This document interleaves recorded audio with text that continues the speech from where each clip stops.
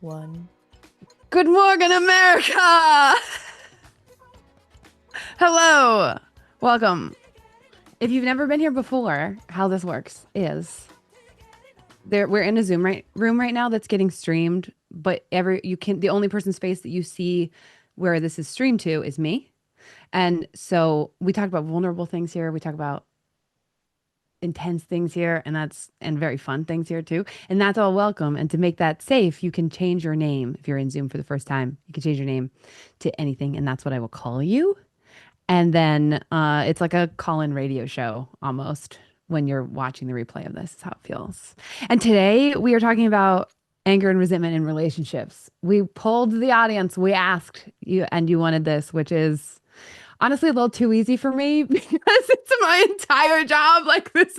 It's why the seed method exists, is because of anger and resentment in relationships. It's why I do everything I do is all centered around this. It's the most, there's no more, I couldn't be more in my zone than with this theme today. So I'm really excited. Oh my God. Malcolm's back. We need an update about your dating life. We don't do that right now, but we do need an update. Please. Please. Okay. Where do we begin? I think where we begin is the theme of the week that I've been noticing is that anger is a defense. It's a defense mechanism. And we have this weird thing happening in the world right now where we're simultaneously like, hey, I shouldn't have so much shame about my anger.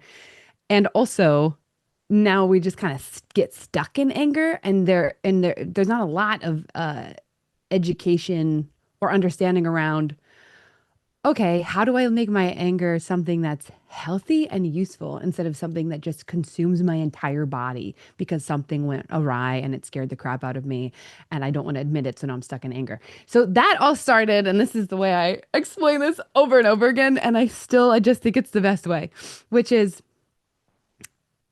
I feel when anybody makes you angry, it feels like they're putting you in a car. They are driving you to anger. They've been there the whole time. And then they turn to you and they go, whoa, why are you mad? And you're like, you drove. You were here the whole time. How did you not notice all the things that you did to make me mad? How do you not notice the things you are doing right now that are making me mad? I would stop being mad if you stopped driving to anger. What is wrong with you? And I felt that way a lot with my husband, and what how this all came to be is I got sick of it. I got sick of being mad. I got sick of being resentful. And I was like, okay, maybe the anger isn't the problem. Maybe my defense of it is.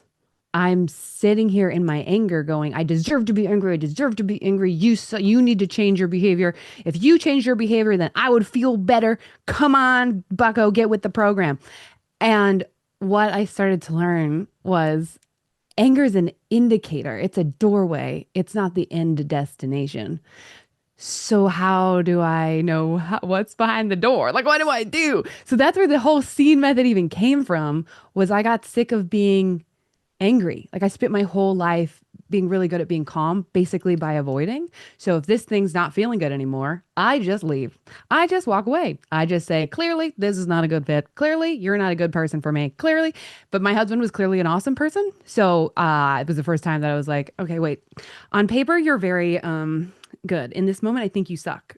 But I can look at what we've done in the last week, and you are actually been really kind and great. I don't feel like it, but I've got to be missing something. So what's going on? So I started to ask myself a series of questions, and I wanted them to be simple, and I wanted to boil them down, because even though I knew a bunch of therapy and I knew a bunch of theory and I knew a bunch of stuff in the moment, he just seemed like the jerk. And I was like, all right, this isn't working. So I started to ask myself questions, and I boiled them down to four that had the most incredible acronym of SEE, scene. And that was then the scene method was born. So when angry, I'm usually scared of something. At the core of it is a fear. And what even is that fear? what am I scared might be true? Am I mad that you moved the money, or am I because you suck and you want to take control of my life? Or am I mad that you moved that money because I'm scared it means you think that I'm terrible with money and you don't trust me? Like, there are so many of those examples. It's one of the most recent ones where I had some cash out and he literally moved it from a drawer to somewhere else. And I was weirdly mad about it. And I was like, okay, what am I scared might be true? Ah, crap. I'm scared you don't trust me with money because you literally moved cash. Yeesh. And that's triggers. Like, you get triggered and then you go, I don't want to be broken. I don't want my response to be too big. So instead of going, oh, my feeling makes sense, I just don't know why yet, you go, uh, I deserve to have this feeling. And then we're defending it. We're defending it. We're defending it. We're never actually feeling it because we're so busy defending its right to be there. So that's my first question is S. What am I scared might be true? My second question is E. What am I embarrassed about? Like, sometimes I don't feel scared at all. I can't access that at all. I'm like, I don't know. But if I go, well, what's embarrassing about this? Then I'm like, oh, am I mad that you don't laugh at my jokes anymore because you have no sense of humor? Or am I mad that you don't laugh at my jokes anymore because I'm scared and embarrassed that it means I am not funny to you and it's a sign that we're collapsing and I'm embarrassed that the joke didn't land well and it feels really embarrassing. Am I mad that you're watching me put IKEA furniture together because you're crowding me? Or am I embarrassed that you're watching me not understand supposedly very simple instructions and I think you're going to think I'm stupid, embarrassed. Second E is expectations, which is, what did I expect you to do? What did I expect of you? And what did I expect of me in that moment? And did we agree on those expectations? Because of course I'm disappointed and of course I'm mad if you didn't meet the expectations. And we didn't agree on them. It doesn't mean that anger is wrong. It means even though we didn't agree on these expectations, it still makes sense that I was mad about this. It still makes sense that I landed there. Let's use that. Let's learn from that and go, oh, okay, well, let's figure out what expectations we want to choose. And what did I think you expected of me? And what did I think you expected of yourself? Because sometimes we get mad because I'm pissed that you expected that of me. That's unreasonable. How dare you? And you never said you did. But I'm again scared. And I'd rather be mad at you because it's safer behind the wall of anger than it is in the vulnerable space of fear. All of these, I hope you're catching, they all land you back at S, but you can't often start there. Sometimes you got to get deeper. And the fourth letter, N, need, this one is the one that people misunderstand the most if they just read surface level. It is, what do I need to do to take care of myself and of this relationship? And most people read and they like first hear a scene and they go, great, I'm not scared, I'm not embarrassed, I have no expectations, I just need you to change.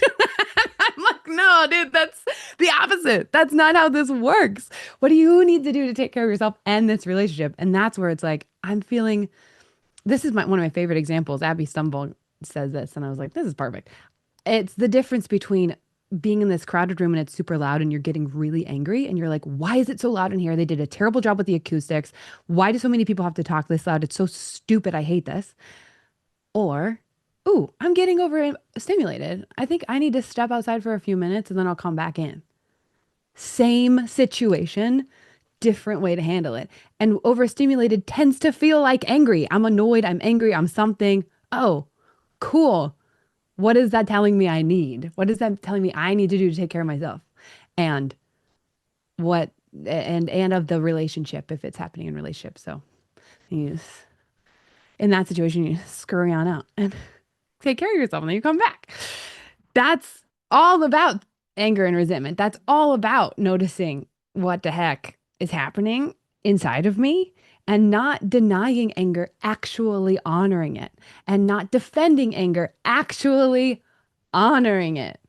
And so much of the conflicts that I see that couples come in, they stop at anger and they close the door to each other at anger. And they're like stuck here trying to defend who's right and wrong and what each of them deserves when what would help them actually connect is once they, if they feel safe enough to, if they decide to take the leap of trusting, is going, all right, I got angry because I'm scared of this. I'm embarrassed about this. I'm expecting this. I had this need.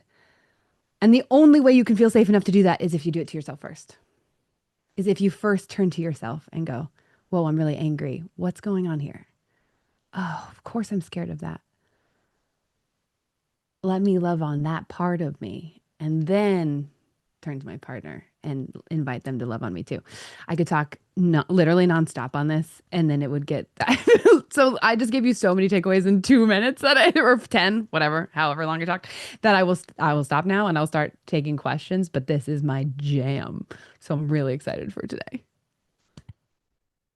Do we have a first cue? Okay. Yes. Our first question, we usually do a pre-written one, but I am going to go ahead and pull up Matt, if that's okay. Yay!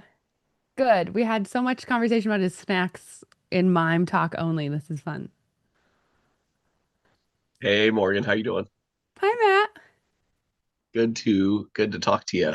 I got to scroll back up because oh boy, I want to get my question right. Oh, thank you. Ba, ba, ba, ba. Mm, mm, I have mm. a pile of chocolate because it's that kind of day next to me, so I will eat a chocolate while you hunt. Can you? Is it Dove or is there a brand? It's Costco. All right, that's. I mean, it's probably some good one with relabeling. That's good stuff. Probably. Um, so this is more from my past, but looking towards learning for the future. I was in a relationship with someone who had some anger issues, came from like her dad has for sure Mm, less control anger issues, but there were a few instances in our early dating where she expressed her anger, and that's not something that I have a lot of experience with, growing mm, up. I didn't have an angry mom or angry dad. I mean, my dad could, he could raise his voice, mm, um, but yeah, so this was about the time that we were doing the wine tasting for our wedding, and I was depressed at the time, still doing everything, still going along, and we went to the wine tasting mm, and she didn't like how I reacted to it. So on the drive home, she flipped out and uh, you know pulled over quickly, banging on the steering wheel, mm. yelling uh, essentially about how unhappy she was about whatever. I guess my takes on things or my perspective on the wine tasting we just had, wasn't positive enough, or I don't know. I can't remember exactly, but you know, we settled it down, and that was one of like maybe a half dozen outbursts in our first 3 years of getting ready to get married. um, and she to her credit has improved greatly, even during our Mm. divorce and during our separation, has not had nearly as many outbursts, so I'm really happy about that. But just as far as how I can deal with it when those situations arise, or in advance or after, any advice is totally welcome. What did you do in the what's your current Oh, method? well, I think I'm pretty when tested, I rise to the occasion. So when she flipped out, I didn't flip out too necessarily, but I did get I don't know, I think I took the approach of raising myself to her level to get us back down to Hmm. the level, rather than, uh my default might be more cowering and avoidance, but when I'm put in a place where I have to respond, I didn't like I think I was just like, hey, why are we doing this now? I'm sure I apologized. I'm sure I was, but I was also like, Yeah. this isn't right. Whatever. Yeah. I mean, it is kind of a case by case because on one hand, it depends. So sometimes I have two angles I'm gonna go in with this. So first is normal angle, like non-abusive partner angle. Sure. Non like they're not gonna kill you partner Yeah, that's angle. that's this one. Um, that angle is validate the feelings, not the actions. Meaning, hey, you feeling angry is so valid. It makes so much sense. I just Mhm. heard what you said. Of course. And even though you being angry makes so much sense, I can't accept the yelling. I can't accept Mhm. that thing that's happening right now. Yep, yep, So I'm going to, and then fill in the blank. Which, if you're stuck in a car, that's like crap. Hold on, let me figure that out. Am I sitting here? Are we sitting here in silence? Am I doing a regulation exercise? I'm going to do a meditation. Am I going to step out of the car for a few minutes and then come back in? It's like very case by I case. might get a lift potentially. Yeah, if you're I was Treatment. imagining like a rural area of wine No, I mean tasting. just like But if we yes, when we pulled over to the side of the road, and it's like I don't want to be back in the car with, if it's not going to calm down, that's not a situation. Even if it's not like someone's going yeah. to kill me or hurt me, you never know when someone's going to jerk the wheel, in a fit of whatever. So And even not that, just yeah, I'd like I'm gonna get a lift. I'm gonna get an Uber. And the more you can do that as not a punishment, the less intense that anger is going to be in the future, yeah, because the intent, what resists persists. What you are, the more you fight against it, the more they feel like they have to defend themselves. right. But the more you just take it, the more they feel like it works. So it's that fine line of the feeling of angry makes so much sense. Hmm. If you can't even say why, it makes so much sense to me. You were expecting me to have a totally different response than I did, and that of course you're angry. It makes so Yep. much sense. Yep. The way you're treating me because of that anger right now, I can't handle. Hmm. That hurts. And I don't think it's getting us anywhere positive. Yep. Not mad at you for being angry. I don't think you're wrong for being angry, but this behavior I can't take. Yep. So I'm going to step out of the car and get a lift. I'm going Yep. to, whatever. Your feelings make sense. Your feelings make sense, but the action you're taking isn't cool with me. Is essentially the key with normal people. If you're with a truly abusive person, which I always want to add this caveat because that happens, the abusive mindset, um, truly abusive mindset is about control. So their goal is to control you, and it depends on the dynamic. So if you say your feelings make so much sense and the way you're treating me isn't acceptable, sometimes they're like, yeah, it is. And they want to defend that it is. And now they're treating you even worse. So sometimes you have to be like, the feeling you have makes so much sense. Thank you for telling me. Tell me. You have to basically mother them as a way to get yourself to safety. And then you create a safety plan and get out, because you can't change somebody from that. But I want to include that because there are instances where in the car you're with somebody who is going to do something really bad. And how do you get out of that? So, and of course, please, if you are experiencing the second part of that, go to a full expert at that. Yeah, but I don't want you to take my advice for a normal relationship and apply it to an abusive relationship and think that will work. So, but yes, excellent question. And my favorite is the feeling that you have makes so much sense. The way you're treating me because of it isn't cool with me. That's great. Definitely took some notes, and we'll be using that in the future. Thanks for the question and giving me a specific example. That was very helpful. You got it. Thanks, Morgan. Nice to see you. And I got chocolate. Yay. Next up is Dave. The And Dave? the Dave. The And I Dave! think we want to test out today having them ask their question straightforward. And then if there's anything that needs, like, Yes, I meant does to say that feel that. correct to you? Okay. Yes, I forgot. Thank you for telling me. You're good. Just wanted to remind you. And then I'll guide it. Okay. Dave. Dave, Dave, Dave, Dave. Hello, hello. Mm, mm. Are you there? Hey. Hi, Dave. Will you Hey, start by reading the actual literal question, and then I will ask sure, follow-ups, because we sure, realized that might work better. sure. My question was, yesterday something happened. I'm I'm old and I'm old school, and uh, I had a panic attack some weeks ago. I wasn't even sure what was going on because I've never had one before, Mm. and I had something similar happen yesterday.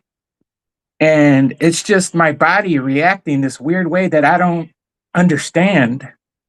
So I saw your uh, anger and resentment. So I'm like, is that some sort of like repressed or some kind of subconscious anger and resentment that I can't vocalize, Mm. or I don't know.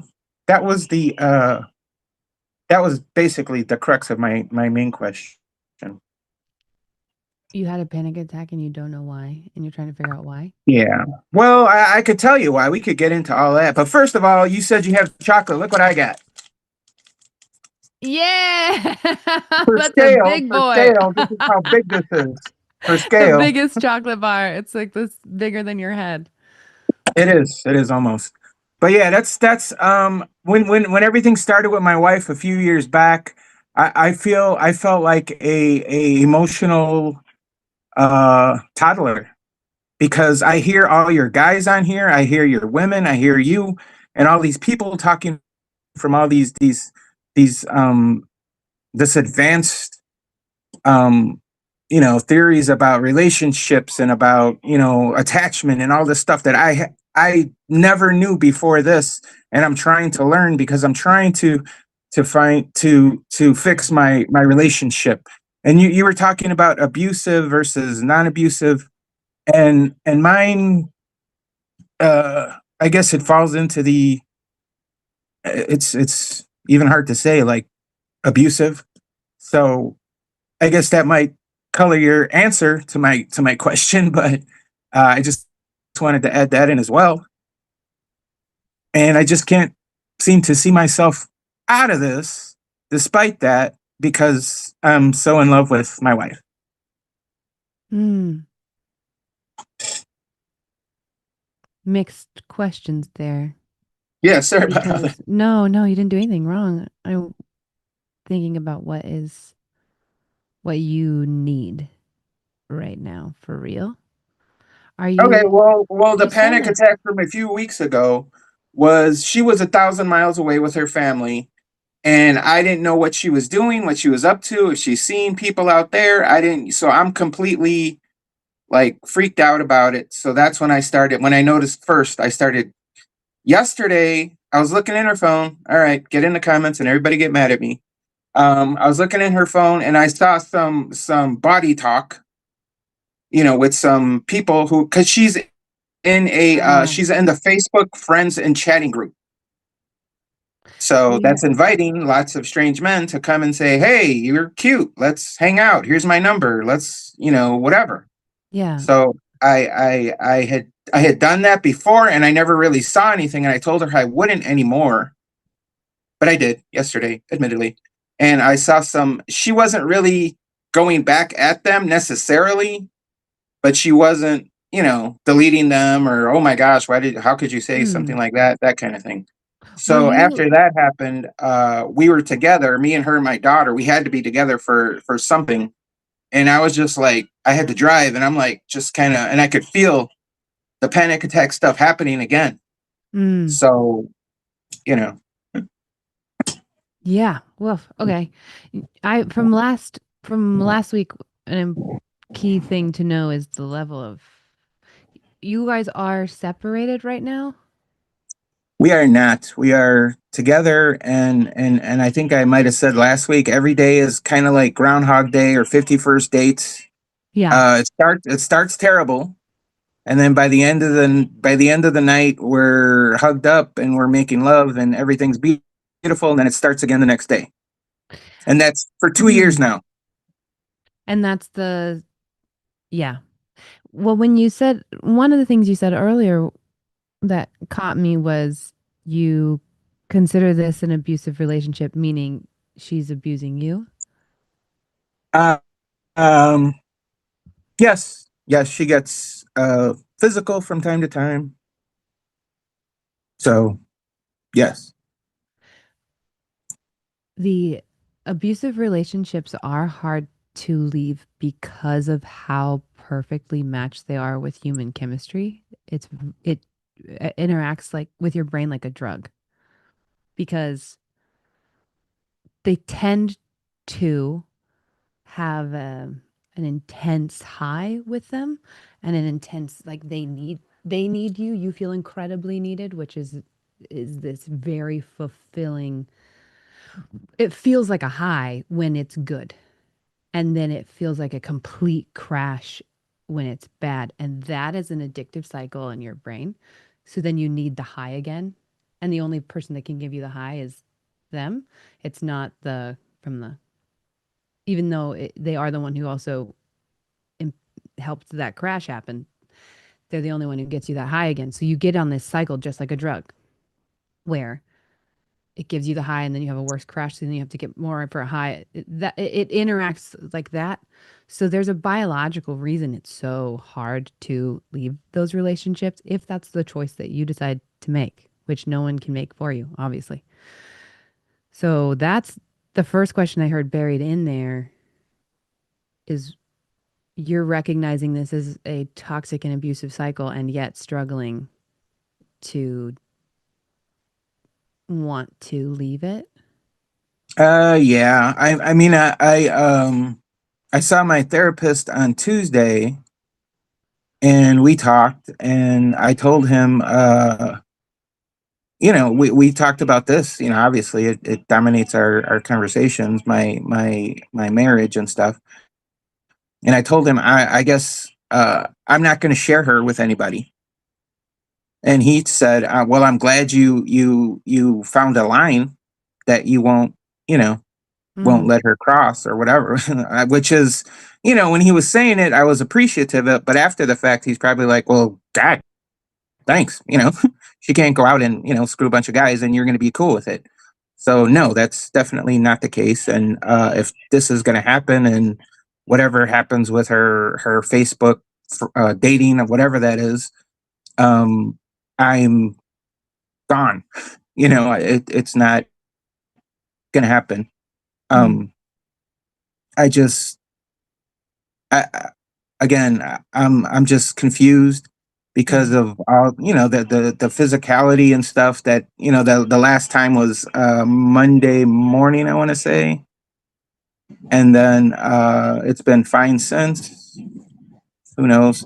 Um, but when I saw that stuff yesterday, I don't know if that's going to make it easier for me to go, but I just like I said, we've been together since we were teenagers. I'm Yeah. old. I'm 53. I'm going to be 54 in a month. Um, Yeah. And and I can't turn myself away for whatever reason. well, and there's the history of, I know from talking to you before that the feeling of, she feels like that you've had emotional affairs. You feel that way too, right? Was it where you are very Yes. needed by people and then that gets overblown and that meaning your investment in other people who are not your partner. And it's all the same through line. I don't think you need one of the mistakes when you're thinking about potentially leaving a dynamic is that you are thinking, do I stay or do I leave? Do I stay or do I leave? Do I stay or do I leave? And that is impossible. It tends to be impossible to do. And what is actually easier is knowing what the healing is that you have to do that will enable you to make that choice when you are ready.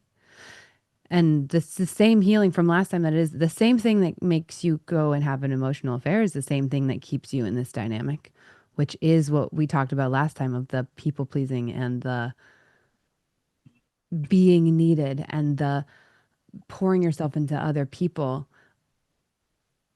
taking care of yourself, seeing yourself, validating your own feelings, creating more of a network that is more balanced instead of this one person that you're super invested in, but instead a loose goal is literally one person a day that you call for 30 minutes or you talk to in person for 30 minutes and you have seven solid friends. Like that's a tangible goal to get to. First, you're gonna have 30 minutes a day. There's a different person. You've got 7 friends. It can be the same 7 friends. You can even tell them what you're doing and build that. Maybe you only have one that could do that right now, and then you find another one and you start implementing that. Your nervous system needs to know there are other you have a tribe. There are people who will love you. And unless you have that safety, your body's going to go, I don't have any, where am I going? I know, great. I know what I'm running from. Where am I running to? Because we're not made to be alone. So if your nervous system doesn't have, here are the people who will support me outside of this, you're not going to be able to move from outside of it. That's part of why abusers tend to isolate you.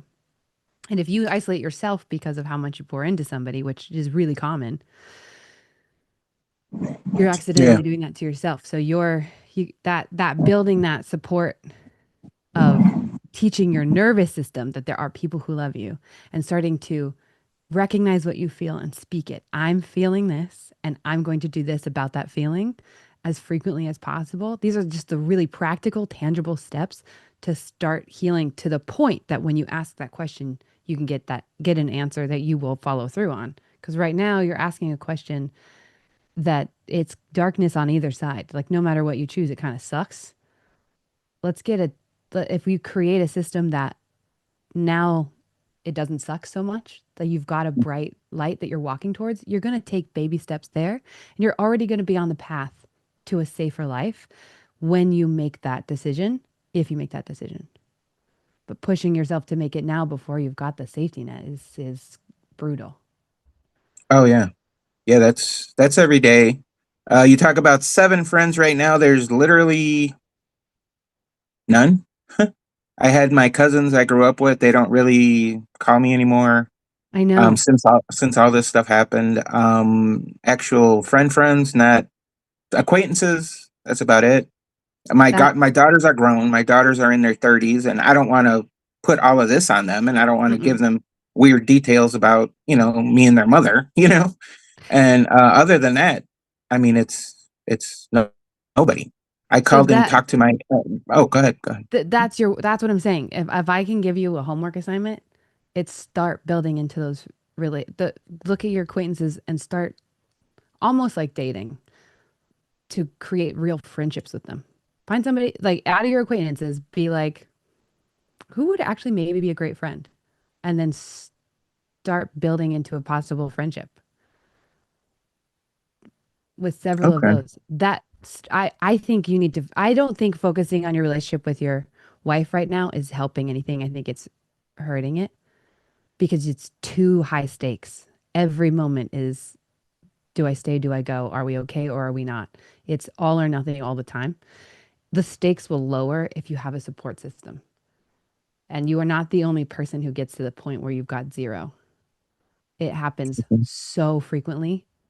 There's so many people who are in that exact same position. And it just takes building. Every relationship takes building, including friendships. So I actually think the focus on you and your wife needs to shift to, okay, let me build a friendship circle. My goal, I just give you a goal of 3 right now. Just get to the point that in a month you can say, these 3 are my friends. Okay. So where the original question, where does the I mean, I don't you don't have to give me a science answer or anything, but where does the panic attack come in with regard to, is this like maybe me being angry with her doing, this whatever Facebook dating, friends chatting, whatever thing, or and I just can't. I don't know. You, I didn't get angry like, oh my god, I can't believe she did this. Otherwise, I probably would have said something. I was just you yeah. know, kind of messed up and kind of driving and trying to figure this out. And I could feel, all that. And This that's new is, to me. So I don't really know. I mean, panic attacks are still being studied. So I'm not going to speak Mhm. for all of science. Mhm. But what I heard in your story, the 2 times that this happened was when you did not have certainty that you were still going to be connected to your wife. The stakes are so high with that relationship. That's why I was talking about the friends. So your nervous system goes, "Oh God, I'm going to die. I am all alone. I'm going to die." That's what's happening. And Yeah. that's a normal physical response. I know because I've been there. I remember it very Yeah. clearly. And And it's when I do talk to people like my therapist, or if I get a chance to talk to whoever about whatever, I do say it's everything, every day, every minute is all or nothing. Everything. exact and yeah. So we're either making love and hugged up naked, or she's screaming and yelling at the top of her lungs. Yeah. That's my day, daily. And like I said, we just 2 years from of this. Yeah. It's yeah. I'm What do you think I'm telling you? To get a network, and I agree. But I think you mentioned that last week, and I kind of went back on you, and I said that might be the problem. My friendliness, my charm, my all of these things. So my Mm-hmm. thought when you said that is, I guess, a bunch of dudes. So it can't Mm-hmm. be a female, you know. God forbid, can't be a female. Um, and to get on something like that, and then there's just all the issues with, I mean, not issues, but with that. I mean, if I haven't done it to this point, I can, like I said, there are acquaintances, there are people I can try to chat up, but it's just Yeah. kind of difficult. Yeah, it is. And it's also difficult living the way you're living. It's yeah. It makes sense that your body's doing what it's doing. Right now, your entire worth and safety is in the status of this relationship. And so your worth and your safety are both getting whipped up and down all day. And right now, the only thing they're attached to is this relationship. So no matter, so wherever it is where you are. And if Yeah. you can create, this is why it seems no one talks about this and it seems stupid and silly. And this is the thing that saved my life when I was doing panic attacks, when I was having panic attacks and I was considering ending everything. And I was feeling that high stakes, all or nothing, there is, why am I even here feeling, which you're not describing to that degree or in that specific vein, but the terror that the panic attack has that you're describing is happening at the moments when your relationship feels the least certain and like the most as if it's going to leave you. And the Yeah. thing that not just me, but where I learned this was the book called, and actually an interview about the book called Tribe by Sebastian Younger. Men who came back from the war with severe PTSD and trauma, they realized the treatment that worked for them. That the reason they were having these terrible symptoms and these panic attacks and stuff was not the trauma itself. It was going through healing the trauma alone. We're supposed to be wired to be in a group working towards a common goal. So when I say build the network like your life depends on it, I mean Okay. build the network like your life depends on it. Don't get one friend that you pour your whole worth and value into again. Get at least three. So I'm saying three. So you have a tribe. There are ways, man. There are ways. There are Facebook groups that you can start doing Zoom calls with. There are like this is the rest of your life. You've got this life. Your life depends on this. Build a community. Find your people. And the way that if you were like trying to find the dream woman, if you were single right now and you like went for it and you were dating and trying to find that person, that's how I want you to go after getting friends in a community. Okay, that 'Cause makes sense. I mean, it I'm sounds great. It sounds I like something I would enjoy, and thereafter, whether my marriage worked out or not, that would be definitely something beneficial. yes, beneficial, Dave, on a level that is almost unfathomable. Friendships are everything. And they're so underrated and they're so not talked about. And there should be movies and love stories about them because friends will save your life. Yeah, and it's just crazy that I don't really have any. And like you said about as far as isolating me, I don't know. Maybe she did, maybe she didn't. Maybe I isolated myself. We were young, we had a bunch of kids, and that was I was working. That was pretty Well, much it, I you mean, know. I can't remember the exact percentage point, but most men have 0 or 1 friend. Okay. It is a cultural problem, which means there are so many men who need a friend, probably going through something similar to you, that are sitting there feeling exactly what you're feeling and feeling like it's impossible and they'll never have a friend. And you guys, it's like everybody is sitting in their own isolated little spaces, lonely, needing each other and not having met each other yet. Yes, definitely. That's why Are you part of I love the going to my therapist. Are you part of the Facebook group yet? Don't think so. I see you on IG, and I'm not sure. I We have guess I a gotta. we have a Facebook group. You have to ask to get into it because we want to make sure everybody in there is like loving. But go literally, if you go into that Facebook group and you join and you're like, hey, this is the thing I'm going through right now. It's a private group, so I don't think she'd be able to read that. Okay. Um, this is the thing I'm going through right now. I need to build a community. Anybody want to hang out? Literally, like, who wants to hang out? I know for a fact there are other people in that group who have shared a very similar story to you. And I would love for you to go in there and meet some people. Let's defeat this loneliness epidemic. That would be excellent because I You and me, have Dave. you talked about the thoughts you had of I mean there's a whole lot more. We're not going to get into it, but I've had those thoughts you said about like wow the end and all that stuff. I've been there, and Yeah. that's sucks. That's terrible, Loneliness and I really don't does. like it. Because I got a bunch of kids and my first grandkids on the way, and Mm-hmm. um so that's what I'm trying to focus on. I love that. Oh, So I have comments on my Instagram that just said, wait, I'm lonely too. Similar story. Facebook group is scenemethod.com/community, and then it'll go join there and go meet okay. Dave. Go hang out with Dave. There's somebody right now having said that they have the same experience as you. Oh yeah, I had somebody in the group last week. They were, just commenting on my thing, and they were really nice. And I think you talked to it was a lady from maybe another country, and she was just and the things she was saying were so nice and insightful and Make all that. friends. And yeah, so yes, yes, Make friends. Okay, join the Facebook group and make friends.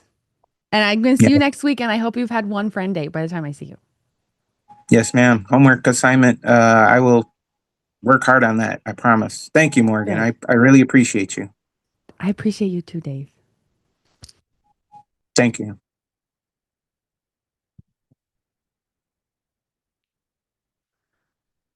Yes. I can't wait.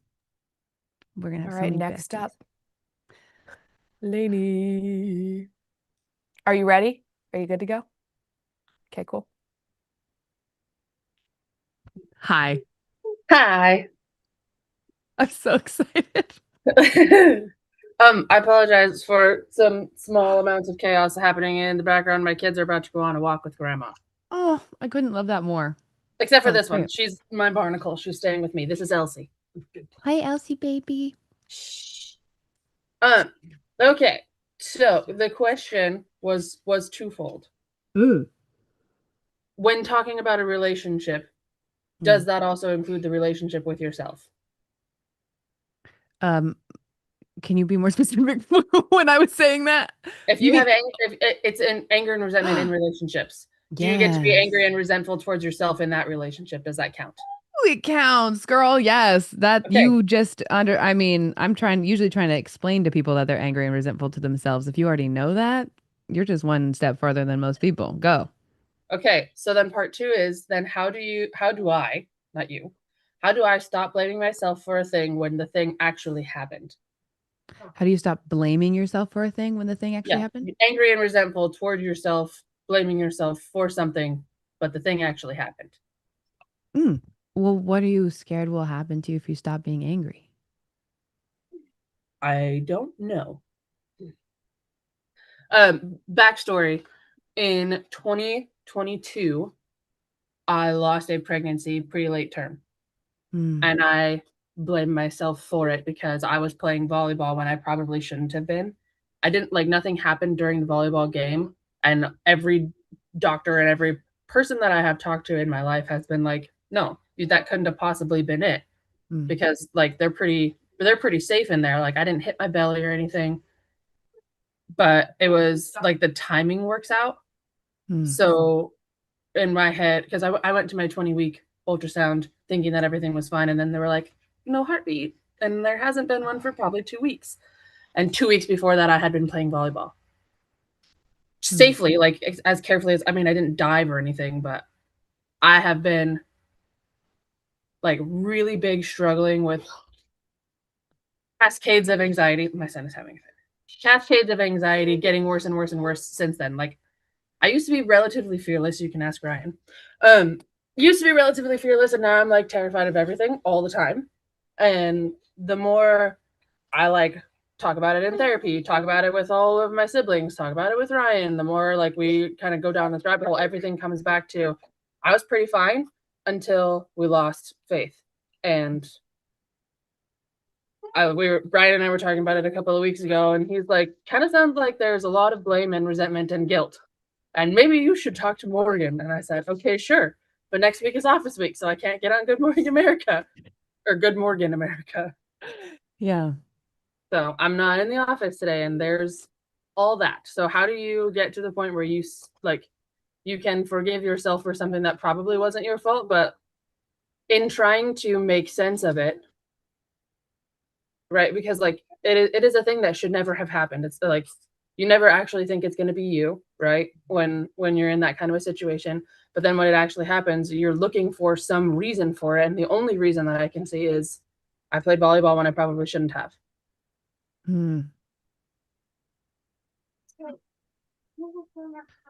So you're needing the reason. So when I asked you, what are you scared happens if you stop being angry with yourself? It sounds like you lose a reason. If you're not angry. Maybe you lose a reason, or maybe anger is protecting from grief, but because you kind of have to get on with your life and not turn into a puddle all the time, right? Oh, if you stop being angry with yourself, you'll be sad, and if you be sad, you'll get stuck there. Maybe. Okay, I know what I want to do, but you have so much chaos going on that I'm worried. Well, wait. The last one is walking out. Are you down to Just me and Elsie? Okay, great. She'll probably like this. Do you She seems happy, and I think she'll like this. She's a happy baby. Do you have you done parts work before? Sort of. So I just a couple of months ago switched therapists because my therapist stopped taking my insurance, and I was with her for like 3 years. I was with her. I started therapy with her 6 days before the ultrasound where we found out that we lost her. So like she was with me through the thick of everything. Okay. And so I just kind of started with this new therapist, and I was doing like EMDR more with my first therapist, and now this one is very NSF kind of. Or no, IFS. IFS. Sorry. I might be dyslexic. I don't. We put the letters in the wrong ways. Okay. So so a little bit of parts work, I think. So when you seen this part? Which part? This angry part? Ryan and I were talking about it a while ago, and we think Logic is angry at me. Because Logic needs somebody to blame. I don't. Okay, we've done a lot of thinking about this. We have. I don't think we think instead of feel, because feelings are scary. Noticed. I noticed. Yeah. Okay. I would love for you to do something with me. If it feels safe, does it feel safe to close your eyes while you hold her? Yeah. Okay. She's going for the poop. Her pinky was against me. Oh, okay. Okay. All right. Close your eyes with me. Mm-hmm. First, just take a deep breath and notice what your body feels like right now.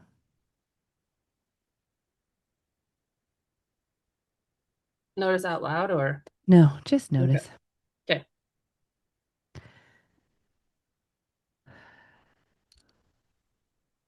If you look into the space of your mind, ask the part of you that is angry at you to step forward so you can see it.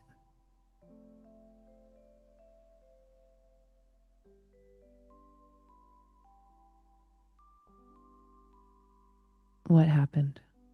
What do you see? The very, very broken just after lost mom. How does she seem to feel?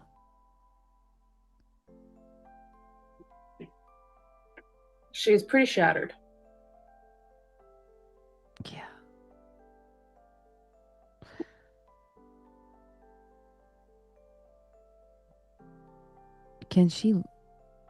Is she literally able to look at your eyes? Are you able to make eye contact with her? Mm-mm. Yeah, this makes sense. Okay.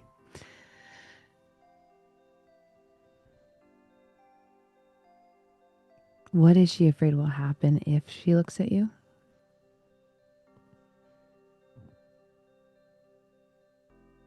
She'll cry a lot. And what is she afraid will happen if she cries? She won't be able to move on. She has another kid to take care of. Mm.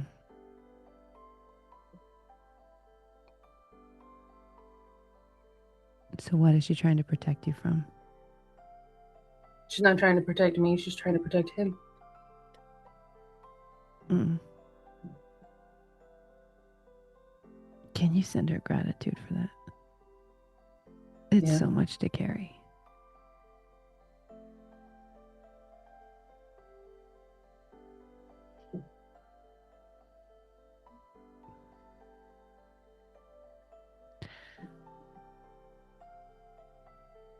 When she looks at you, she doesn't sound like she sees an adult, safe version of you, a version of you that can handle it.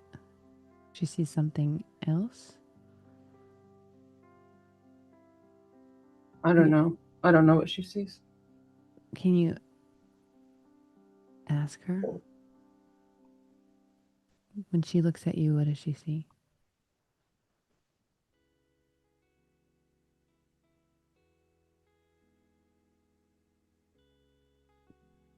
She doesn't really look at me. She just kind of is. It's like she looks through me. Hmm. Like it's a blank stare. Hmm. It's like she doesn't even know you're there. Kind of. She looks like a shell. Yeah.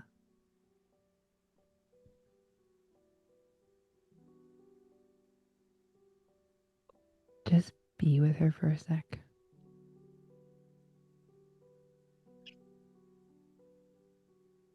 It makes sense that she feels that way.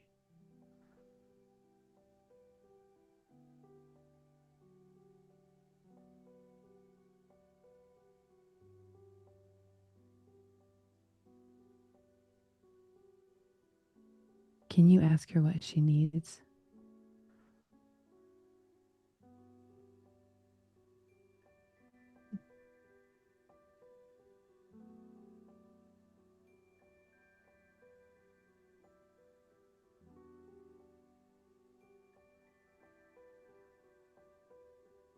I don't know. That makes sense. We will ask questions sometimes and they won't have an answer, and that is perfect.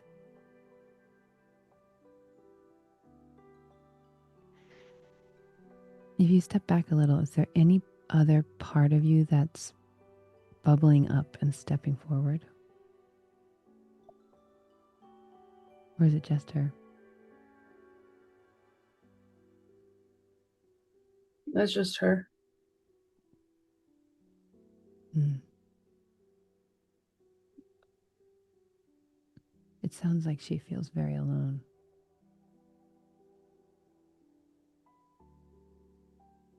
And like she's scared not to be. She can't hurt anybody else.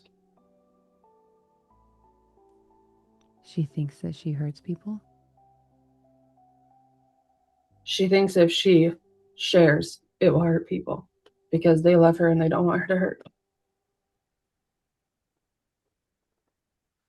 If she shares, she'll hurt people because they love her and they don't want her to hurt. Mm-hmm. She thinks She thinks sharing that she is hurting will hurt the people she loves and that love her. Mm. So she swallows it. Wow. Okay. Can you ask her where she learned that? When's the first time that happened? I don't know. Probably as a kid.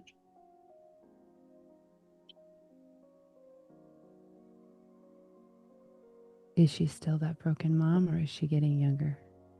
She's still the broken mom.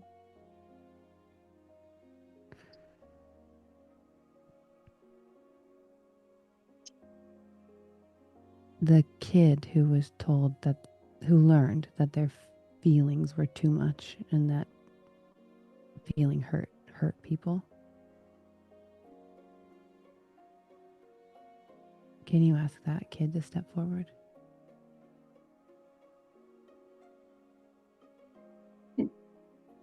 They don't want to. That makes sense. Do you see something or do you feel something? No, it's the old house that we grew up in. My brain is very visual. Perfect. The old house that we grew up in had this closet under the stairs where my mom kept all the toys. She don't want to come out of there. Okay. That makes sense.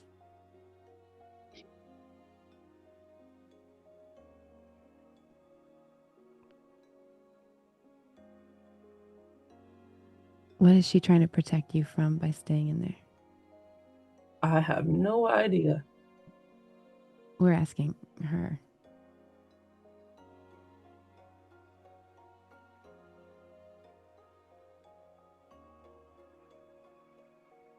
And she may not have an answer. I've got 3 questions. She just doesn't want to come out. She doesn't want to talk to me. She's busy. She's busy. What is she scared is going to happen to her if she comes out? She might have to grow up. And what is she scared happens if she grows up?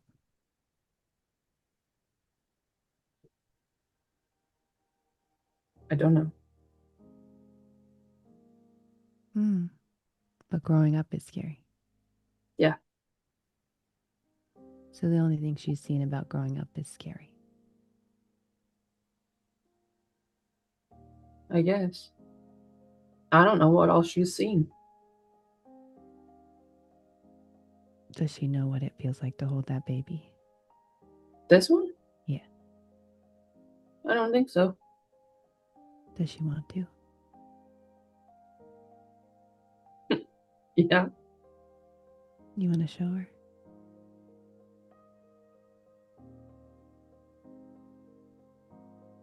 She loves babies.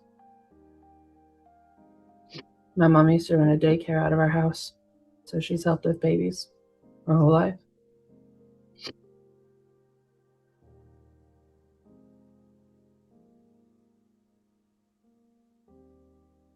It's just different when they're yours. Yeah.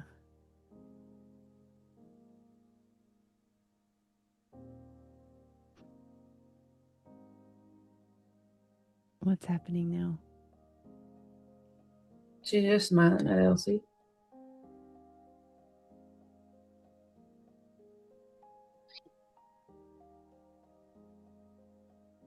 She's not in the closet. She's at the door.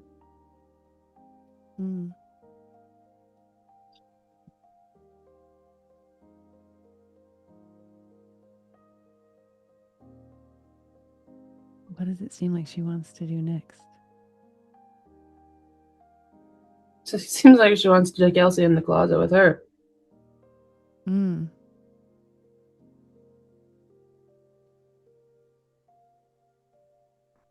How do you feel about that? I don't really like the babies where I can't see them. She understands that. Not really. That makes sense. The closet is her safe place. Yeah. Yeah. But it doesn't feel safe for me if I can't see my kids. Mm-hmm. What would make it feel like the closet out here for her? It's a question for her, not you.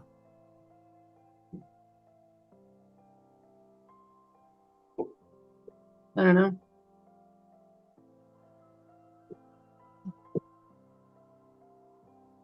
Okay.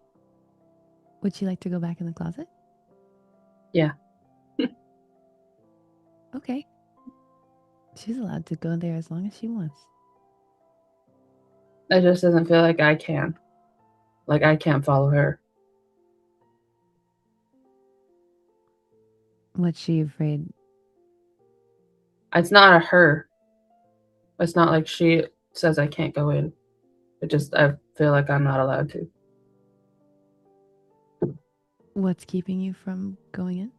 It is an overwhelming feeling of you're not supposed to be here. Ah, that is the part we were looking for. The you're not supposed to be here part. Can you please have her step forward?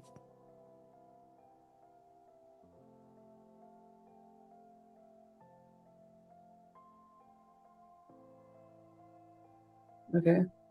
What do you see? Like a teenager-ish? Yeah. What does it seem like she's feeling? Mad. What is she saying? Or We had a great childhood. Leave it alone. We had a great childhood. Leave it alone. So, like, leave her alone. Let her play in her closet. Let her stay little. oh.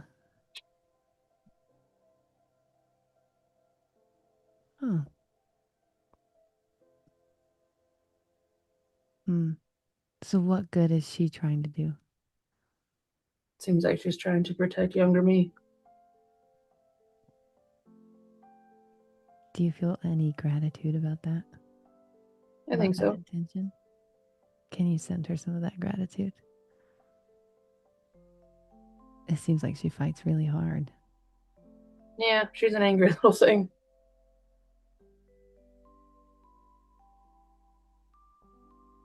It sounds like she's angry out of love. Yeah. She's like a very small mama bear. Yeah. Is she proud of that? Yeah. That makes sense. I don't know if she's a teenager. What are you seeing now? Maybe younger than that. She's like almost a teenager? Mm-hmm. Eager to be a teenager? Probably.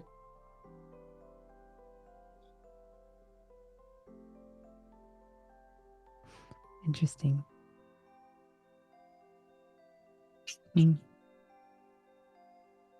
It's interesting, guys. Is she in a hurry to grow up, the almost teenager? Don't know. Okay. She's doesn't have the very like, I'm a stone wall. Get out of here. What is she afraid happens if she's not a stone wall? Well, then I can get to small me. And I'm not supposed to be there. What happens? I don't know. Well, can you ask her what is she afraid will happen if you get to small you?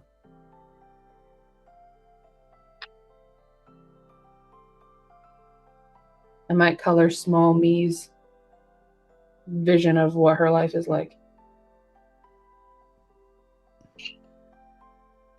she's happy and playing. Let her be little.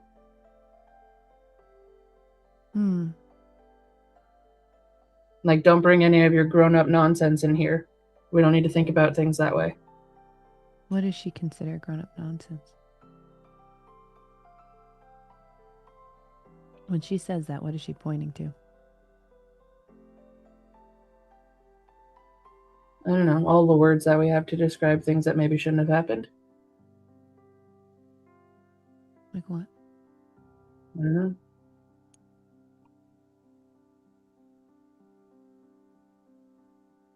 She doesn't want me to color our childhood any differently than little me sees it. How does little you see it? Golden.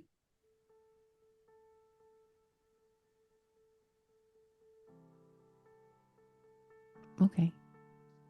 Does she think you are trying to color it? Yeah. So she doesn't think it would be an accident. She thinks you'd deliberately do it. Yeah. She wants to protect the image that I have of my childhood. That makes sense.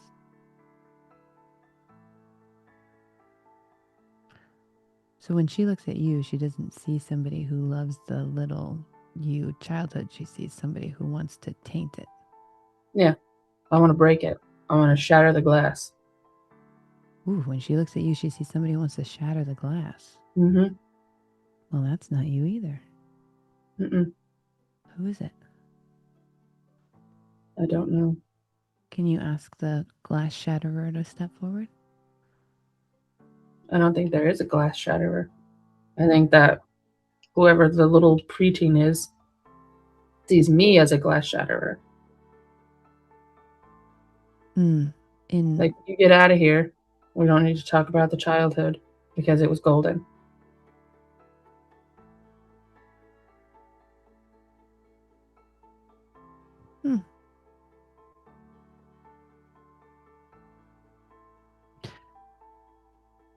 Oh, okay. So usually, if parts are seeing you, real you, the self you, the inner self you is just pure acceptance.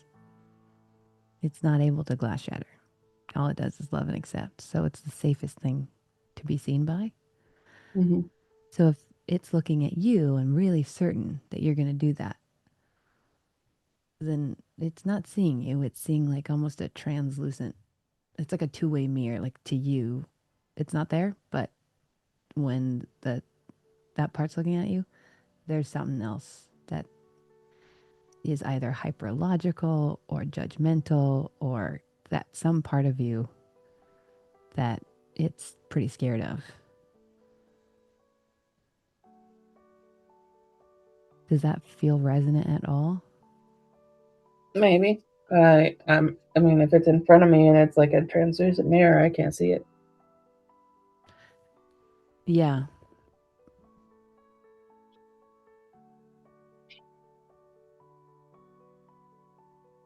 When I say that, does the teen recognize a difference?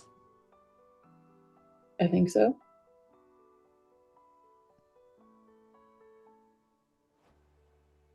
And who is that?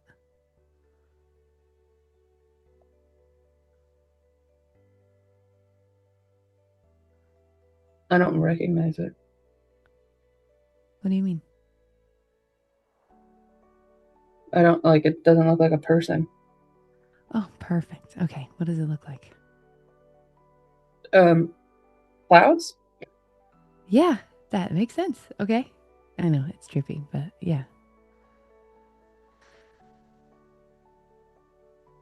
How's the not quite a teen? How's the preteen feel about the clouds? She doesn't want them around. She thinks I bring them. She thinks they're attached to me.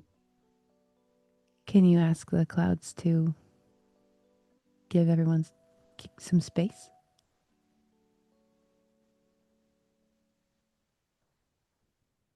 I don't know how you ask clouds questions. It's that's a fair response.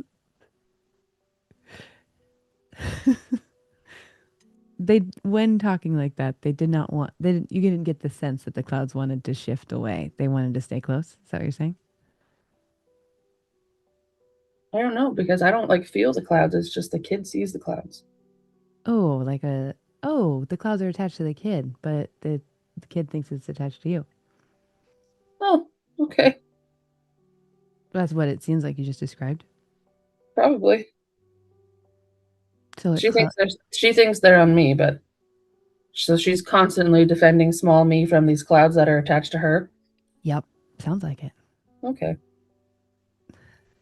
It's kind of like rose-colored glasses, but cloud-colored glasses. It sounds like. Which is weird because I've always loved thunderstorms and dark clouds like that. I don't know why she's so irritated at them. We like those. Hmm. Well, she deserves some attention, but I'm not sure she. I don't know if she wants it right now. I don't think so. She's like really crabby of you leave. Take your dumb clouds with you. If only you could. I know.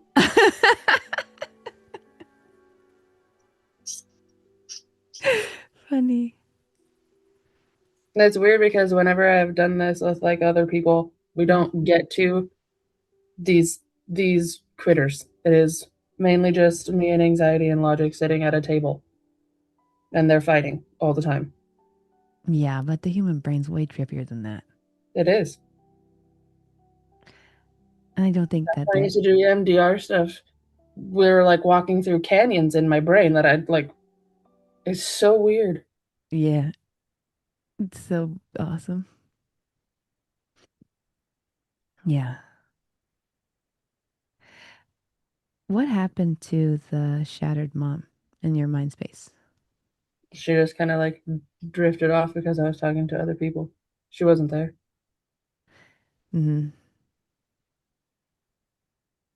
In her alone space. Yeah. She like is locked off. Yeah. Just like the little you in the closet. Mm-hmm.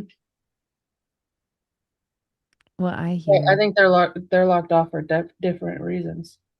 One's locked off, guarded by a little preteen, and one is I'm like, we have to shut that door or we can't continue with life. Yeah, because what did the Like preteen I feel like I locked away the one, but the other one has been sequestered away. Like you leave her alone, you bully.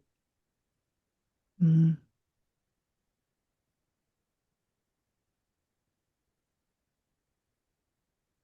Do you hear what they're I notice the similarity between what they're being protected from.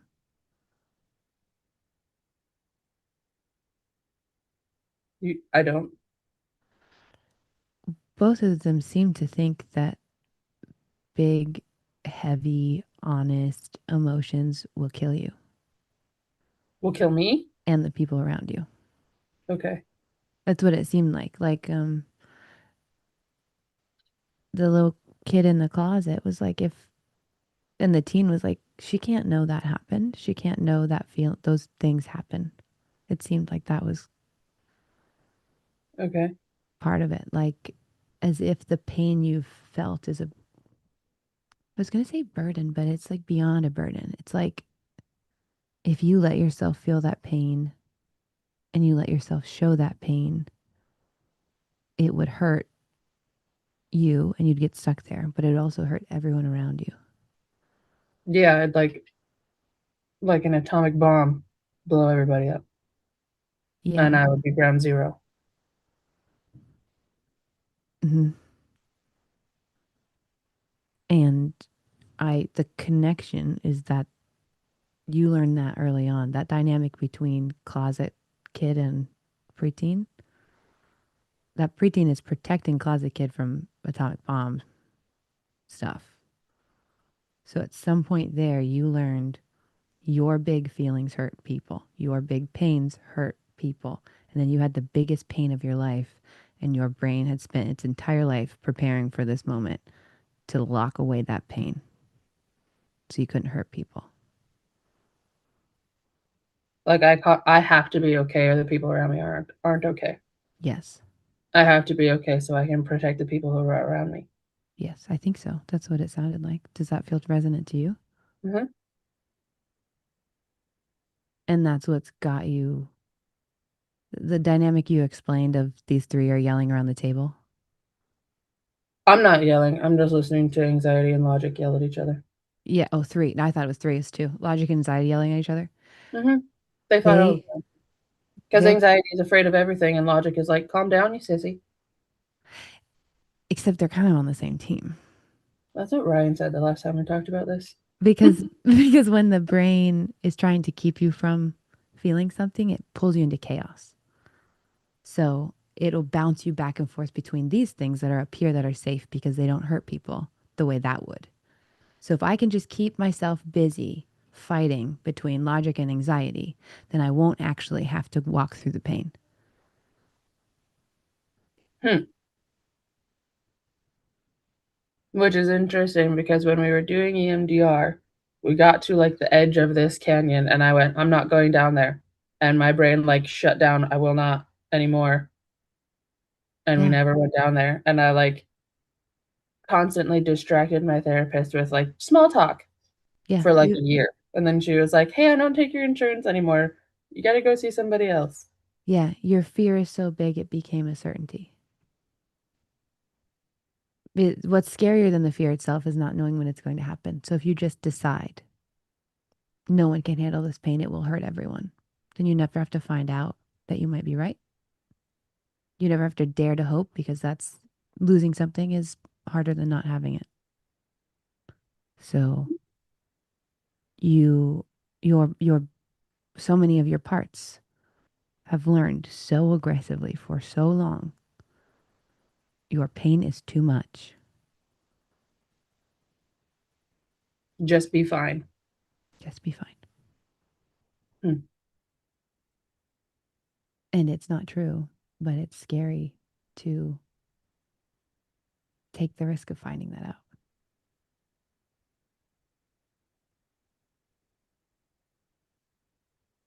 That means getting to the place that that shattered woman will look you in the eyes and just cry and scream. And then Hmm. she'll stop crying and she'll stop screaming and she'll smile. And then she'll cry and scream again. And then she'll smile. And right now she's just stuck in this half sob. She's just stuck in the like million-yard stare. Yeah. She doesn't even stand. She's like kneeling on the floor. Mm. Why? Do you think it takes too much energy? I don't think she can get up.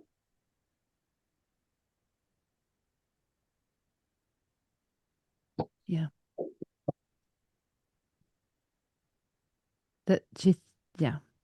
It's that all of those parts thinking that the pain is the thing that's going to get you stuck and get you hurt. The avoiding of it is takes so much energy. It's draining. It exhausts you. It exhausts them. It exhausts her. And the most she can do is just that.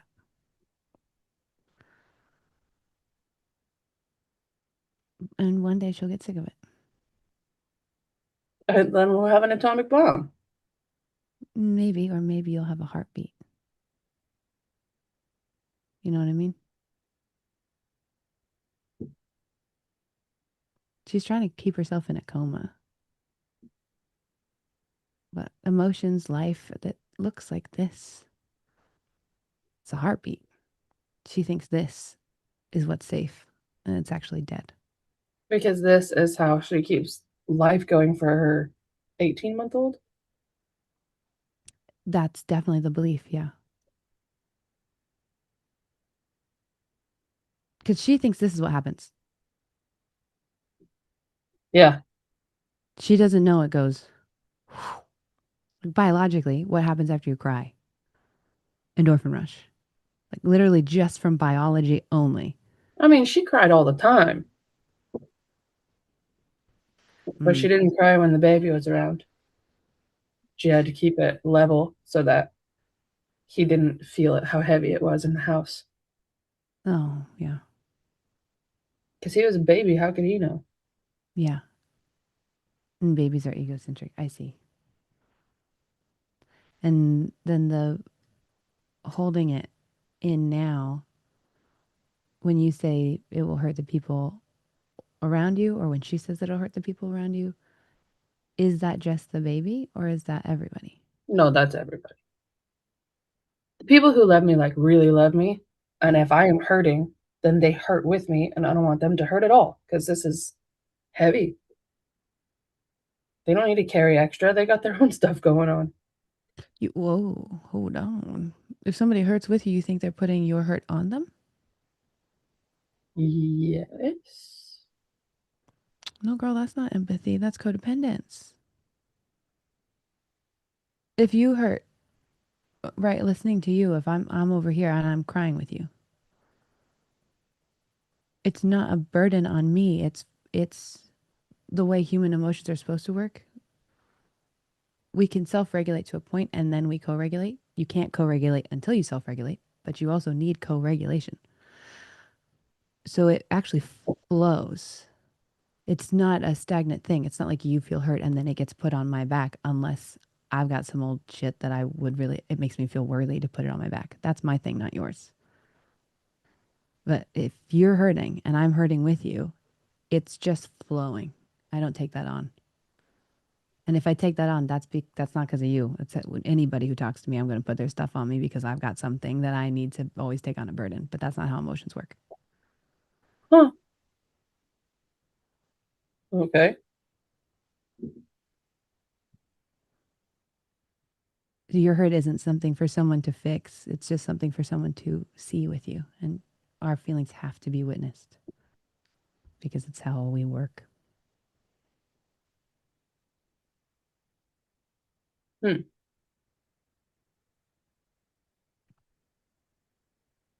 I never thought about it that way before. It was, I can't give this to you too. You have enough to carry.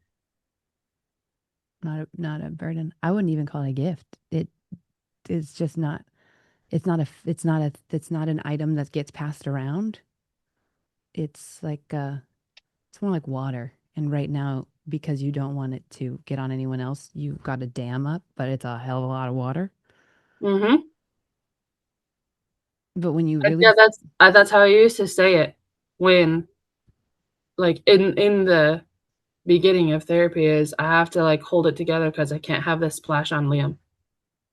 But it was really, I can't have a splash on anybody. yeah. But it's a great analogy because if it's water that's flowing through all of us, we're constant. Humans are emotional beings. We are always feeling an emotion. And when we get stuck and sick and all that stuff is when we go, oh, let's not feel that emotion. And then then it's stuck there. But it Yeah, flows, right? So it flows through you to but me, it through never, me. never do I remember flowing emotion. It's always like, whoops, nope, we don't do that one. Well, I mean that does make sense after hearing your parts. Yeah.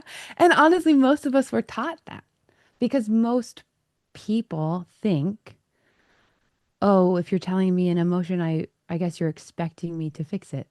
And when I first started this journey and the scene method and all this stuff, the first thing I did was, okay, I think what I need to do is feel feelings around people and then they just don't stop loving me. I don't want them to fix it. I don't want them to give me advice. I don't want them to do anything except just still love me. And it freed them as much as it freed me because I was like, oh no, I don't need that. I don't need your advice. I don't need you to fix it. I don't need you to do anything. I don't need you to do anything except just be here with me. You don't have to say anything. And I watched them shift.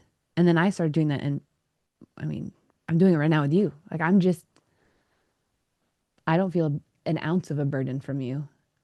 I feel like I mean, we're virtually strangers, though. like I get to see your feeling. Yes, this is true with my loved ones too, though.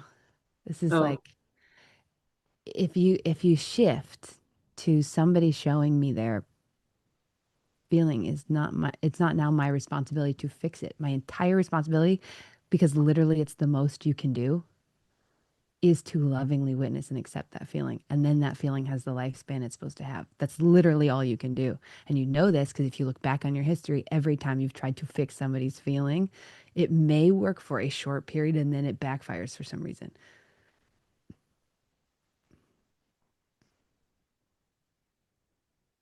Whereas just lovingly accepting and witnessing their feeling is what frees it to have the lifespan it's supposed to have. Huh. I mean, I think I try to do that now when I have conversations with people and they're telling me stuff. I'm like, man, that's really hard. And some people in my life do that with me, but most people in my life are like, well, just do this. Done. Handled. Yeah. Don't tell those people. Sold. Don't tell those people. And if they're people who want to learn, they just don't know how, which is a lot of people. Bring them to class. Huh? Huh? I said, then bring them to class. Then bring them to class. Then come to the repair lab. But it's literally asking for what you like if somebody's trying to assist you and help you and love you and they are struggling, but they really want so often just being like, hey, I have a big emotion. Can you the only thing that you say, can you just say it? That makes sense. I don't want you to say anything else. I don't need you to fix it. I don't need you to do anything. I just want you to sit here and not make me feel crazy. And that We have another. tends. Hi.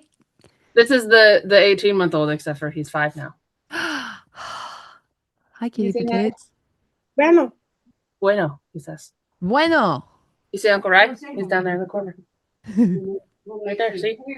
Thank you for Bueno.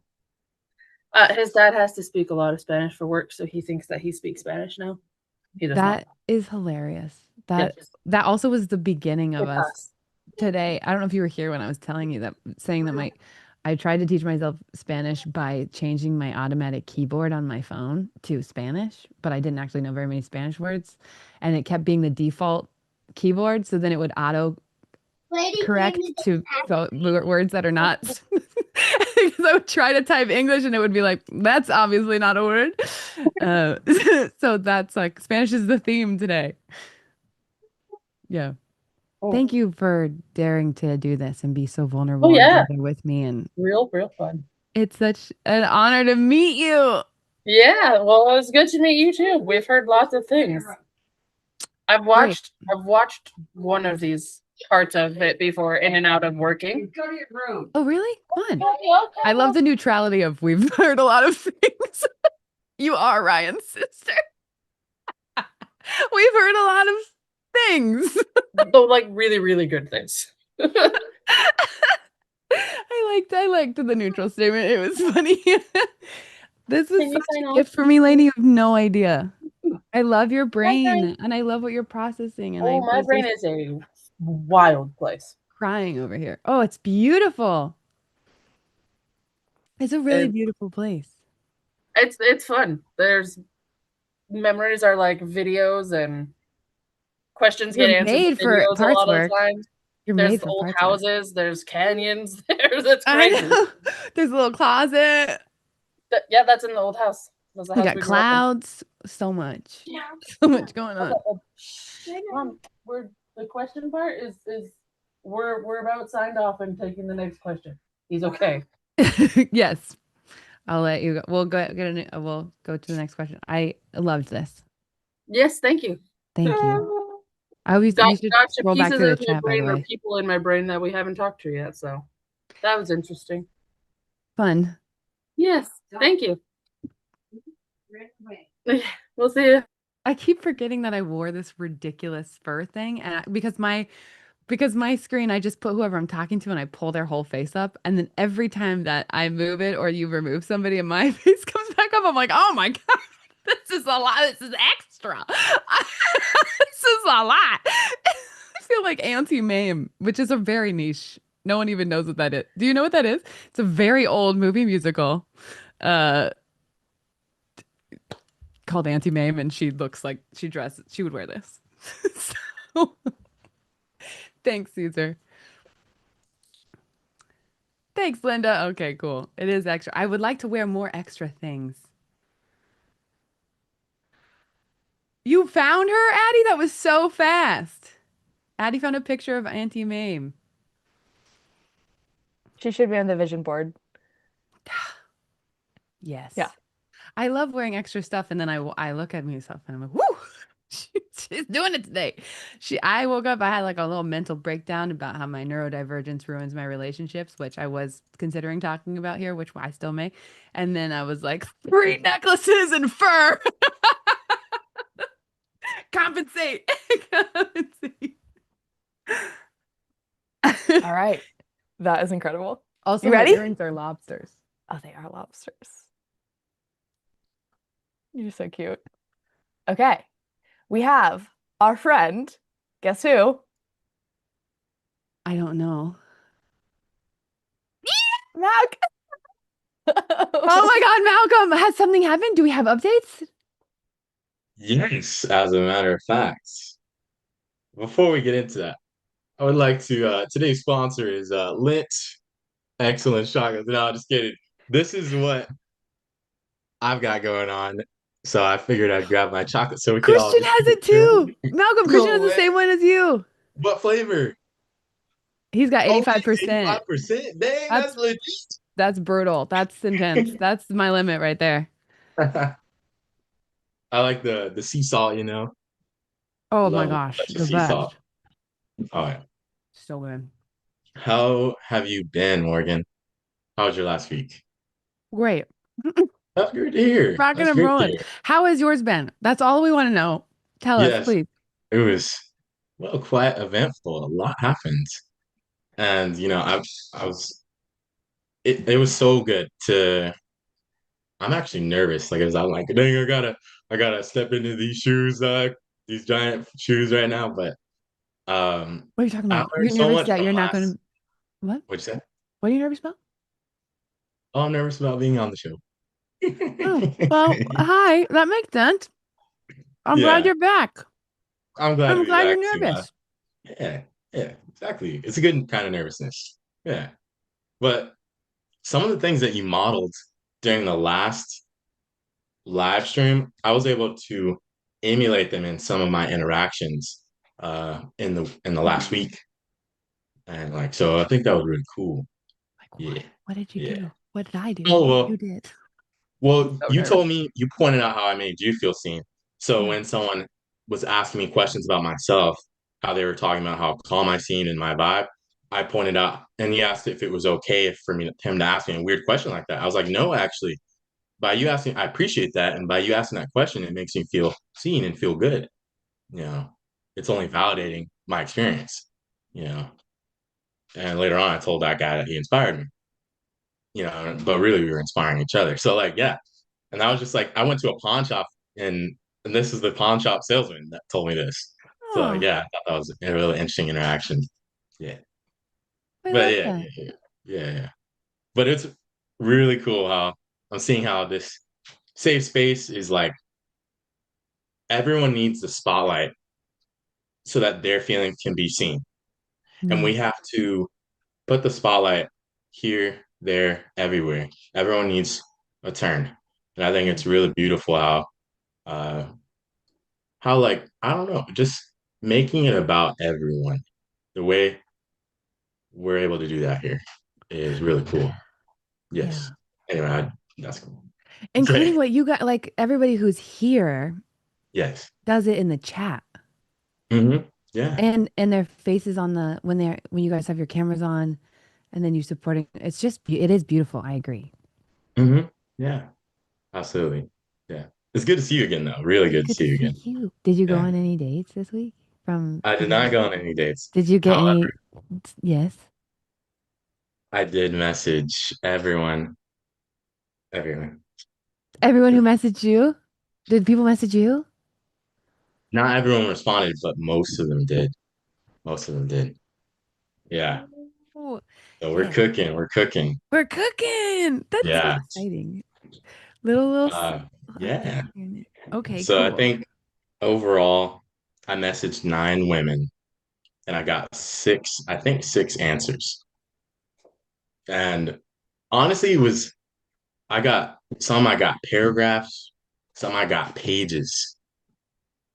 And the only negative things I heard were the woman saying it was nothing to do with me. Hmm. So I thought that was like, whoa, hold up. This is not what I expected to hear. And maybe that was the issue. I thought there was something wrong with me. And Oh, that was my issue. yeah. So yeah, I mean, to sum it up as simply as I could, that's the way I could put it. And a lot of it Whoa. had to do with life circumstances and timing. And they were like, no, I had no issues going on another date with you. It's just that either it was not what I wanted at the time, or I wasn't ready for something serious, or we couldn't date because, well, in one case, it was like, well, I was your manager, and you were under me, and people were catching on that we were dating. It's like no. So yeah, and Yeah. some of them were catching up. So it's like it's no bad blood in any way.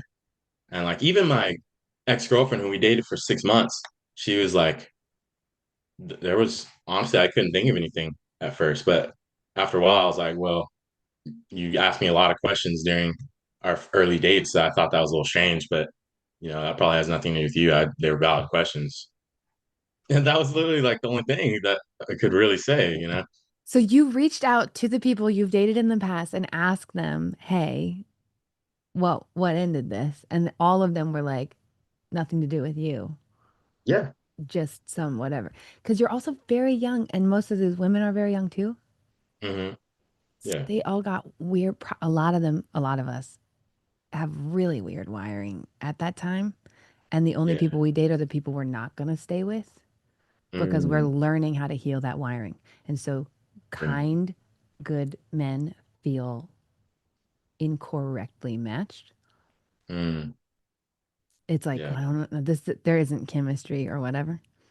But we Yeah. don't stay with the mature, wise, amazing, like the kind of person you want to be in a partnership with doesn't stay like that and doesn't stay with those men, but is probably in the process of healing to So get to that the they can place that they then, can accept kindness. So short term, if you read all the dating books and you did all the dating book things, you'd kill it by being an awful person. yeah. And long term, Yeah. you would lose out on A lasting the relationship. the real love. And you would have succeeded in getting into a toxic relationship where the only thing that's rewarded is toxic behaviors. Okay. So Wow. you are looking for somebody who cares as much as you do about Yes. healthy love and healthy Mhm. relationships. Yeah. And that's a small pool at every age, including that one. And I think Yes. it's more about you finding somebody who will align with that high of a standard than it is about you fitting into the low gamified standard that a lot of dating at that age aligns with. And if you shift that, you will be a magnet. Mm, People will go, "Oh God, that is the certainty in wanting good, healthy love yeah. will be a ripple effect for the people. Even if they aren't ready for it, that'll haunt Right. them. It'll haunt them. Uh, They'll go, yeah. man, the way that he was, the way that he was. Right. It'll it'll it'll tick in there. Okay. I believe you. I may not see it all right now, but I believe you. Yeah. What do you mean? You may not see what? Oh, I don't fully understand, you know, like, when you hear something that's contrary to what you've been believing for a long time, and it takes time to settle in and process before you really understand the depth of it. Yeah. That's exactly what I'm saying. Okay, you see what I'm saying? A person who says stuff like that, That is not a common, that is not a like a common person. Wow. What's the thing that's not that you're that's that you what is the thing you were believing that's different from what I just said? Mm. It would help if I could remember what you just said. Got you. Basically, I said that the standard, let me put it more succinctly. A lot of women at your age are still figuring out how to have good standards and Yes. get chemistry and electricity from being treated badly. They Oh, they okay. don't stay with the people that treat them badly. And if they do, then they end up in an abusive relationship or a toxic one. Mm, But they date a lot of people who treat them badly because that's what their wiring is for right now. it's And okay. then the person that you've described who's like healthy and loving and warm and sees you and all of this cool stuff hasn't probably become that person yet. She's in the process. Yeah. Is the thing. Yeah. And if you Yeah. have a high standard of love and being seen and having healthy relationships and being communicative and all that stuff, you will become magnetic because people either have to rise to that or they're not your fit. Right. Yeah. And Yeah. people will either, you will either help people heal into that or you'll lose the people who never, who weren't going to. Right. And that might be telling of some of the women who didn't respond to me at all, versus the ones who were very kind with the way that they responded to me. Yeah. Yeah. Or it could be that some of these numbers got changed. You know. Yeah. Yeah, it could be. I don't know. Did that make any sense? Oh yeah, that makes perfect sense. Yeah. Okay. Yeah, I'm just gonna have to see. They say seeing is believing, so I'll see it play out, and I'll know it to be true for myself. I'll feel it. I'll finally feel it. You know. What are your standards? What are my standards? Oh man. Yeah. Well, honestly, I gave up on my standards a long time ago, so I hardly know what they are. Malcolm, come on, man. Yeah, I know. Let's get some of those. Yeah, let's get some standards again. Yeah, I Yeah. actually wrote something in my journal. I was like, it was something like I I I decided that I couldn't afford to have standards because I would then eliminate all of my options. But now I realize that I can't afford not to have standards regardless of what options are available. Oh, you said that good. That was so good. We need to write that down. That was so good. Can you say it Oh, again? So good. yeah. Oh, I'll say it again. Okay. I said something like, I decided that I couldn't afford to have standards because that would then eliminate all of my options. Hmm. But now I realize I can't afford not to have standards regardless of what options are available. Yes. Yeah. Yes. Okay. I'm gonna add one more layer to this. Wait, Okay. did I tell you about my Okay. Let's hear it. affirmations last time? No, you didn't. What was it? Add well, I'm gonna say something and then while I say something, Okay. uh Addie, can you hunt that down? I feel like I wrote it down. I keep writing it somewhere and then losing it. Oh, I know who I just texted somebody about this. Sorry for everybody waiting, but it's worth it. Hold on. As I'm looking for this, I'm going to tell you this. No, I'm not. I'm going to tell you after because it's way more fun in this order. Okay. Okay. So, I decided to same. I had Mhm. no standards and then I decided to have standards and I wrote them down in a vision binder. I have an updated copy now. Yeah, yeah. Whatever, it's somewhere. And I read them to myself every morning and every night. And it goes basic standards. Number one, he, period, is, period, very, period, into, period, me. Number one criteria, he is into me. If in his actions and his words, they don't, he prioritizes our relationship and shows that through consistent words and actions. If he doesn't, he's not into me.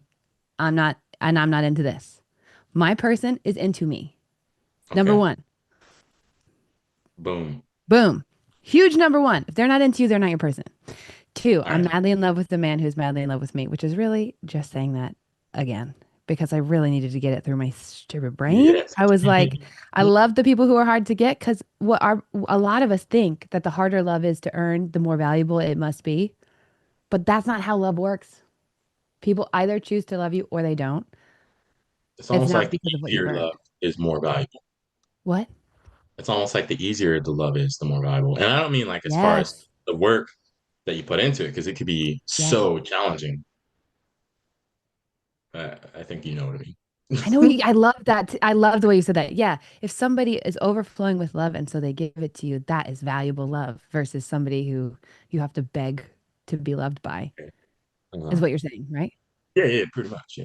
I Love mean, it. you made my idea made it better. So Look at the synergy. Um, and then he believes in growing and learning. So that meant I was looking for us to run into a problem. And then did he want to grow and learn through that together? Or did he want to just like find who was to blame? So if we ran into something, does he want to grow and learn? And Dan wanted to grow and learn. But I wrote this down. It's like, okay, number one, into me, into me, into me. I said that in three different ways. Then number two, he believes in growing and learning and proves that. mm, And then the relationship that we both want to create looks like this. These are our goals that we share and that we want to grow into. Not stagnant ways of being, like we're not always like this, but when we yeah. fall off of it, we notice. And it sounds like this. We do not pretend to feel anything or be anyone other than what we feel and who we are, because our greatest work is accepting each other, not changing each other. We Mm, laugh, we play, we have incredible sex, hello, and intimacy. We slow dance in the kitchen. We yes and each other's dumbest jokes. We linger on our hellos, we linger on our goodbyes, and we kiss each other whenever we get the chance. When we don't align with any of this, we don't punish ourselves or each other. We do not blame. We get curious with ourselves instead. that's beautiful. Those were my affirmations, and I read them every morning and every night. And then when I was dating people, I would check against it. And I'd go, is this person that? Is this person headed towards this? Is this person fitting this criteria? And when I started dating Dan, I was also dating a lawyer at the same time. And I was Uh-huh. like, no, open, not in a like cheating on Dan kind of way, but in a like, you're dating people and going on dates. So, Yeah, that's a very proactive approach to dating instead of a reactive or passive approach. yes. And I Yes. became a freaking magnet. Here's the thing, back to your lines that I absolutely loved, and I hope somebody wrote down about standards. What we do in order to not lose our options is we demagnetize ourselves because we don't want to repel anyone. But then What a we can't totally attract anyone either. yeah. That's that like actually speaks to me because I'm an engineering student, so it's like I love analogies with magnets and stuff like that. It all applies. It all applies. Yes. So that's what when you have no standards or you lower your standards, you literally get rid of your magnetism. And so now you don't repel anybody, but you don't attract anybody either. You just sit there. Exactly. And a magnet is made up of tinier, smaller magnets. Each individual atom in the magnet has its own polarity. A magnet loses its magnetism when it's all scrambled, but when they're aligned, the magnet becomes powerful and creates a bigger field again. What? Malcolm, and you're an engineering student? Oh my God. I loved that. That was phenomenal. When they are aligned, that is so true. That is so true. God, that is so true in every area of life. The more aligned, the more everything just flows. hmm Like just Yeah. You guys ever see those magnets that turn on and off like with a switch? Anyone yeah. seen that? Or like the thing that where you like take a piece of metal and you put it in a, like I don't know, a tube or whatever it is, and like it turns it into a magnet, and then you go the Yeah, other yeah. end and it turns it off. Yeah. That's what that's doing is it's temporarily aligning everything so that it becomes a magnet itself. And it only works with ferromagnetic materials because ferromagnetic materials are always magnetic. They just may not be aligned. That's why magnets lose their magnetism over time because the disruptions to their internal, And all you you know. got to do is realign. So Exactly. It people can who be are like, realigned. "Oh no, I've lost my magnetism." No, you did not. Just get aligned again. You still got it. Yeah, it never goes away. Energy can't be created nor destroyed. Yes. Oh, Malcolm, fire. We got to clip this. We got to clip this. We got to clip it. We got to post it. We got to send it to the uh, people. We need a hook for the clip, actually. We should figure out a way to start it. what can we come up with? What What could can we we come come? up with? Because then we could clip it and put this at the beginning as if it was the beginning. Yeah. What was No, it? What's the question we just answered? The uh, magnetism. the connection between magnetism, the science of magnetism versus the science of dating. Attraction. I don't know. Dating. Magnetism, alignment, How to how find the one. internal, how you're in that maybe how your internal alignment is similar to scientific or math, no, magnetic physical principles. I don't know. It could be something there. I know, Something I know. We'll find iffy. it. We'll find it. We'll Okay. figure it out. Yeah. And then it'll just be the title and the thumbnail, and then they can go for the ride. Yeah. And if somebody thinks of a really good title for the thing that we just figured out, Yeah. Yeah. then tell me and I'll scream it at the camera and then we'll clip it later. Oh my God, Ryan just said, "What do What you do and you a and a magnet magnet? have in common?" What do you and a magnet have Oh, in that's so common is good. probably Oh not what my people are going to goodness. search for. That is so good. uh, how to make That's your so love life electric. No. How do you yeah. whatever. How to turn on your magnetism. How to turn on your magnetism. That one people click on. Oh yeah. Oh And that yeah. is what you were just Any saying. of these. Any of these will work. All Nice. right. All Malcolm, that right. was so fun. That was so fun. You're so I agree. brave for texting all of your people too. Oh, well, thank you. I mean, you encouraged me. Y'all encouraged me. I was like, I have to do it. If I'm gonna get on this live stream, I've got to do it. You know, I said I would do it. I got to be a man of my word. So I was literally doing it last night. I was sitting in a cafe. I was stressed out. I had a long day, and I was like, well, the live stream is tomorrow. I want to I gotta do it. show up empty-handed. Ah, what a blast. Thank Yes, you.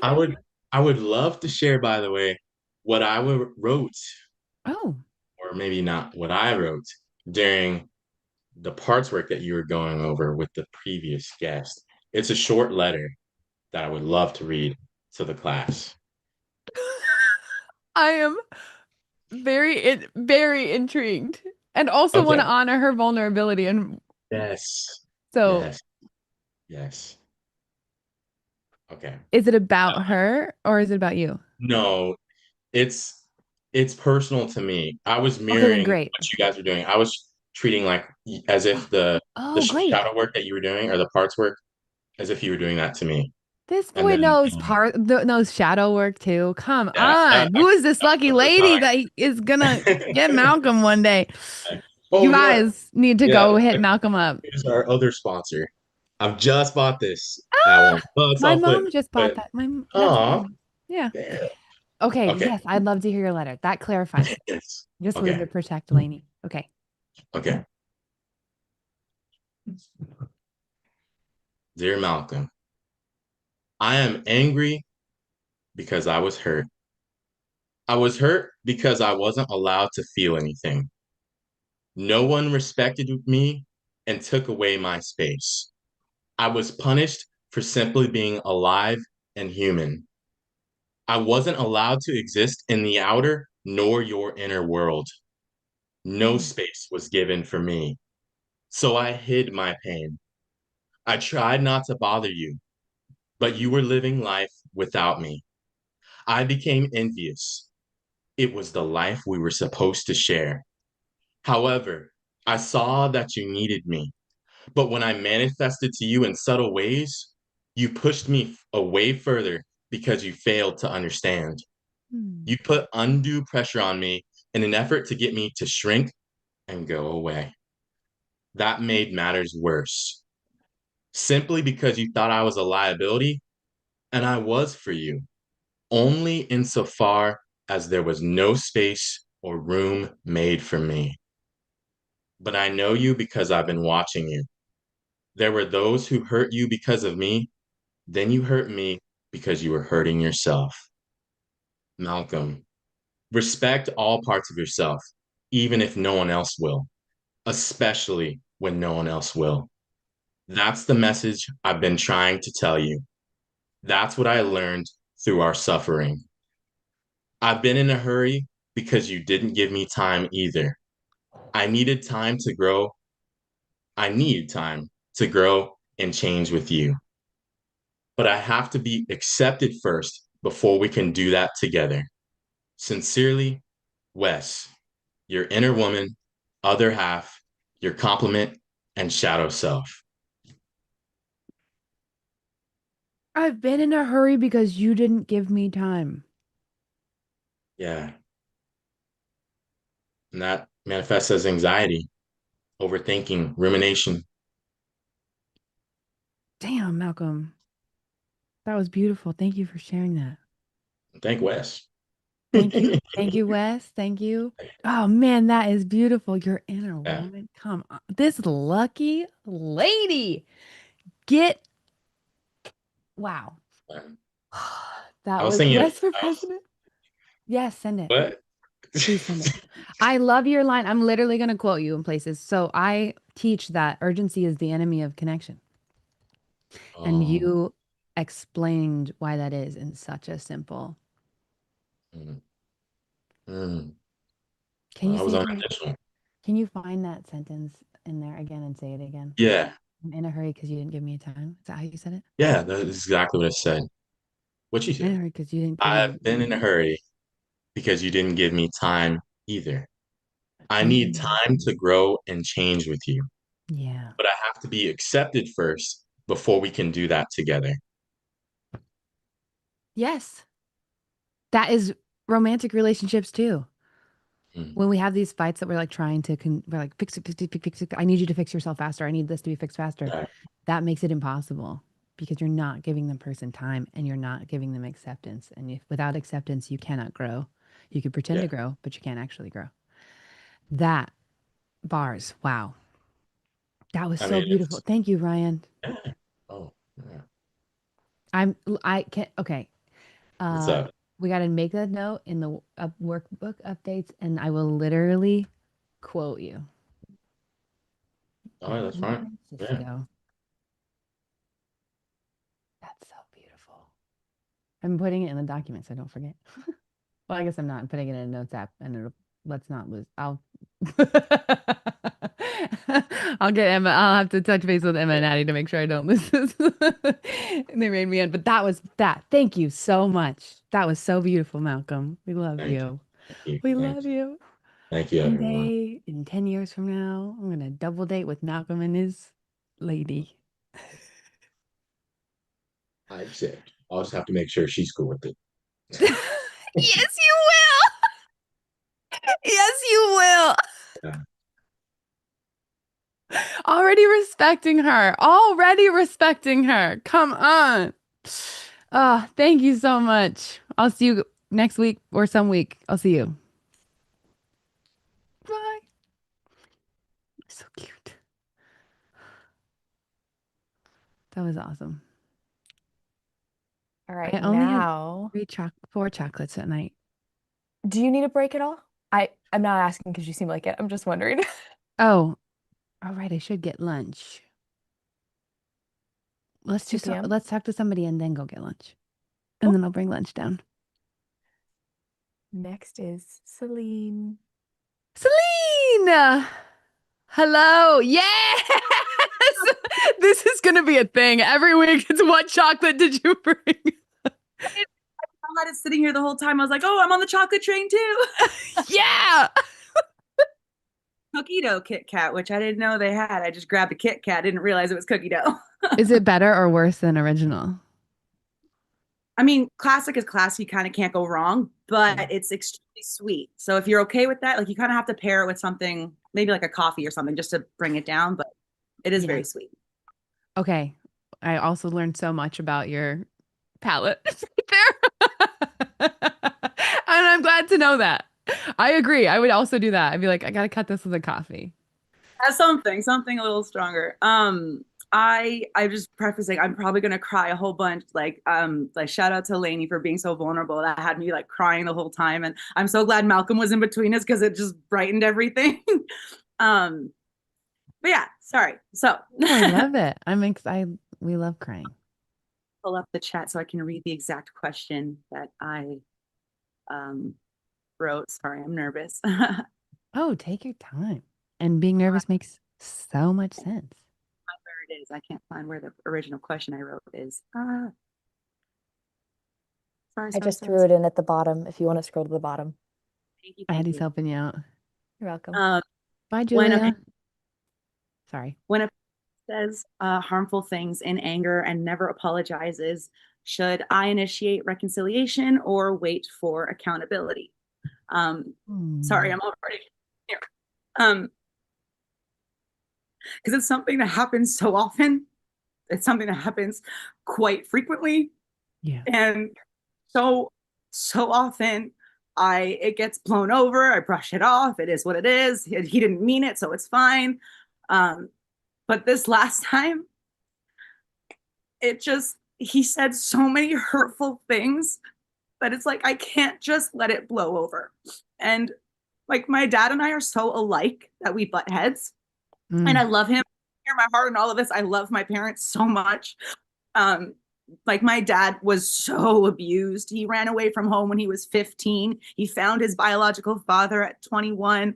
Like, I know there's a lot of trauma there, but there's also not really a lot of recognition for the trauma that he's gone through. And like I know where it all comes from. Like, I'm struggling with I blocked him after like that night, that argument. I had to drive home from their place in a snowstorm. Took me an hour to get home, and I got into an accident. Like, it was a really bad night. And it was just, sorry. Girl, you're doing perfect. It's just a lot. And I want to reach out because I miss him. And like, I spend time with my parents every Sunday. Since I moved out, I go over every Sunday unless I'm doing a show and I have rehearsals or a performance. So I see my parents all the time. I haven't seen them in a month. And I really miss them. And I miss being on good terms with them. I still call my mom. And every time I call my mom, I feel like I get so angry because she's not doing anything about it. She can't, like, she's in a rock and a hard place because that's her husband and I'm her daughter, and she wants us to fix things, but she also knows that like we're both pretty stubborn, and I don't want, like, as the child, I shouldn't have to be the one to fix it. And as the adult, like, I mean, we're both adults, but like as the like grown adult, I feel like he should be okay with the fact that I haven't talked to him in a month. And he shouldn't just be telling my mom to say, oh, she can come back, it's fine. But like, you literally said I was not welcome here. I have to have knee surgery. I don't know when it is, but I was talking to my parents about potentially moving back in because I need a support system. I live on my own in an apartment. Like, it's hard to be able to whatever. And one of the things that he yelled at me was that I'm not welcome at the house anymore. And I don't know if you want me to tell the whole story of like what happened. I can kind of condense it, but it's just like, he said so many hurtful things that I just can't get past. And I know he didn't mean what he said. I know he didn't mean what he said, but he said it and he refuses to take accountability. And to my mom, it's a lot of she said, he said. My mom telling me, well, he said that you triggered him and he said that you pushed his buttons. I'm like, this coming from the man who says if someone can push your buttons, you need less buttons. Like, I don't understand trying to tell me here. And then my mom is had to be my guarantor on my car. So if I couldn't make a car payment, I have to ask her for help, obviously, because I don't want it to affect her credit either. I'm just airing out all my shit. And so she had to ask him permission to send me money because obviously it's a shared account. He would see it and he'd be like, why are you sending her money? She's this, whatever. And so she asked him if she could send me $30 and he sent me $100. And I'm like, I hope he knows that that's just putting a Band-Aid on something that needs surgery because this doesn't fix anything. Yeah. Like, every time this kind of thing would happen, it would turn into he'd come home with flowers or a teddy bear, or he'd buy dinner for the whole family or something like that would kind of get brushed under the rug. And I'm like, no, like it can't just keep happening like this. And he's told my mom that I'm not ready to talk to him, that if he reaches out to me, I'll just blow up at him because that's what I do. I'm like, no, sir, that's what you do. You blow up at people. You heard this. Okay, I guess I kind of have to context. My mom and I were in the basement doing laundry, and sorry, my mom and I were in the basement. No, I was you're helping. so cute. I was venting to her about the state of my life. I hurt my knee. I'm on unemployment. It was at first, I didn't even know if I was going to be able to get unemployment. So then I was on Ontario Works. By the way, I'm in Canada, and it was just a lot was going on. And I was venting to my mom. I was whiny and loud. And I was in my safe space. I was with my mom. And I came up the stairs to go to the bathroom, and he started yelling at me, like ripping into me about how I'm not welcome here if all I do is bring in this negative attitude. And every time I come here, I steal his peace and I steal the peace that's in this house. And when I'm not here, the house is so peaceful and all these kinds of things. And I'm like, that's not true. I am such a ray of sunshine. Like, ask anybody who knows me. I am a ray of sunshine. I literally have Winnie the Pooh and Cow and Wizard of Oz toys everywhere. I have stuffed animals on my couch. You know what I mean? Like, I am a happy person normally. Yeah. So you tell me that I drain your peace as my father, as someone who loves me, yeah. And then I was like, what are you talking about? I'm just venting about how shitty my life is right now. Nothing was direct. My anger was not toward my mom at all. And like, shout out to him for defending his wife. I get that. But like, instead of yelling at me, why wasn't it like, hey, are you okay? Can I give you a hug? Instead of instantly going to being angry at me. And so then, I really don't want to say what he said, but I'm going to say what he said because I feel like it just makes it all make sense as to why it hurt so much, because after he said all the stuff about peace, and I'm like, are you kidding me? Like, that's not even what I was doing. I was venting to mom, and he goes, well, you're making me feel like you're gonna go off and kill yourself, so go do it elsewhere. And then I was like, are you, like, if that's what you think, do you think yelling at me is the answer?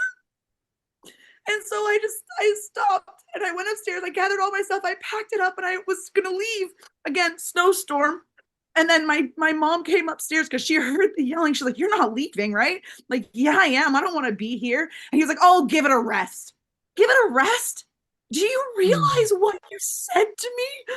Are you kidding me? And then it turned into a whole other spiral of arguments where like, I don't understand why he's like this, but when he starts arguing, he deflects and he says really hurtful things because he can't justify what he said. He can't actually justify what he knows he can't, because he knows he didn't mean it. He knows it was wrong. He's a really, really smart guy. And I don't understand how sometimes the smartest people can be so stupid. And it's like, how? And like, even to the point where he's telling me that I'm mentally ill. And I'm like, I've been trying to tell you that I have issues with like ADHD and depression and all this stuff. And you brush it off like it doesn't fucking exist. Yep. And it's like, how are you going to now yell at me like I'm mentally insane when I like, no, yeah, I am. Like, huh? And I said, thank you for that. I am mentally insane and it's hereditary. That was the only thing that I said that was hurtful in that argument, I think. But I'm sorry, I get worked up. Earlier in the day, because I'm looking for a job, I had shown him a couple of job postings that I thought would be really cool for him. He works from home, he does contract work, and he does a lot of marketing and really cool stuff. And I was explaining this job thing to him. He's like, wow, you actually know what I do? I'm like, yeah, like I read this job application and it reminded me of you because I know what you do. So I thought it would be great. And I also think he was offended that I sent him a job application as if he's not making enough money or as if he's da, da, da, da, da. And now I'm assuming that I I don't know if that's what like triggered him to be in this angry at Celene's state. Yeah. But like he called me outside my name. Like he told me that I was just like his mother. And earlier in the day, we had talked about how much we both dislike his mother. His mother was a literal con artist. Yeah. People out of money consistently. Like, it was crazy. And so to bring that up, it's like your objective was to hurt. And I don't understand why you would ever want to hurt someone you're supposed to unconditionally love. And it really I've been thinking this whole month, like, why is that his go-to? And I get that because he is hurting. Okay, Yeah. but taking it out on somebody he's supposed to love. That's where I'm just like stuck, because I want to reach out and I want to explain to him everything that he should do to make me feel better, but then I feel selfish. But then it's also like, should I even reach out, or should I just keep waiting for him to reach out? And then I'm having this back and forth with my mom of trying to like convince her that tell him that he should reach out to me, but I don't know if she ever will, because she doesn't want to get into an argument with him, because he goes on these lectures and you're sitting there, you're stuck for 3 hours. You're like, okay, are we done yet? And if you show any sign of you're not listening, or you're not interested, then he gets more angry. Yep. Thank you for listening. I stop saying sorry. I think it's more of a, I don't read your sorry as like you're actually, it's more like connective than an apology. You're good. You are in a battle, and like inside where it's confusing, because on one hand you know he loves you, and on the other hand he does so many things that somebody who loves you should not do. And on one hand you have such an intimate connection with him because you're similar and you know him well and you care about him, and you've noted, I can hear in your story, you noticed, you know the things that trigger him. You know when he doesn't feel heard. You know how sensitive he is. You work so hard to make him still feel good in a conversation. The story you just told is make sure that my face looks good the whole time so that he doesn't think that maybe I don't care about him. You're working so hard to make him feel loved. And yet he doesn't seem to appreciate it or see it or validate it. And it's this, how do these two things exist? Sounds like your brain is going over and over again. How? How do these things exist at the same time? Can they? I think does it feel like that? Like the Yeah, there's two. definitely that. How does this exist at the same time? Because I don't want to believe that my dad is abusive.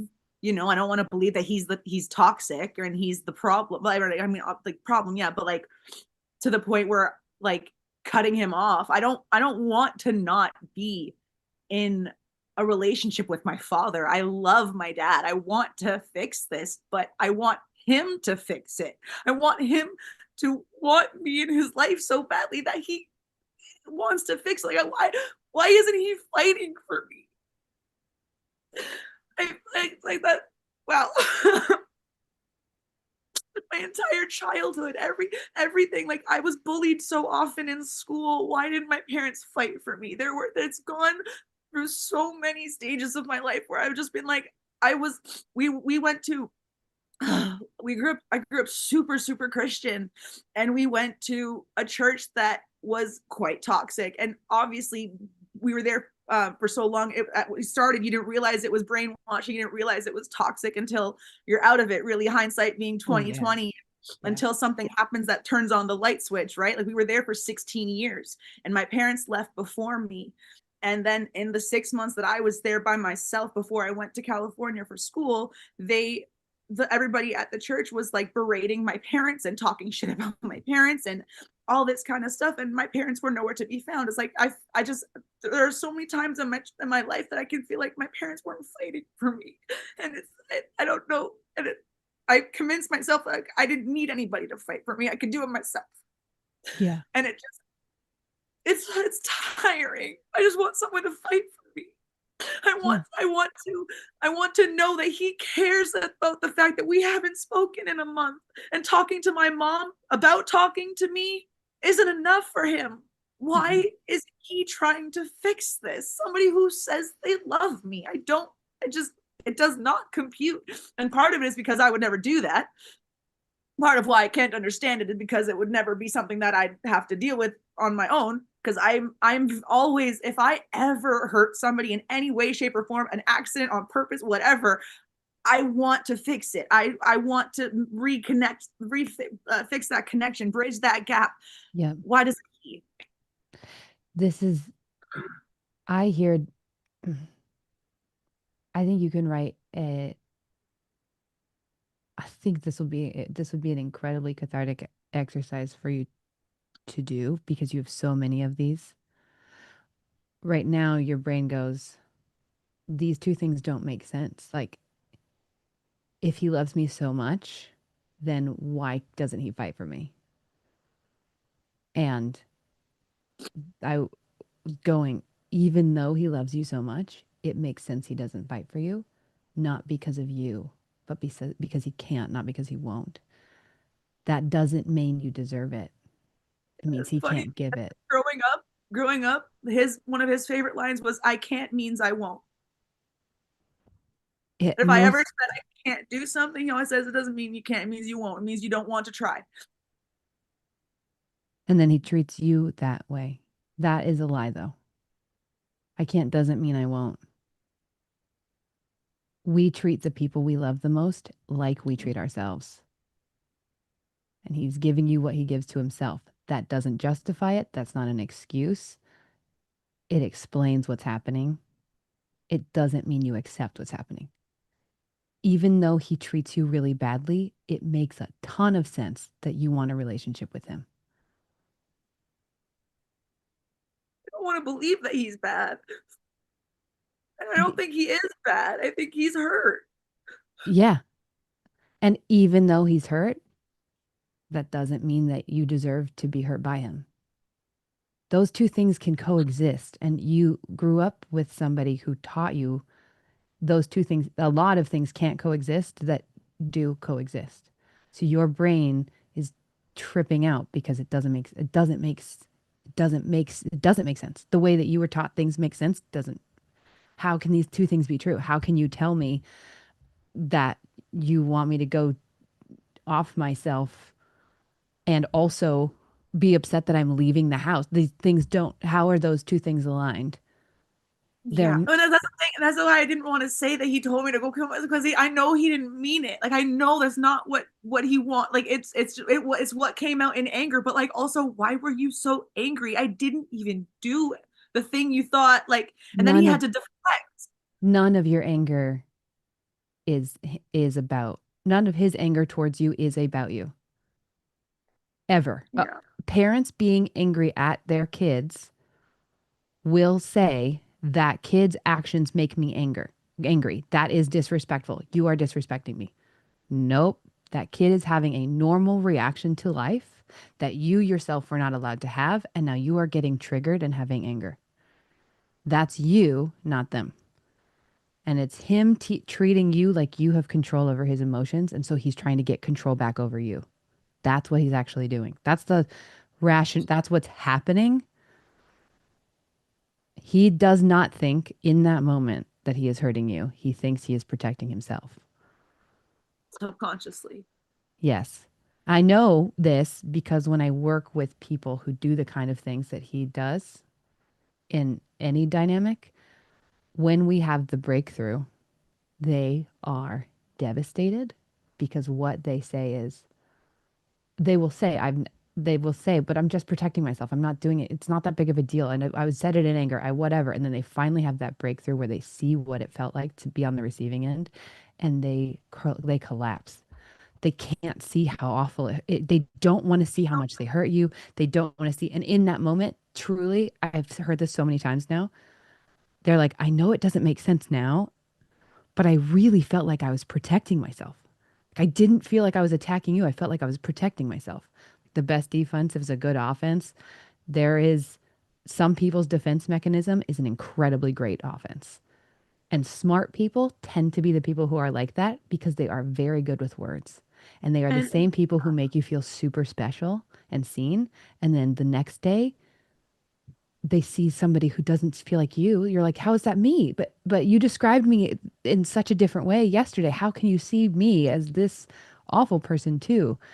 And that has nothing to do with you. yeah, And you know that, I I think. know. I do. I do know that it has nothing to do with me. I wish it was different too. Yes, that's that and that's what I want. That's the like exercise I want to leave you with or have you take is even though I know this isn't about me, it makes so much sense that I hurt.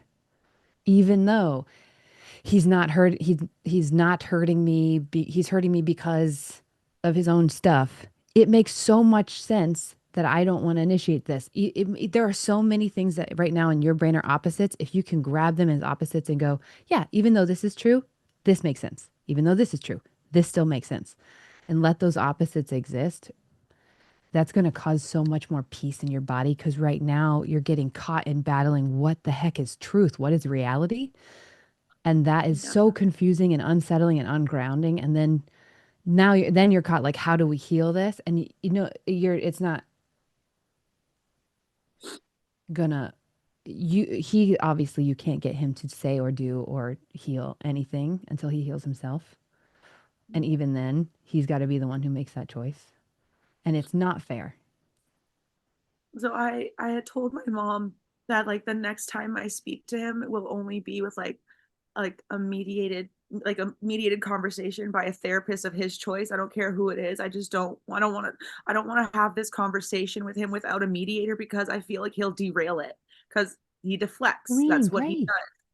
And but the thing is, he told my mom he doesn't want to do that because he doesn't want to be psychoanalyzed. And so I'm like, so you care so like you don't care enough about my relationship with you. Like you don't want like you clearly don't want a relationship with me. Like what that's what him saying that to my mom tells me that he doesn't care enough about our relationship because he's so egotistical and doesn't want to look inward at his own stuff.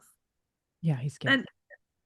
And so how do I don't want to not ever see my parents again. I don't because now I he says things so definitively that pisses me off. Now then I said something definitively. I will not speak to you until we have a mediated conversation by a therapist. But I miss going there. I miss seeing them. I miss my parents. Yeah. And I don't want to go back on what I said. Yeah. I don't want to I don't know how long it's going to take for him to or if he'll ever come to realize that he needs to see someone or speak to someone and like he has no friends, like he doesn't talk to anybody but my mom, and I definitely know he doesn't talk to her about his emotional stuff because he's a man. Yep. I just yeah. uh I should I reach out to him because I blocked him on social media. I blocked his phone number, but I kept email because also growing up was the if you have something that you need to get my attention, you send me an email or it's not going on my calendar. That was also something that I had to deal with him. Like if I sent him a text, he'd forget. If I told him about something, he'd forget. If it wasn't an email, it was not a priority. It did not get on his calendar. It's like he didn't come to my grade 8 grad. Like, you know what I mean? Like there's little things like as a kid, but you remember those things that your dad didn't show up to, or he was in the hallway on the phone the whole time at a recital or whatever the case, like Yeah. it's just little things like that you don't feel seen, you don't feel cared for, you don't feel known by your father. And then sorry. And then before this happened, he would consistently send me all these beautiful daddy daughter songs. And I'm Yeah. listening to them. And I'm like, do you think this is what our relationship is like? Yeah. How are you sending me this song? And you what? Like, it does not compute. But I would love it if I did relate to those songs because I want to. I would love a daddy daughter relationship that I could write a song about. And I'm a singer songwriter, so I would love to write a song about that, but I don't feel like it would be honest. Yeah. It would be doing it for him to make him happy, but that's not fair to Yeah. It's him telling you his dream without knowing how to get there. And how to get there is the thing he's scared of. I mean, everything you're telling me is a man who is terrified that if you saw his emotions and you saw who he was, you'd, not just you, anyone would reject him. It's everything that you've said is that. And you're asking, what should you do? And I can't answer that question for you. No one can answer that question for you. What you have to do is, what we all have to do in every relationship is go, okay, if I 100% know I cannot change you, I only can accept you. Then what do I do with that? And that means accepting the person is then choosing what behaviors you reject. So if your dad is always going to be this way, he may change, but you're not going to have control over it. That'll be a pleasant surprise, not a thing that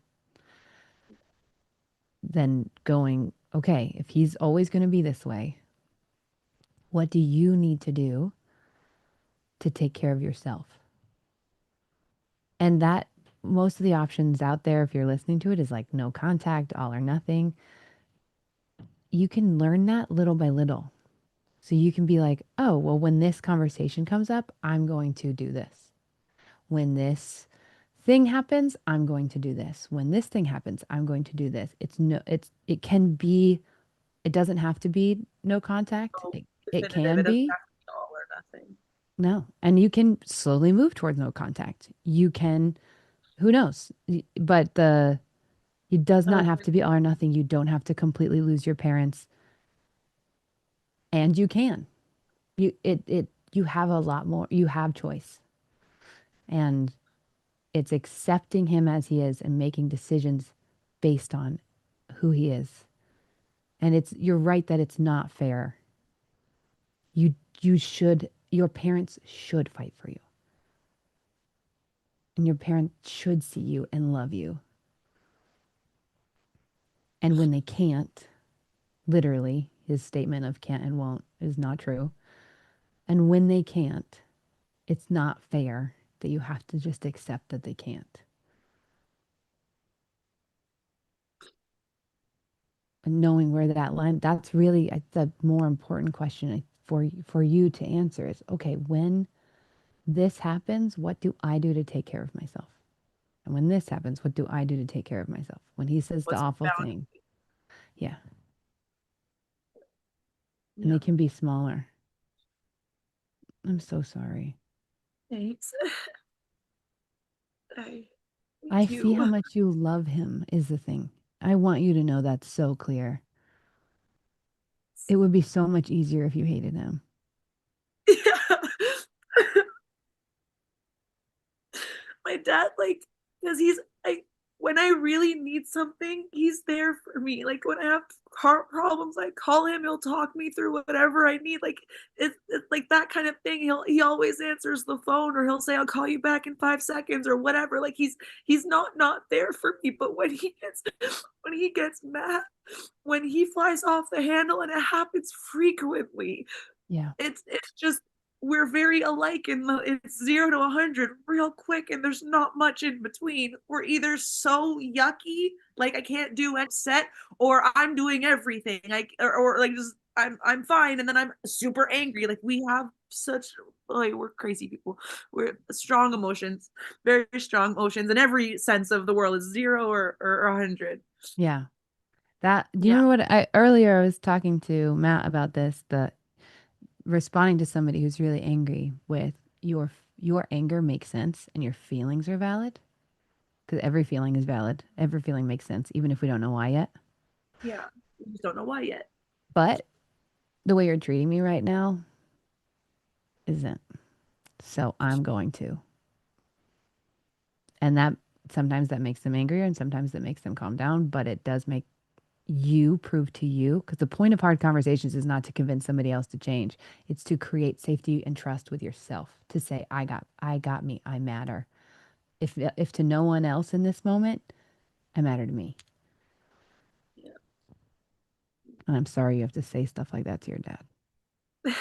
Thanks. I mean, I know, like, it could be worse, right? He could be like where he would hit me and like all those kind of stuff. Like I know it could be worse, and I think that's probably where it's like I've been making excuses for him too for so long. Like I'm 31, and this isn't the first time that we've had an argument that has driven me to not want to talk to him. This is just the first one that I actually like cut ties. Like I this was like the one that kind of the straw that broke the camel's back. You know what I mean? But I Yeah, don't but it could be too. worse is tripping me up here. Just because something could be worse doesn't mean you should accept it. No, I yes, I know. Okay, good. It's Okay. but I feel like I know that now.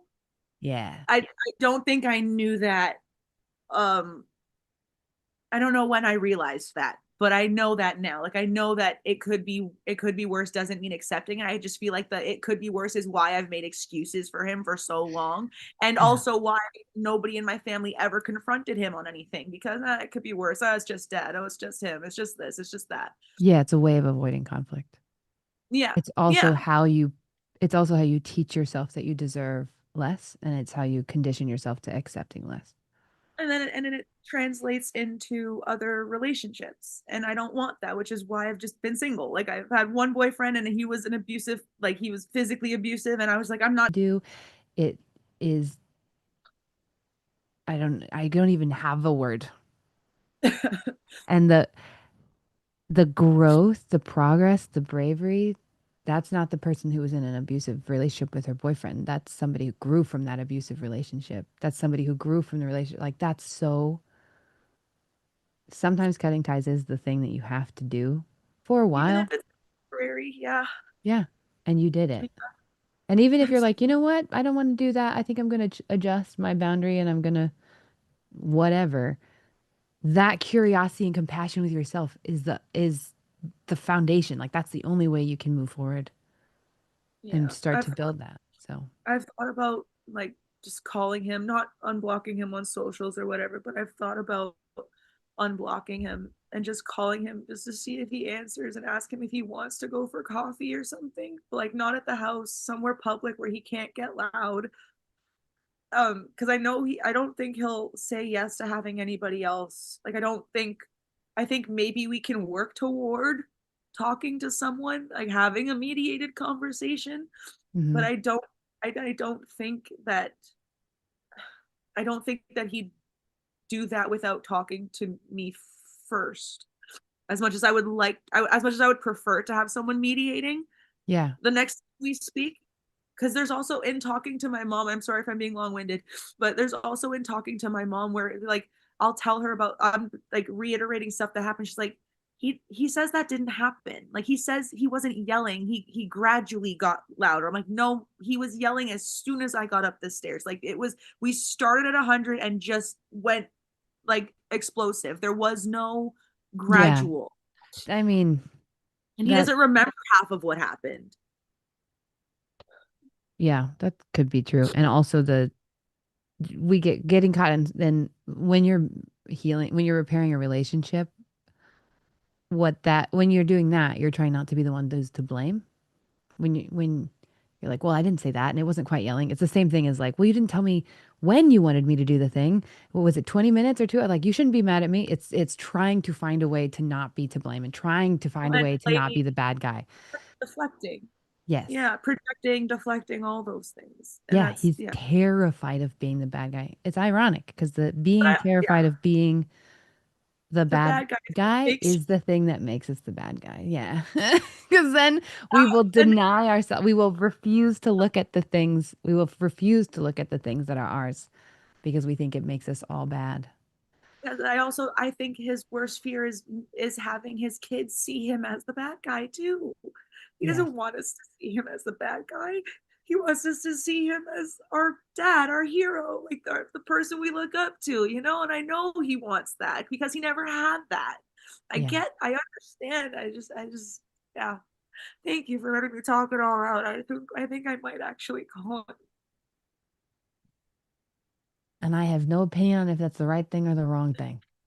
I don't know. And Oh, all you Ryan. can do is try. Ryan. This is the hello. Oh, This is the love. We do this in here because you can't hear claps. So when you're oh, like supporting somebody, you go like this. oh, that's so sweet. I thought he was trying to get your attention. I know. He's giving you love. He's giving you love. This is applause in sign language. Yes. So it's like Oh, that. that's so sweet. Oh, my Yeah. heart. Thank you guys. Thanks, Celene. Uh, I want to yeah, hear your take. Thank you. Thank you. Love to Celene. God, that sucks. Parents. It's so beautiful. Yeah, I love loving him for his heart, but setting boundaries. Yeah. You're doing it. I want to grab lunch and then come back, but we're not turning off the live stream. I'm just going upstairs to get lunch. Are Addie and Emma, you've taken break tag teams? Okay, good. So I'm going to get lunch and then I'm going to come back and see y'all in like 5 minutes. Whee! Celene, thank you so much for sharing that. I wish it wasn't happening to so many people. And it is happening to so many people. And you made so many people feel seen with your story. I hate that it's so common. And I hate the way our society raises men because God, so many dads do this.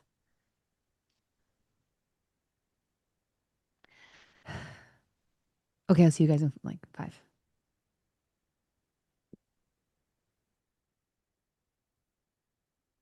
Oh, we can't because then we have to turn off the live stream, Dave. It's a good question, but you can chat stuff while I'm gone.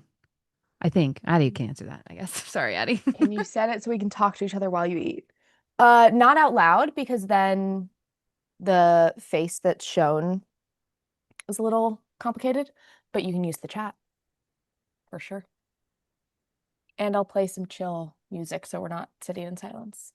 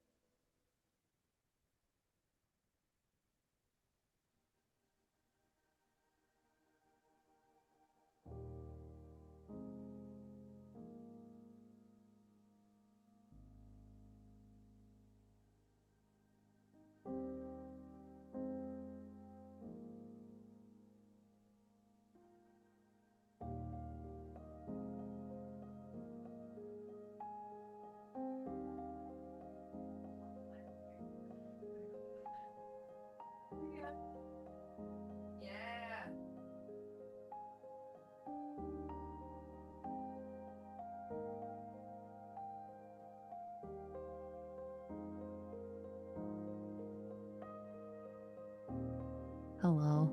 Could you tell I was hungry? Did you see it happening? Okay.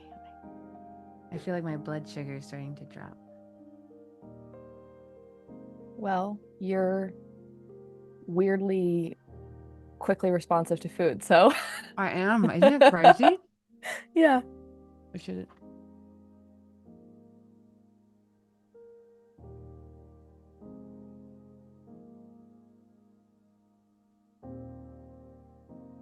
Oh, I'm so glad.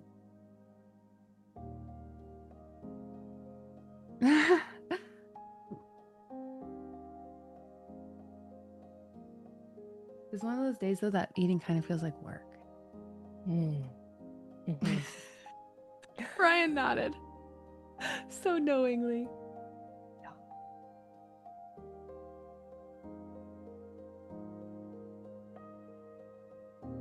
Celene, while we hang out here, I'm really curious what landed for you, like what, and probably not something I said, probably something that happened inside. I'm just really curious.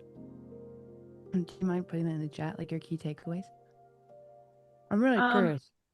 Oh, cool. We can unmute you. Sorry. That's okay. I think, no, I'm so emotional. I love it. I think, not to say taking myself out of the equation, but I've really been trying to, like, when someone does something to me, it's not about me. It's very rarely ever about me. As much as it still hurts me and affects me, and I can honor that and respect it in myself, it's very rarely ever about me. And it's usually about them or whatever they're going through or whatever. Like we all experience life through a filter. We all experience life through a lens, and that lens is so different. Some people's lenses are foggy, some people's lenses have a chip, some, like, every lens is different, and your life can change your lens drastically. And comedically, I think of, I don't remember the famous guy. They did a sketch comedy and they were texting back and forth, and it was like the miscommunication of texting. Key and Peele. And yeah. I know it. And then the guy was like, oh, you think I'm this? Oh, that's amazing. Oh, thank you. You're such a whatever. And it's like he's another person is really angry, and it's just it's so funny. But it's like that's such a reality of life. It is, you're going through everything you're going through, and everybody else is also going through everything they're going through at the same time. And it's being able to live simultaneously and coexist in harmony. It's not about having the same melody, but it's about having a harmony. And that's a line. Somebody in the chat, thank you. I'm a poet too.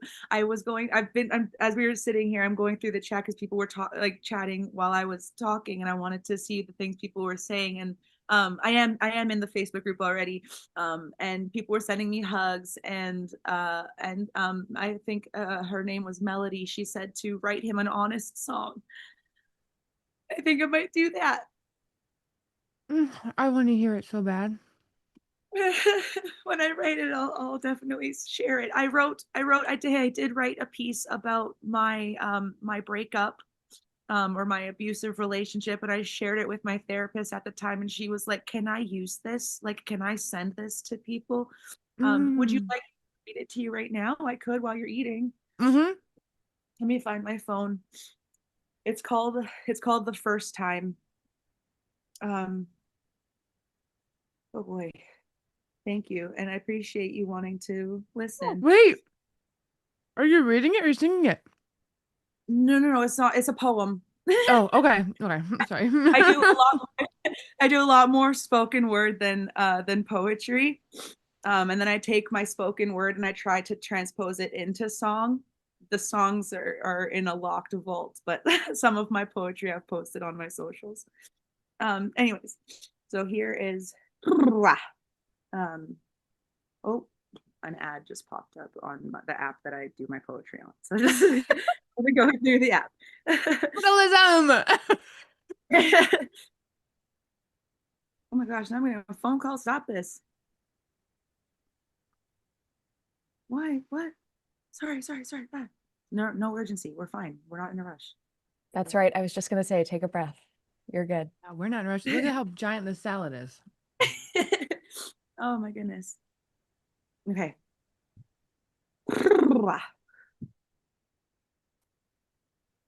The first time we met, you were everything I thought I wanted. Tall, dark, and handsome, started checking off those boxes. The first time you kissed me, not gonna lie, it was awkward, but I loved how much you were into me. I couldn't wait for the second offer. The first time you said you loved me was way too soon, but I didn't care because I loved you too. The first time I brought you home was the first time I saw you drunk.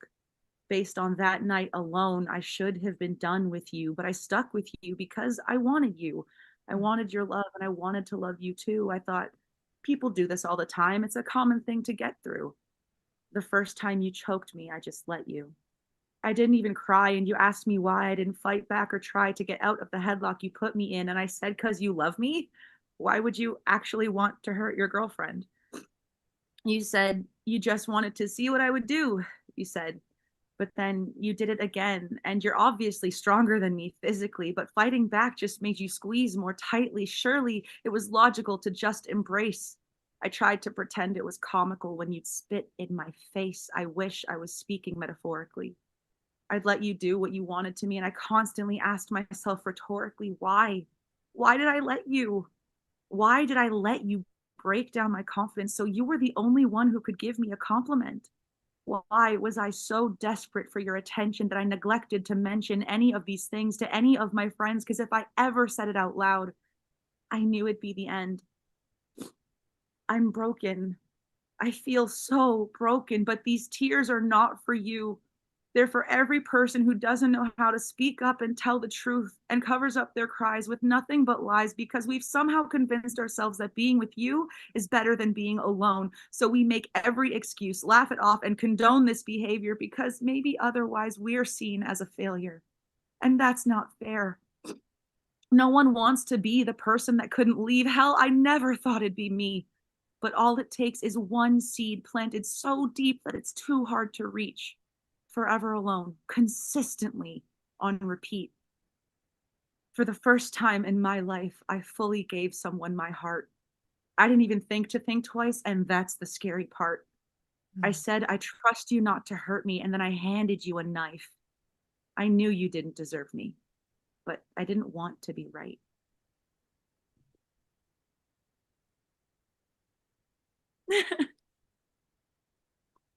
Wow. Thank you for listening. That's really beautiful. That's really beautiful. Yeah.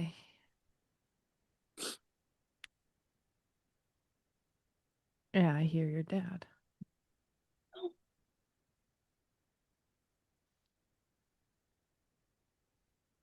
I didn't even think of it a moment ago.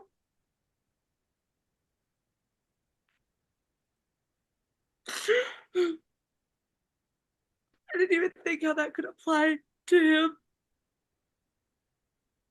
I know you don't. Oh my God.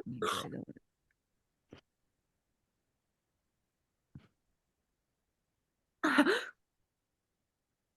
Oh my God.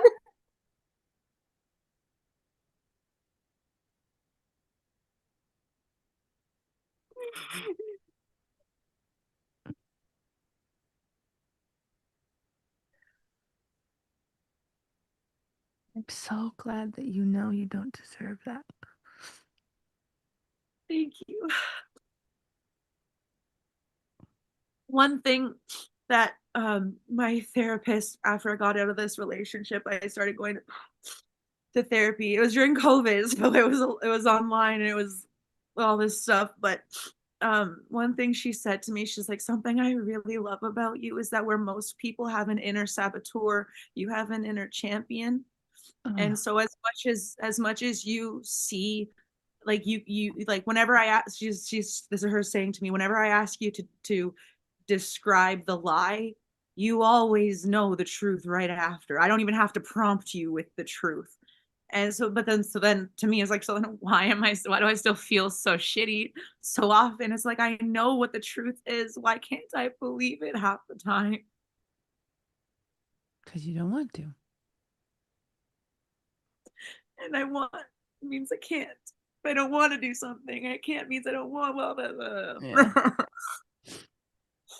yeah. Yeah. I don't want to believe it.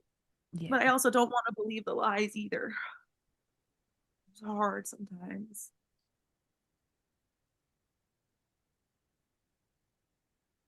Yeah. It's like that poem is, even though he doesn't even though he didn't deserve you, it still made sense that you loved him.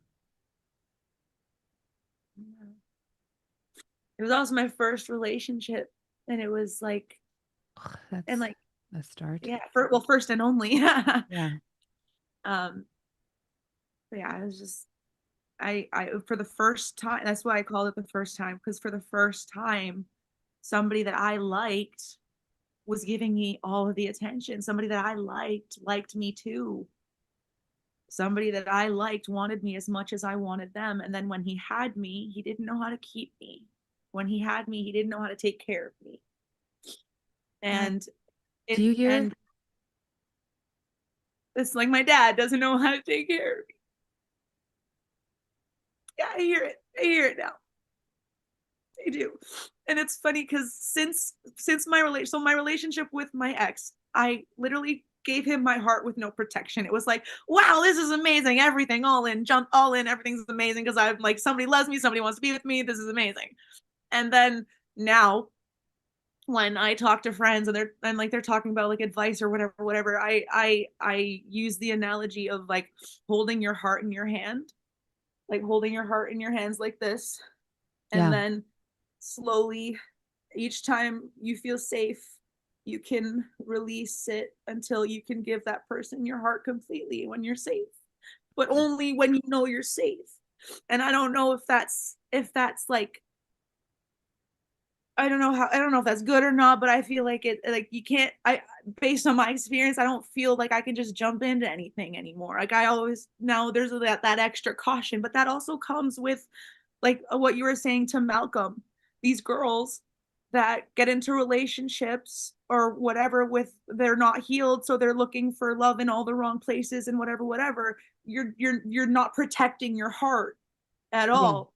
And then somebody who asks the hard questions doesn't feel safe because why are you asking that?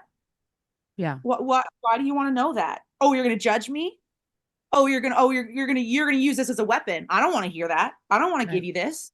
Right? So there's it's a double-edged sword, but that's why you're able to slowly, when the person proves that they are safe, like, oh, I'm not going to weaponize this question. And that, again, to my dad, he would weaponize everything. I think, and so, I don't want to say subconsciously, I don't think he realizes he does that. I didn't correlate that to my dad at all. That's crazy. Wow. I'm so glad you asked me to come back on. Me too. Me too. Please send that to me and the link for wherever people can find your work, because I want to put that in my repair lab in the resources section and let people know, have that some people are going to need to read that and it will be their doorway out of something they need to get out of. I've started a social media. I'm trying to do more on social media and whatnot. And I'm going to start posting poetry more often. I want to get like where I actually go into a studio and sit and film it with like a mic and film it and make a video with it. So that's what I would like. Please.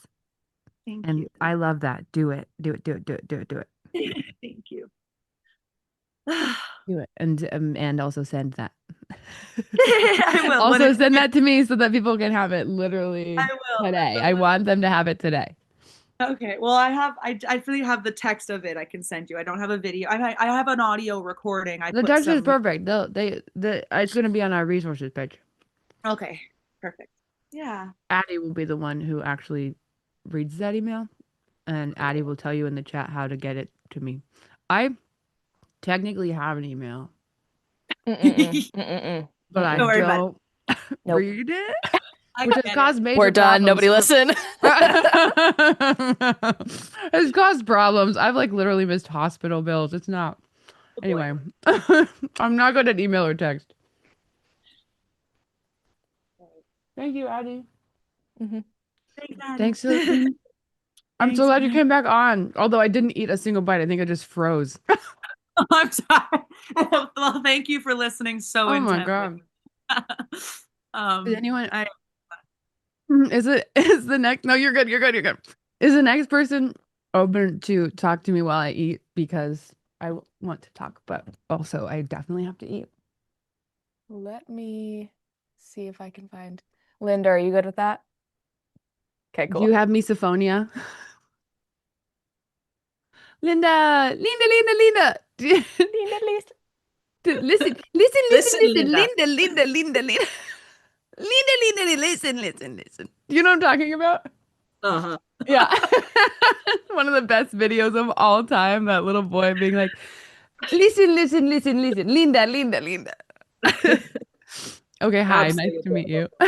Hi. Look at that hair. Oh my God. Gorgeous. Everybody says that when they meet me. I get the Listen Linda video. Oh, well, I'm sorry to be like everybody else. I'm just part of your torment. It's okay. It's really funny. So, uh, thank you. And I'm totally in support of you eating and getting what you need and taking care of yourself. And I Thank thank you. you for all of your generosity in the way that you're working with all of us here. And I'm really moved by the people who've shared, who've gone before me, and not just the depth of their shares, but also the variety. Like we're so diverse. And anyway, and mine will be also different, I guess. Yes, so similar. It's very unique. Under there, we're all so different and so similar at the same time. Aren't humans the best? Okay. So, what's So next? I don't think Addie reposted. Oh, yes, she did. Okay, great. Thank you.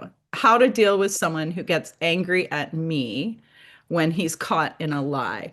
Oh, That is the most succinct I have ever described that situation in my life. And I'm so classic. proud of myself when I wrote that. I'm like, there it is. Wow. That's it right there. Wow. Yeah. Classic. And your topic being anger and resentment, of course, that builds resentment in me because then the thing that I was upset about doesn't get handled because now it's all about his upset and his anger. Mm-hmm. Yep. Oh my God, the most classic circle. Um, do you mind sharing I'm guessing it happens a lot. Yes? Or is it one specific lie? Um, well,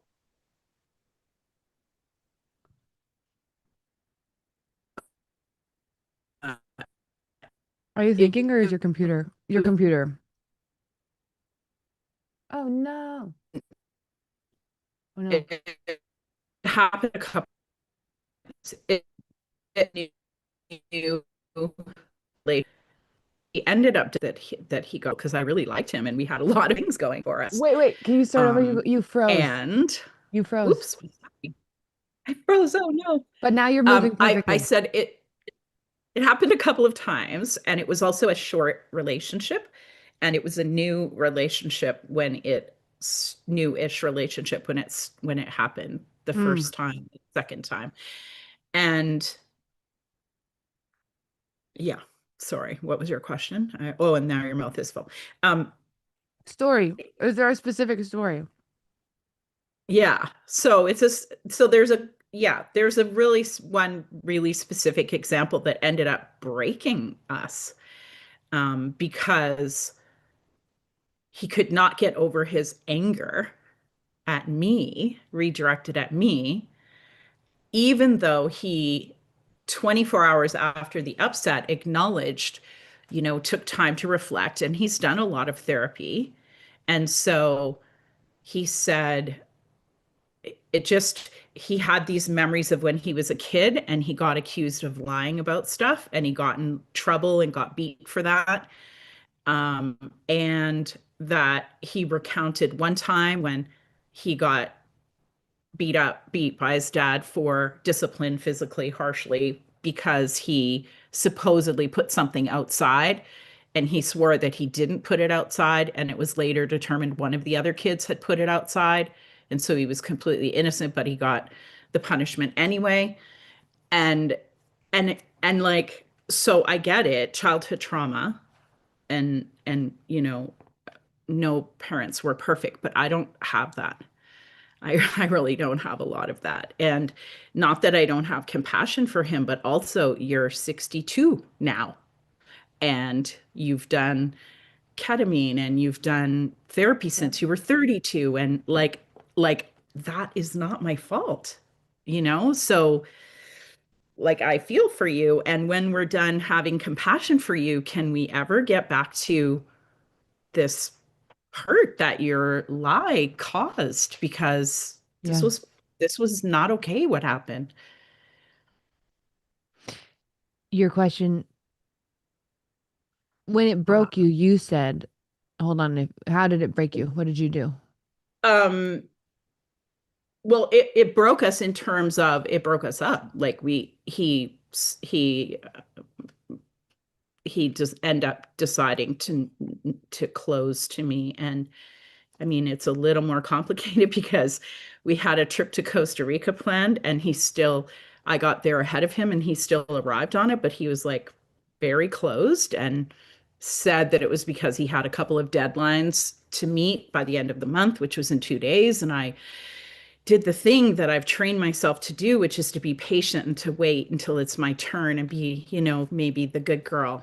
And um and and then when we talked about it, when I said like what is happening? Like I hardly recognize who you are and this is hurting me. This is hard. I I don't see my lover. I don't see the man who is so into me and who was like excited to be with me and couldn't wait to come on this trip and and I miss him. Where is he? And it hurts being here with this closed person right now. And I don't know why that's happening. And then he brought up this thing that had happened, the month prior that hadn't been fully repaired. And it hadn't been repaired on my end either, obviously, other than to understand and have compassion for his, childhood situation. And and I said to him at one point, like, I just feel curious. Like, I get why this triggers you and why it hurts you. And I also wonder if you see and feel why it hurts me. Mm-hmm. And he said, well, yeah, because you think I lied. Is a little dismissive, in my opinion. Mm-hmm. And scene. So your question, I want to go back to the question that was so succinct.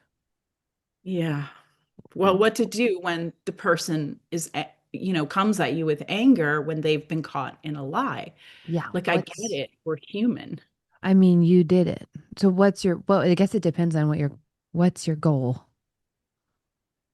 Well, of course, like, my vision and identity is about that I can always work things out and that I can be, reconcile and repair and I couldn't, it didn't happen. It didn't work. I wasn't able to do that. And other than him saying it the way that I just said it to you, like I never heard him apologize to me.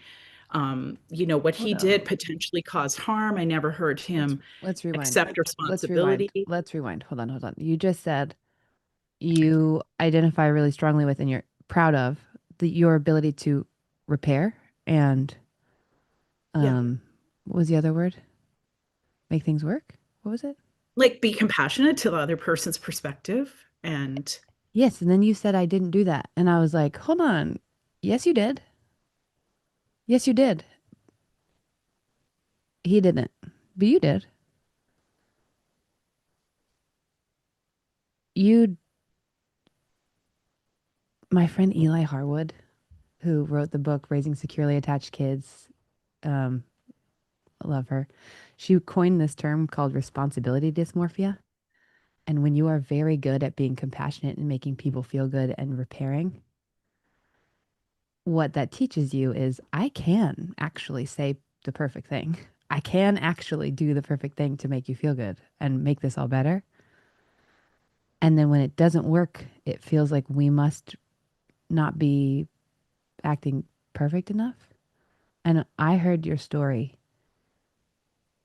I heard you doing everything you could to repair.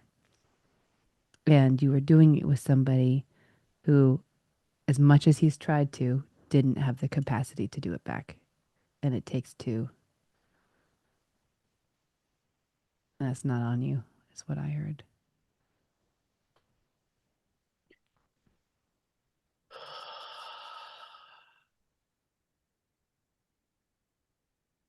Yeah, it's hard to accept because there's just so few people out there who have the capacity or who do the work. And I think that I kind of thought that I was choosing to, not that I picked him, I didn't marry him or anything like that, but I picked him to spend time with, to travel with, to bring into my world and my life. And I think that I thought that with all the work that he had been doing, that he would have the capacity. Yeah. And yet, so frustrating. I have noticed recently, kind of recently, I guess this has been a theme lately. If you are the one with responsibility dysmorphia and you're better at repairing, do less. Do less faster. Like, this is your experiment for the next time. Meaning, we have a rupture. I regulate myself. And I'm like, okay, what are you feeling? I want to understand you. I'm giving you compassion. I'm giving you compassion. I'm giving you compassion. If you're not telling me your feelings, as soon as I notice that you've got a wall up toward me, what I need to do is say, I want to know what you're feeling. When you're ready to tell me, I'm ready to listen. When you're ready to tell me what you're feeling, I'm ready to listen. Full stop. That's the end of the conversation. No more. And if they come back and it's angry and it's not compassionate and they haven't done the work yet, and I'm like, oh, I want to have a repair conversation about that when we're ready. I feel like this is just about blame. So I'm not going to engage in this or really any conversation until we can have a repair conversation about this. And I think we can. And by God, I started doing that. The time that it took, my husband is a more avoidant of his own feelings. We kind of like dance, but we don't fit perfectly in the buckets. But when it comes to feelings and repair, and I tried to do all the work for him. I was like, I got enough compassion for the both of us, babe. I'll tell you what you're feeling. I'll walk you through it. I'll do the regulation for you. And it didn't work. And doing that worked so well.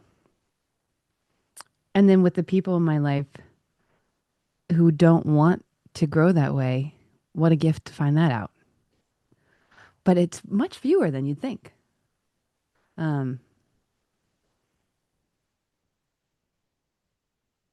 Yeah, I would love for your nervous system to learn you don't have to pour yourself out so much and be compassionate. I mean, the whole month of being compassionate towards him and how he felt about being caught in a lie and none back to you sucks. That sucks. Ouch. I mean, it wasn't active. It was me waiting for him to be able to be ready to now give me compassion. And for 2 weeks of that month, I wasn't even here. I was in another province. And so we were just talking by text and a couple of video chats and kind of like being So you're gentle with each killing it. other and pretending like it was sort of okay, you know? Yeah, well, I'm a little harsh in that one. I don't know if this is what you wanted. This is not me giving you advice. Here's what I hear. You did something that you actually are it seems like you're actually pretty cool with how you handled it, but you're upset with the outcome. Is that right? You make me cry if I have to admit that, but yes. I mean, because I take lots of responsibility, I wanted to ask you, what could I have done differently? What could I have done better?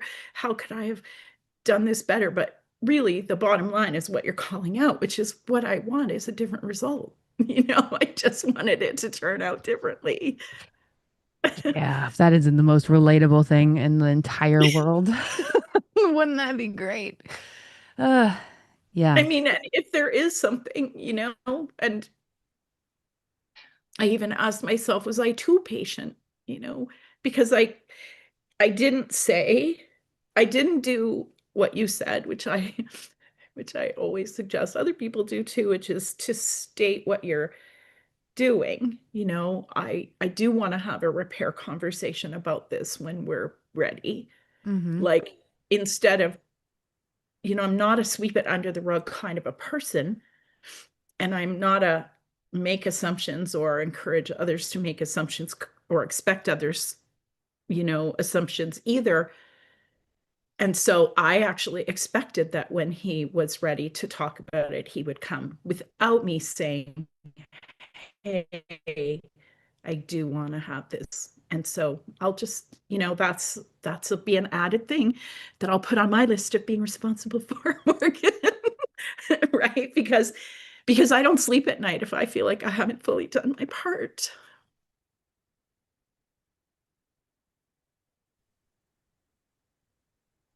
You don't sleep at night if you feel like you haven't fully done your part. It doesn't sound like your part. Some part of you seems to have learned that your part is everybody's part. And maybe you must have done something wrong if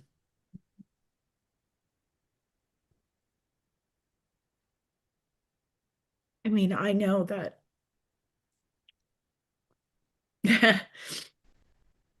I don't I I don't know, because I'm in it and I'm only on my side. I don't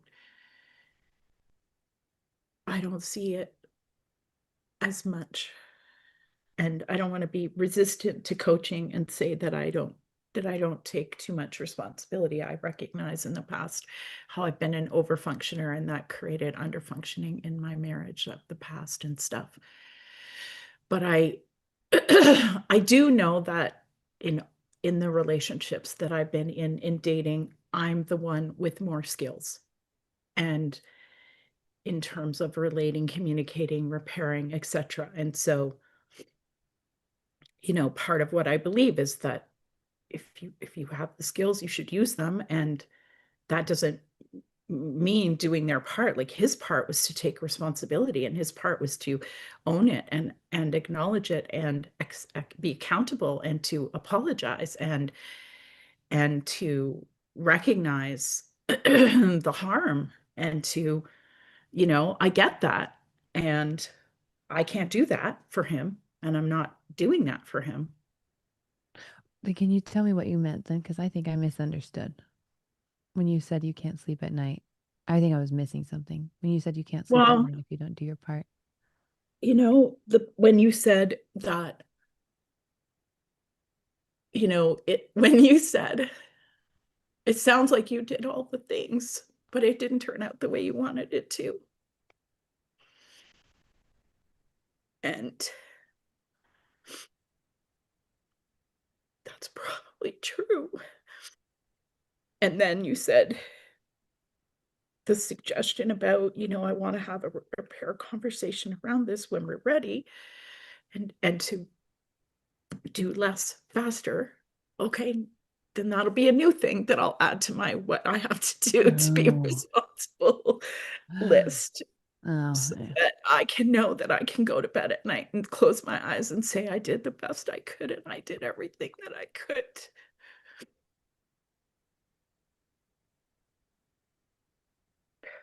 Yeah.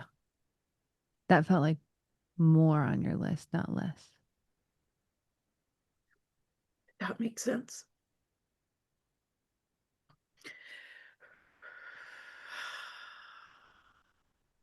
When I said that second part, it felt like I was adding to your list, not taking away from it. Oh yeah, I wrote it down.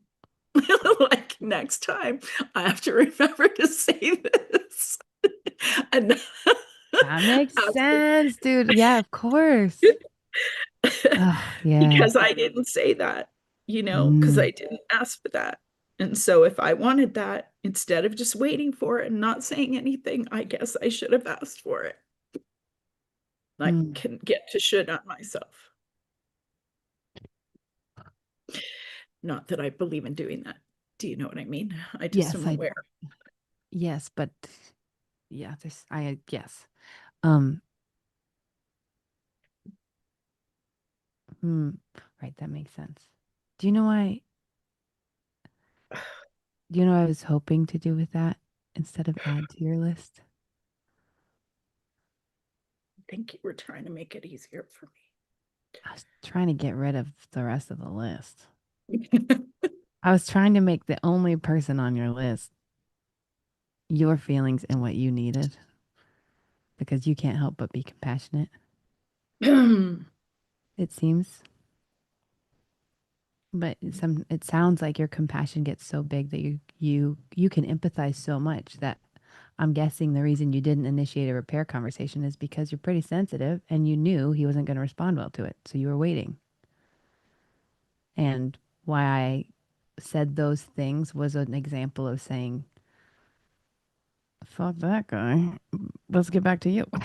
I was, my hope was to make your list be just what you're feeling and what you're needing instead of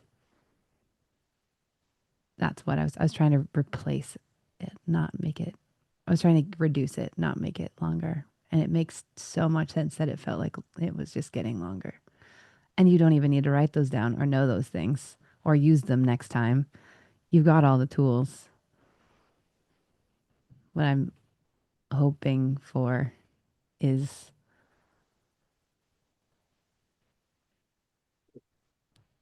less weight on your shoulders next time something goes sideways with whoever you love. Because it seems like you get a lot of weight on, like you put a lot, you do a lot, and I'm sure people in your life really like that. But it's heavy.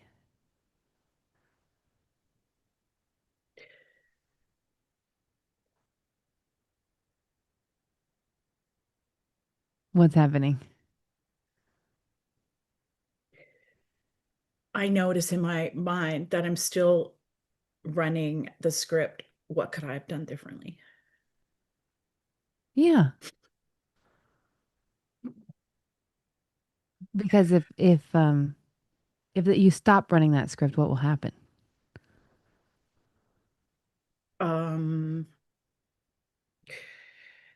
Well, I can only control me, so it's a control thing, probably. I mean, usually the scripts that run over and over are us trying to protect ourselves in some way.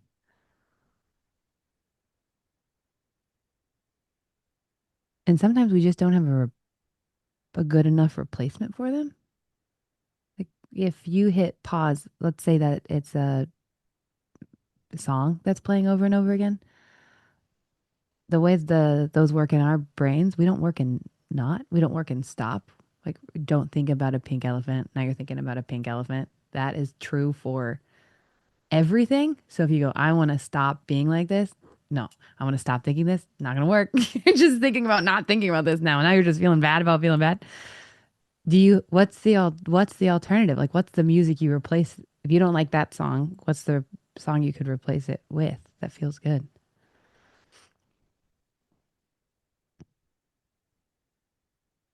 Well, I mean, maybe you said it right at the beginning, which is you did what you could do. You did your part, and it just didn't turn out the way that you hoped for it. And then what there is to surrender and accept that. Accept that it didn't turn out the way I wanted, and that there's nothing I can do about that. Yeah. And that it makes sense that that hurts too. Yes. Right. Because accepting that sucks. Accepting that means then you have to grieve it, and that hurts.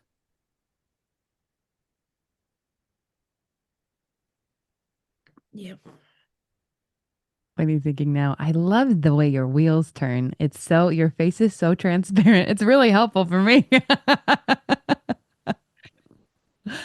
Well, I think about this thing that was taught to me once about radical self-responsibility, right? And how I embraced that. And I have a book about that. yeah, there is a book about that. Okay, so let's just go deeper real fast. Because I know you can do it. And I know Yeah, you girl. I live for this. I am gonna rudely take a bite, but I'm excited for Go, this. you do it. I'm going to Okay. say a couple sentences. So here's the inner workings of the mind now, and the wheels going. As the wheels going are that very few people know how to repair, very few people know how to take radical self-responsibility. It works well when somebody knows, it works ish well when at least one person in the situation knows how to do those things. At least it works better than when no one does. But will I ever find someone who knows how to meet me there? And who is willing to take responsibility radically for themselves, and who's willing to be accountable, and who's willing to try to repair, and who's willing to learn how to repair, and who's willing to make an effort, and who's willing to, yes, be in their own upset and also not dismiss mine, to meet me in it, to discuss it without blaming or shaming. Yeah. And by the way, when I wrote that he lied, that was so uncomfortable for me to write in the thing, because never once did I actually say to him, you lied. Because never would I even phrase it that way. I would never make an accusation like that. I'm so careful with my words. I am trained in NLP. So, so the not thing, of course, is one of the basic rules of Yes, NLP, it right? is. Not Yeah. hearing the not. So I would never, so I didn't even say it to him like that, but he heard it that way, and he was reacting to it be that way. The way I phrased it was, I made some choices about what I did with my body based on information that I thought I heard from you. Wow. Yeah. That's an eggshell walky way to have to handle that. Okay. Well, Yeah. I said, here's the upset, here's the problem. The problem Yep. for me isn't actually as much, like the problem isn't actually as much that you lied. The problem is that I made choices that I wouldn't have made had I had different information that I'm now getting. That's my radical self-responsibility. But also, he's not dumb, and he understood that that meant that Yeah. I was saying that he didn't tell me the truth. Mm-hmm. Yeah. And going back to where this started, where your brain was going to is, if not him, who? Because nobody has this skill set, it feels. Bingo. But it feels So, like, no, do there's I no one. stay with this guy and try to convince him to learn this and care about this? Or do I go most likely be alone, is what it feels like in your head? Well, sure, I can rinse and repeat. I mean, there's an endless number. We have an app, right? So I can just find a new Yes. one and do it again. But Because, another like, person who doesn't know how many bingo, people. an endless stream of them that I've already been through, hundreds. So, Mm-hmm. yeah, yeah. So that's it. Like, the vulnerable deep down dive is, I'll just probably die alone then, because there won't be someone who will meet me there. Hmm. If that were the case, what would you choose? If he'd never ever learned this, and no one did, would you choose alone, or would you choose being with somebody who couldn't do it?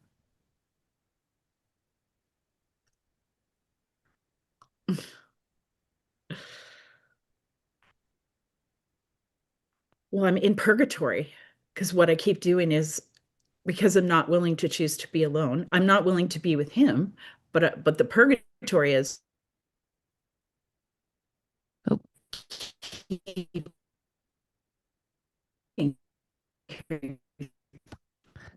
We lost you at purgatory. searching Hold on. and think one little. Hold I on. choose to be alone. If I only have two choices, be with him or be alone, I'll be alone. If it's be with, um, oh, okay, that's great news then. Um, here's why. I don't like that choice. Well, here's why it's good news though.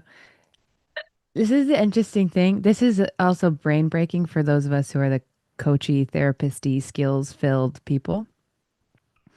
Is that actually the people who I've seen align aren't the ones, the word you kept using was willing.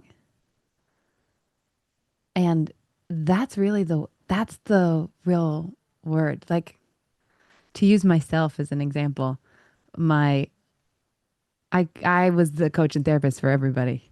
And with my husband, every time he's learned something or improved a skill emotionally, and this man is a home inspector I mean, no therapy, no coaching, none of this stuff, right? Every time he learned a skill emotionally that was really good for our relationship wasn't because I taught him, it was because I stopped accepting less. And the choice was either you learn this or you don't. And I don't know how we make it if you don't. And I didn't teach him. He was willing to learn and then he wanted to learn and then he learned. And I find that over and over again working with clients is that what you accept is what you get. And when you end up with somebody who raises to the standard is when you don't accept less than the standard. Meaning when I said that, like the list of 2 items earlier, that's what I meant of, I want somebody to want to have a repair conversation. And when you say it, you're willing to lose them if they don't. And it's Yes. not like a hard ultimatum. It's like, I want to have a repair conversation. That's the kind of relationship I want to have. And if you can't do that, I don't know what happens to us. And it's not defensive and it's not aggressive. It's just full stop. You know that. And then if they don't have a repair conversation, you don't accept it. That's the only thing I've seen change behavior. And it does come with the risk of you lose the person. But it's the not accepting less. So the work is no longer how do I have more compassion and how do I have more. I mean, God, I was so good at coaching. So good at coaching people in my relationships. And I was coaching the crap out of my husband. And every time I coached the crap out of him, he did not grow. And when I stopped and just went, okay, well, if you don't know how to do this, I don't know how we work. That man learned how to do it. He was willing. And that's why he's my husband, because he always wanted to grow and learn. And I was like, all right, I'm locking that in because willing is not that easy to find.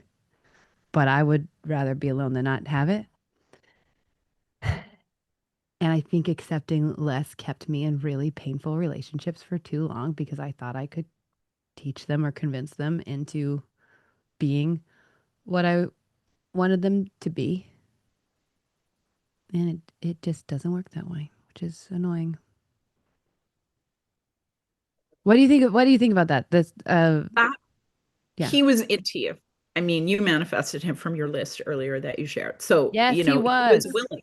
He was into you and he was willing to step up when it wasn't done. The ultimatum wasn't given in a harsh way. You did it in a, you know, you called my phrasing eggshells, but you did it in a soft way. You're like, I don't know what will happen to us. Like, I really want this. And if we can't do that, I don't know what will happen to us. It's a very soft way of giving an ultimatum, really, because it says this doesn't work for me.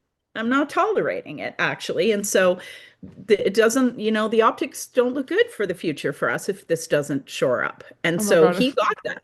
He heard it. I love how you talk. The optics don't look good for the future is maybe the best way I've heard. If you don't shore that shit up, that's what I hear. You know? Yeah, I wasn't thinking of it as an ultimatum either, though, because I wasn't like, you either do this or you don't. No. It was just like, it was a gentle boundary. A step towards an ultimatum, though, for sure. Right, because you already knew what your standard was, and he was obviously invested and willing to learn and to lean in, right? And so um Yeah. and so when you say, I want to clarify something that you said earlier when you said do less faster, Yeah. um you know, that's going to be super hard for me because I've trained myself to I've trained myself to do whatever I have in my toolkit and all my skills and to use them all. And so and and and what that sounds like is like, oh, here's where I have a limiting belief. I just caught myself. And what that sounds like is like, wait for them to say, to try to initiate repair and to try to make it repair. And then my limiting belief is that people don't have those skills or don't want to or don't know how to or aren't willing or whatever. Other people, Mm, right?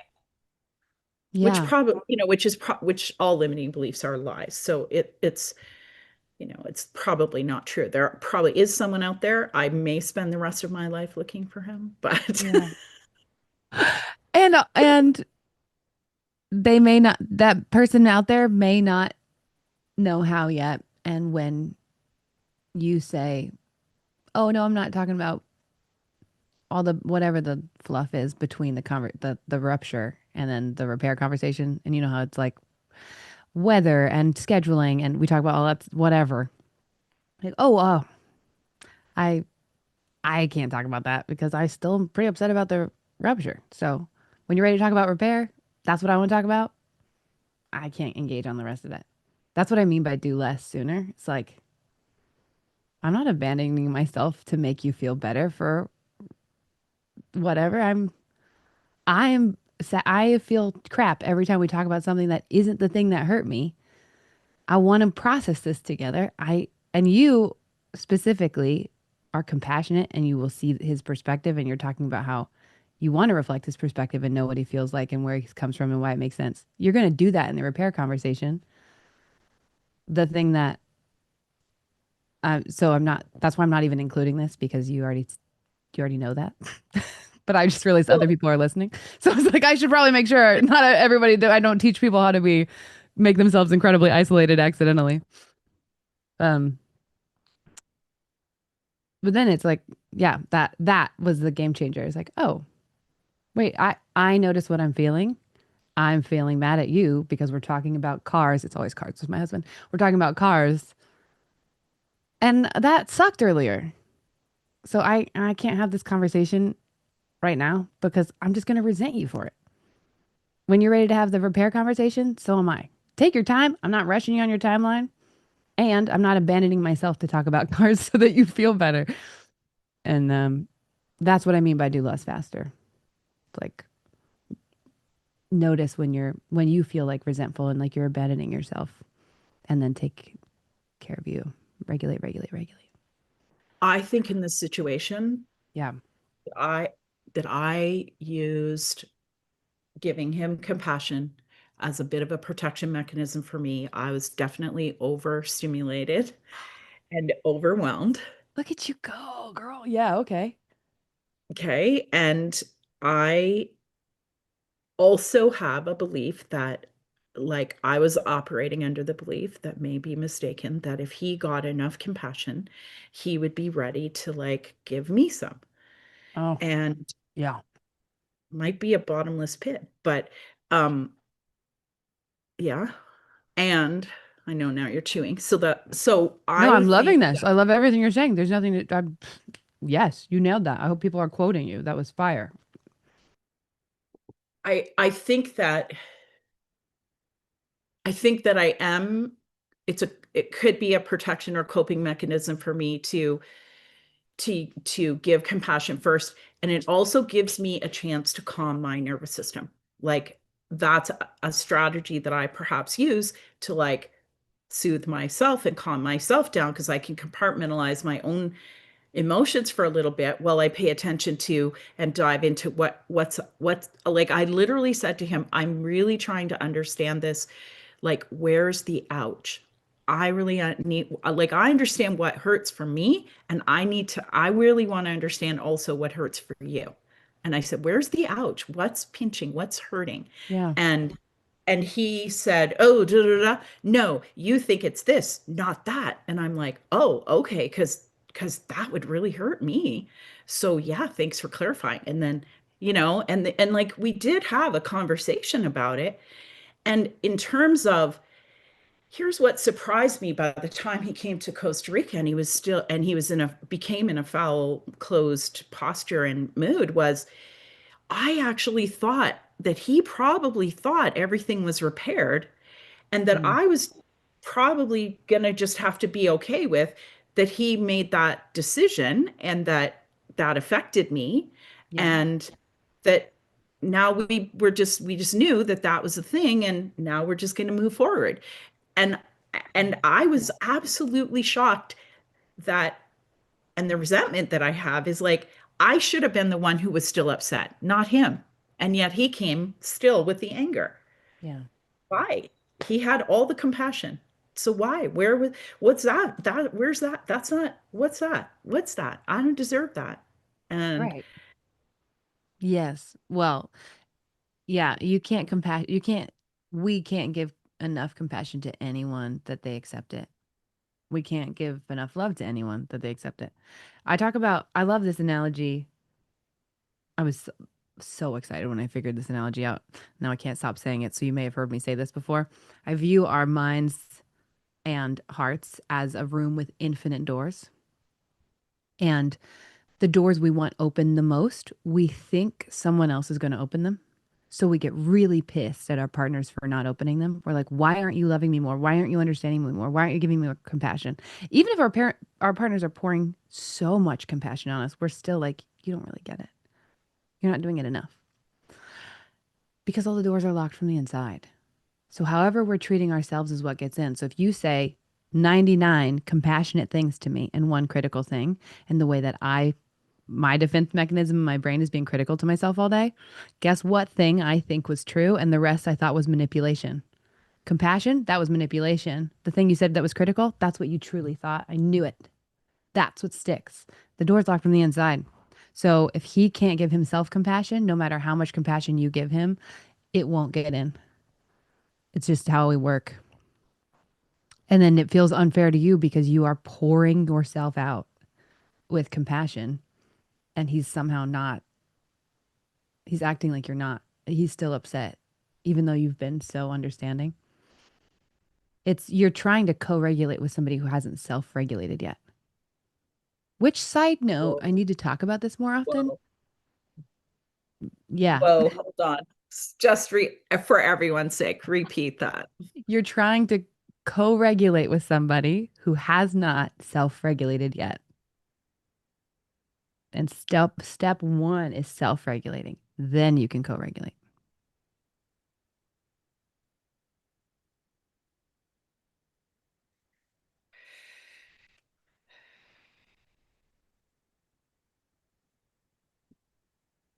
And for the sake of, I realized how many people don't actually know what regulate is. So for the sake of people listening, regulating is not calming yourself down or getting rid of the emotion. It's turning to the emotion with compassionate curiosity and then honoring it. It's actually acceptance, not control. So it's turning to your anger and going, whoa, it makes so much sense that you're angry. What are you scared of? Like the scene method came from, I wasn't regulating my anger, I was defending it, or I was repressing it. Neither of those are regulation. That's just keeping it stuck. Turning to it and going, okay, you deserve to be here. You make sense. What's behind you? Like, what's causing you? What are you scared of? What are you embarrassed about? What are you expecting? What do you need? SEEN. That's regulation. Turning to yourself and doing the tapping and the whatever. As long as you're honoring that feeling and accepting it, that's how you move through it instead of get stuck either defending or repressing it. So that's kind of a side note on what regulation means. Oh yeah, go. No, that was valuable. I appreciate that. I haven't quite heard it explained that way either. So it's helpful for me. Do you think that when he went into his story about his childhood and about being caught in lies or being accused of lying when he wasn't lying, which I didn't really accept the parallel here because to me it was very clear that he had not been honest, um but thanks for sharing. I wonder if that was him trying to turn to his emotion and accept it and to regulate himself. Like, was that his attempt at regulating himself? Maybe, maybe it depends. Like, it depends what his intention was. Because if he was trying to defend his right to be mad at you, he wasn't actually turning to himself to regulate. He was trying to defend his right to be angry. Yeah. So intention is everything. If he was trying to get you to have compassion for him because he didn't have capacity to do it to him, he didn't know he could, wasn't doing it for himself, then he's telling you the things he should be telling himself, which a lot of people do. So it's not really regulation. It's going, I've got therapy speak and knowledge, and now I'm going to use it as a way to prove to you that you need to be nice to me. But I haven't even been nice to myself. If I admit that I was lying or you think that I've been lying, then I'm going to be caught in so much shame. And you're the cause of that. That's not regulation. Regulation is going, whoa, I'm very triggered. I need to turn to the part of myself that feels all of this shame and love on it and heal it and accept it. And then I can turn to you and be like, you know, when you caught me in a lie, I got so scared that you would hate me. That's a regulated response. What he did was Wow. weaponized therapy speak. I don't And think he thought. radical and radical self-responsibility too. Yeah. Like, you know, and the shame, like shame is such an intense and low vibe emotion. And so, you know, real talk could have been when when you caught me in the lie, I felt so much shame. Yeah. And I felt scared that maybe that would be the end, that you would dump me because of it or something, you know, Yeah. whatever, right? Yeah. So, And but then he did that's it to like himself. that's the real talk that people don't say, you know, how they're feeling Yes. and maybe don't say it because they don't even know that that's underneath the anger that they're projecting out. Yeah. Yeah. I like your way as much as I liked your succinct. That was good. I could have heard that, you know, like that would have worked for me if he had said that, obviously. Yeah. And and then like because I'm a geek, I would love to have like taken a deep dive into like Yeah. what makes it hard for you to tell me the truth. Yeah. Ah, he missed out.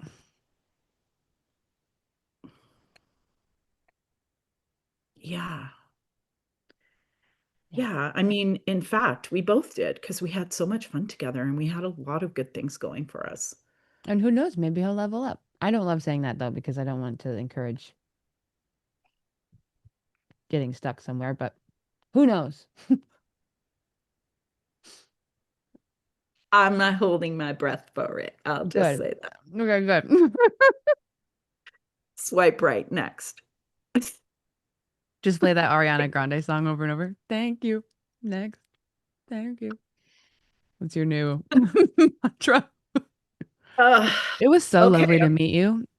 I'm taking away responsibility, dysmorphia, do less, faster, and making sure that I remember to ask for the repair conversation. And when I'm honest with myself, I know that I got upset with myself initially when you said that for not doing it, which was my responsibility thing. But I Hmm. also remember in the situation that I wasn't ready right away. Like I tried right away in that moment. And when that didn't happen, after that, a bunch of other things happened. And then I needed space to re regulate myself. And I wasn't actually ready to have a repair conversation. That's fair. Um, and I think that what I was doing was waiting, hoping that he would come to me with a repair attempt. And Yeah. that didn't happen. Right. And Yeah. then what he came at me with is closure and anger and still blame for Yeah. me. And then my standard was that doesn't work for me. Yeah. I'm not okay with that. Yeah. I mean, I don't think that you did anything. It doesn't, advice is hard, is not, you can't hard and fast the advice because you probably knew that what you weren't ready and when you finally did try to have the repair conversation, he couldn't. You knew that most likely on a nervous system level. So you weren't going to enter into it because you knew he wasn't going to respond well. That's possible. And being able to say it anyway and let that be. I'm guessing you knew you would face an outcome you wouldn't like. And so you were waiting till you thought you would get an outcome you would. Mic drop. It was so good to meet you, Linda. Or see you, I think. You've been here before, right? Oh, froze right at the answer. I have no idea. I don't know. Put it in the chat. We lost. Not really. No, you haven't. Okay. I Okay. kind of listened in a little bit. Here. I'm here. Yeah. Okay. I just listened in one day and I had this brewing and it was bothering me then. And I didn't come on and say anything because yeah, lots of reasons. I don't like I'm taking up glad. space.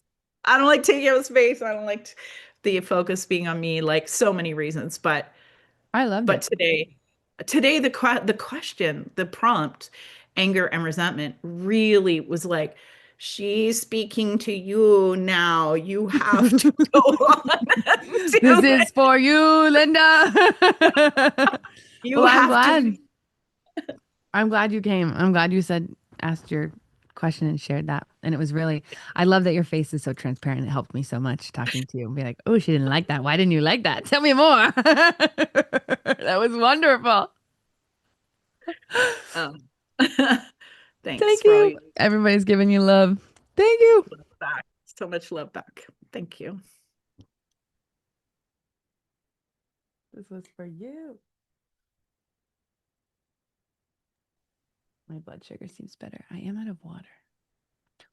Why don't you go? Actually, that's perfect. So I really want Madeline to go next, but I know that she's walking with her kid back from the bus stop and I think is probably ready. But why don't you go get water? Oh, she's here. And then we'll be good. Yeah? Okay. It's going to be so fast. I just need to I go know. get a carafe. Okay.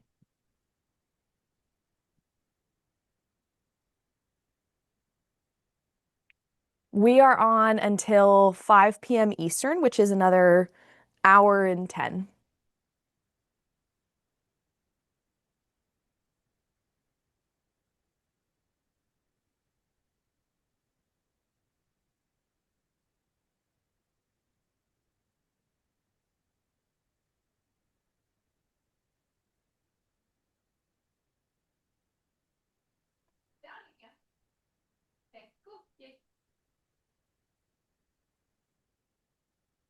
Dan's home.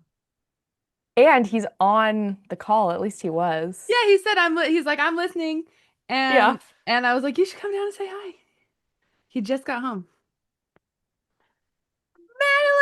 Madeline! Oh, it's so good to see you. Hello. Hi. I missed it, but I did have chocolate chip cookies, but I ate mine already. So that was my chocolate. I baked them while you were talking. Oh, as you should. So my question is marital related. How do you handle the conversations surrounding the mental load of a household? We have Wait, 3 Dan, kids. stay. And how it needs to be redistributed. Yes. Without it turning into an argument like it has done so many times before. How would you handle this, Morgan? I would like to know the answer to this one as well. I swear I'm not a plant. It's him. He carries more mental load than me. No, he doesn't like cameras. Okay. Well, I'll just talk for the both of us. Goodbye. So funny. Okay, how do you handle a conversation about mental load? How are you handling it? Doing everything. That's not sustainable anymore. I've chatted with you before. Yes. I think it was 2 weeks ago. My epiphany was I need to stop doing all the things and do things that I want to do. So Mhm. really, I have over the last 2 weeks tried to make a concerted effort to do things that I like to do, especially in moments of stress. Like I just went and picked up my son from the bus stop and I walked around in the sunshine while I was doing that. I Mm. bake cookies because I enjoy baking and um, I like to do art and all those kinds of things. So I've done a lot of that. But when it comes to like all of the things that keep the household running, Mhm. um, I feel like as a stay-at-home mom, the default becomes I'm here all the time, so I do all the things. Mhm. And I now, after having missed taking the trash down to the curb the last 2 weeks, we have two very large cans full of trash. Yeah. And that is just a glaring reminder of the fact that are zero jobs in our household that I do not play at least a tiny part in. Yeah. And that is like so incredibly frustrating. No, And yeah, hopefully I not. don't cry because I already cried to my sister for like an hour today about this. So hopefully I don't cry. How do you talk about it with your husband? Um, that is ha- what I'm needing help with because anytime that I've brought this up in the past, like we did someone when I first sent the question, said that they did the Fair Play book, Eve something with an Oh, R. yeah, yeah. And we did do that many years ago when we first became parents. It was like almost 6 years ago now at this point. So we might need a refresher on that. But conversations surrounding it are like placating and sympathetic. Like I'm struggling with this. Oh, you're doing such a great job. You're such a great mom. Everything you do is perfect. Everything is great. And I'm like, No, I'm not asking for. I'm Yeah. not asking for you to tell me that I'm amazing. I would love to hear that I'm amazing without me having to tell you that I'm struggling. I would like to hear that I'm amazing all the time, every day. Mm-hmm. When I'm struggling, what I need is, you're struggling. Here's how I can help. And um, I don't know how to get that without, like, I don't want to be his parent. I don't want to be, Yep. go clean your room, go do your Yeah. laundry, Or the go do the boss. dishes. Yeah. Yeah. I don't want to do that. We're supposed to be equal partners. And just because I'm the one who's home,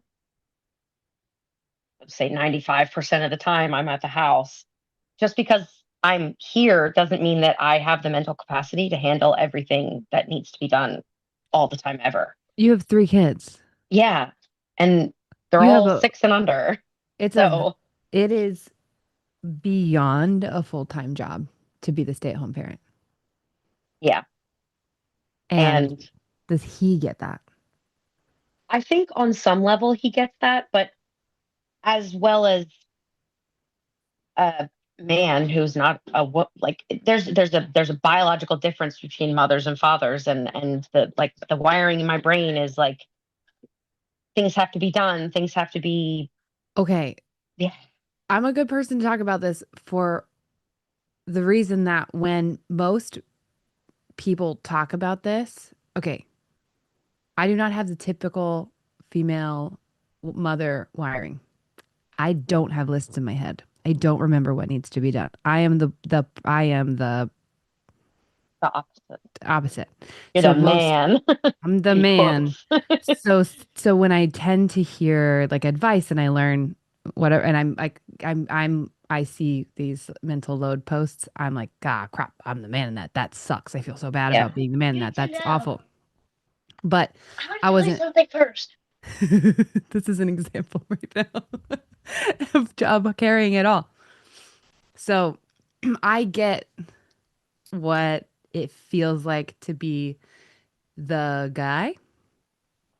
And luckily, I wasn't raised as one. So I don't, I expect, so I also get the expectations that are on the woman in Yeah. a heterosexual relationship. But the person who identifies as that, it's so much to carry all the time. Yeah. And you shouldn't have to carry it on your own. And navigating that, the way that we do that in my relationship, and then when we talk through it with my couples, is collaborating instead of control. But there is a truly essential piece of needing to experience the weight of the load. You don't get it until you experience it and fail miserably at it, which is very hard to do because you got 3 kids and you're like, well, but they need lunch and they need to get here and they need to get there. And it is such an essential piece because men specifically don't empathize because they never thought they needed to. So I feel fortunate in this job to be wired a little bit more like the stereotypical man, but be raised with the expectations of the stereotypical woman. So I can kind of bridge the gap and empathize with both. The problem is if you're raised as a man in any kind of traditional format, you're like, well, I'm just a dad. I don't know where the hospital is and what the kids' appointments are and of course I don't, because I'm a man. Ha ha ha. Isn't it so great to be incompetent? Like there's a pride in it. And there is a fear. I have worked with couples where we uncover a fear that if they get good at that, they're not attractive anymore. They're not a man. Now they're like a woman. And men in our culture have been raised not to be a man. They've been raised not to be a woman. Like they haven't been raised to be men. They've been raised not to be a woman. Don't have this trait, don't have this trait, don't have this trait, don't have this trait. Let's all call those traits woman. Don't be that.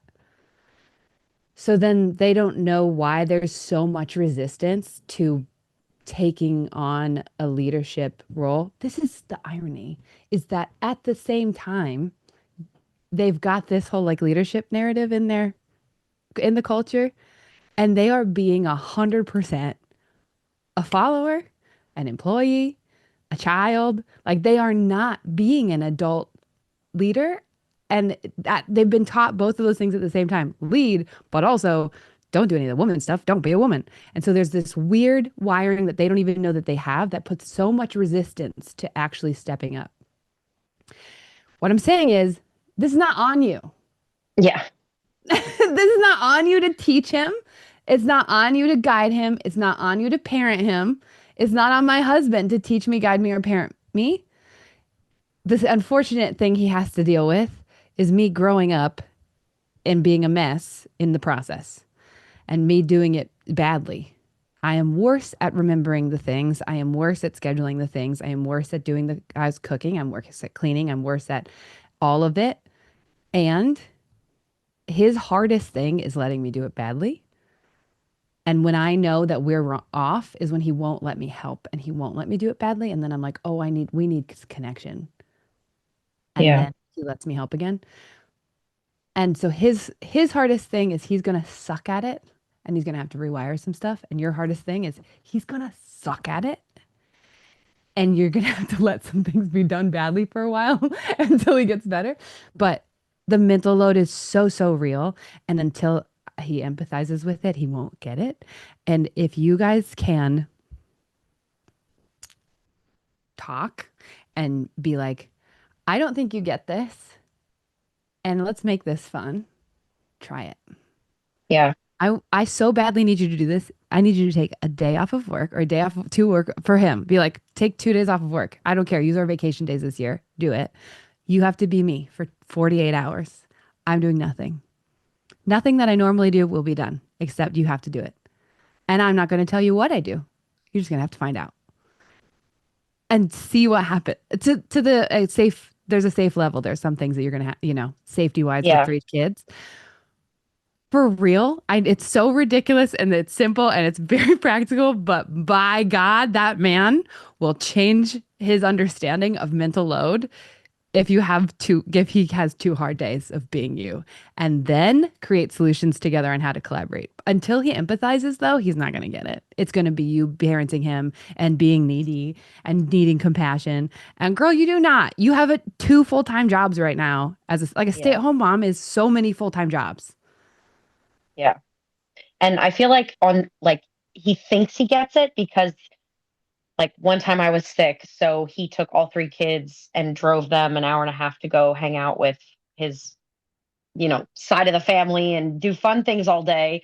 And I'm like, okay, well, yeah, those things are fun. It's the Tuesday, Thursday when we got to get one kid on the bus, the other kid off to school, the other one's screaming, just pooped himself. And it's like, Yes. all the things. Those are the days. Yeah, I need to just schedule him a day off work and disappear for a day. 2 days, do 2 days, but yes. 2 days, yes.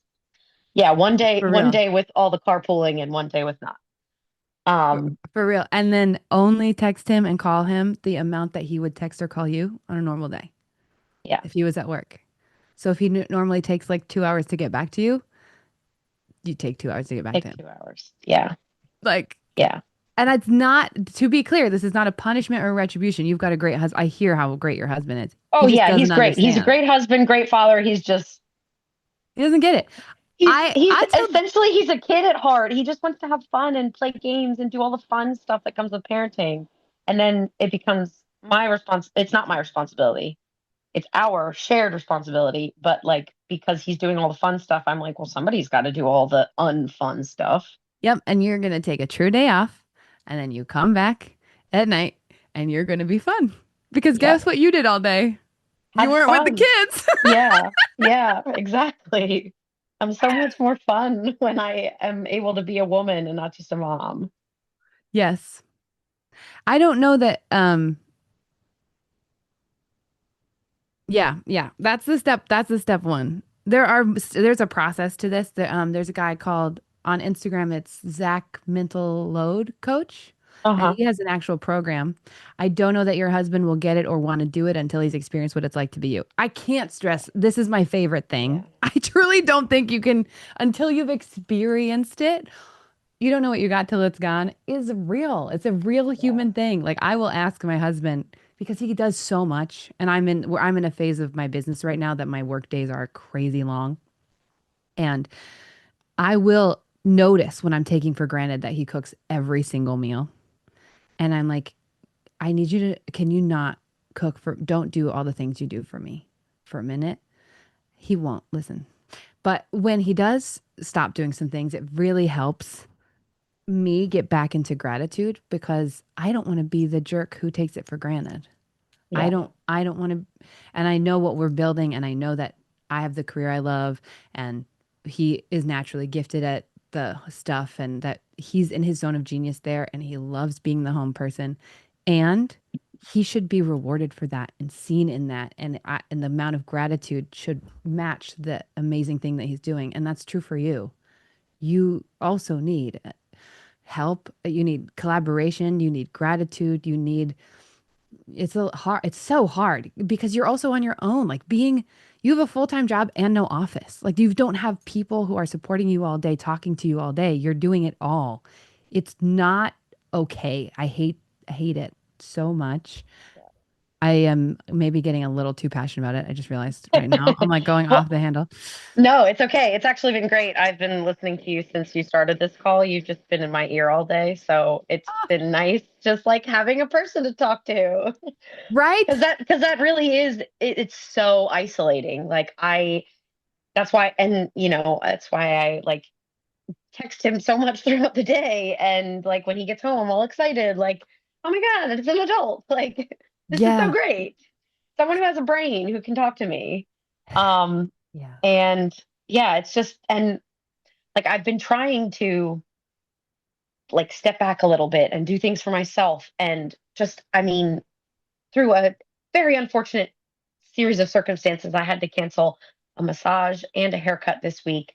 And I about lost it. And I said, I don't care where we're going. We're going out on a date on Friday. I'll secure the babysitter and you plan it. Because in my mind, I'm like, this is another thing of the mental load. Like, we don't go on dates because nobody ever plans it. So I don't want to have to say, take me on a date, but I just did it this time because I wanted to go out, and we're going out. So, I mean, I guess this is like, I don't want to train him. You know what I mean? Like, I don't want to do the teaching, but if that's what it takes to get things to change, then I suppose is what I will do. Yeah. The empathy is really helpful. Yeah. And you can't, you really do have to experience it to get it. And Yeah. it makes sense that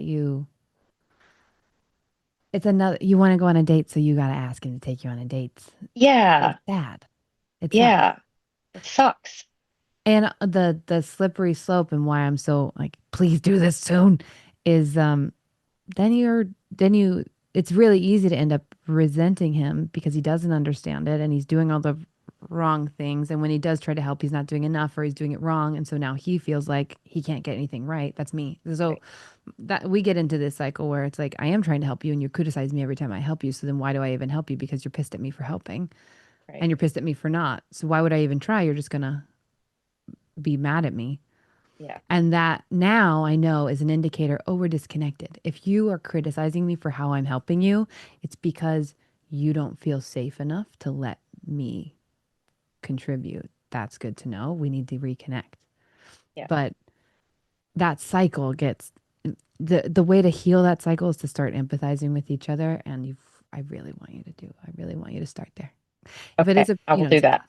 and his fun, playful thing is going to be phenomenal with the collaboration. Like once he understands what it's like to be you, cool. The goal of that, I'm basing this off of what you told me last time, but the goal of that at the beginning is I want you to understand what it feels like to be me. And at the end, I want to collaborate together to figure out how do we solve this so that I don't feel so bad. Yeah. And that at the end of those 2 days, you have a conversation and you go, what was hard about that for you? Yeah. Okay, here's what's hard about it for me. What do we do? How do we how do we make a better thing? What are we going to try next? Yeah. And then you collaborate and you can be playful and Because that's what I want. I want to be able to be the fun one. I want us to both be fun and not have to be super stressed out all the time. And I saw something popped up in the little comments like, does all the work need to be done? And I have let a lot of things slide mentally. So, no, not everything needs to be done, but the things that I have let mentally slide do still tend to pile up in my brain. So it's still part of the mental load, even though I'm like, this doesn't need to be done today or tomorrow or this week. Like, here's a concrete example. We needed to get our taxes done and then we didn't. And then that was in 2023. And then I spent the whole of 2023 like, are we going to do our taxes? Are we going to do our taxes? No. Okay, it's 2024 now. Are we going to do our taxes now? No. Okay. Okay, 2025 came around. We're going to do the last 2 years of taxes, but not 2025's taxes. So there's another mental load. It was gone for a week and now it's back again. And it's like, I shouldn't have to do that, you know? So yeah, I'm going to put him in my shoes. I'm going to pick a day after we get our tax return from the taxes that he did.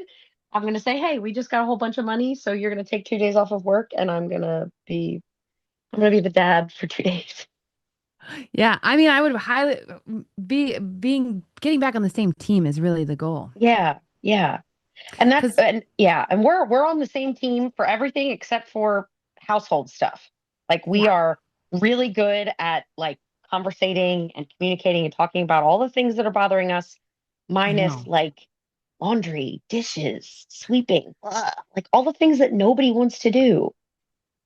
I get it. Yeah. Nobody wants to do it, but it's got to be done. So until we can afford someone to live in our house and clean it for us, then this is what we shall do.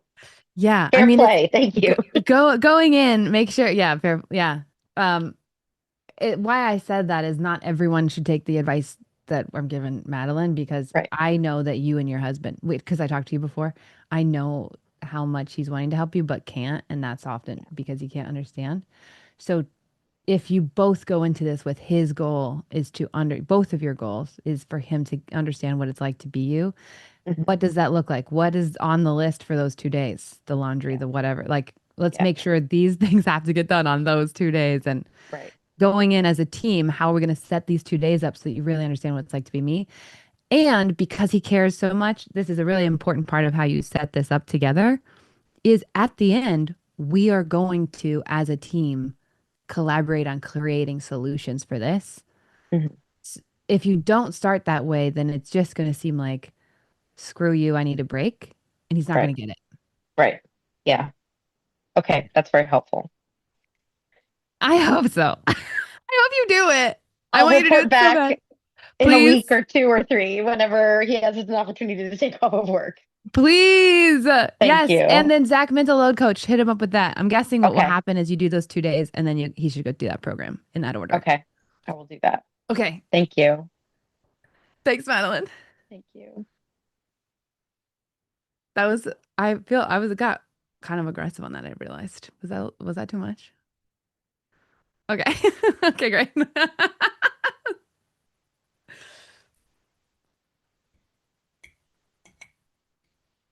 All right, you ready? Yeah. I'm still slowly eating this massive salad that Dan made for me. Love that man. I know. All right. He's Next good. up is James, our friend. Oh, hello. Good to see you again. Good to see you. I am outdoors at a coffee shop, so there's people around me, but I have you in my ear. So I hope you can hear me. Yeah. Taking out So the my background question noise. is, I'm sorry if you hear it. No. Zoom does a great job. So my question is this, and I'm going to try to remember it because I think I articulated better in print. Is in my situation, I'm going through divorce. It's how do I let go of the anger and resentment and see her as a human when she does things that hurt me, whether subconsciously, intentionally, or unintentionally, or just because she's in protection mode. Because, I was the one that wanted this to end, but, things are going the way they are. And Yeah. so, you know, we're still in the house, right, together. And so she's asking a bunch of questions about taxes, and I was explaining some stuff, and she accused me of doing something. I'm like, no, I told you about that, and this is all through text, so it's very like biff. And so I said, nope, I told you. She said, I don't remember that. I'm like, well, I remember that differently. So um, anyway, that aside, it's like those kinds of things are piling up, and I've already have resentment and hurt from what she did in the marriage that hurt me. That Yeah. didn't get. So how do you, if you can't repair,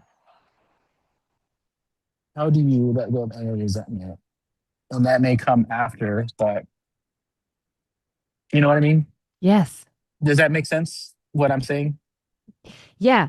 Because I You don't want to live in know, bitterness. right. I don't want to live in hate.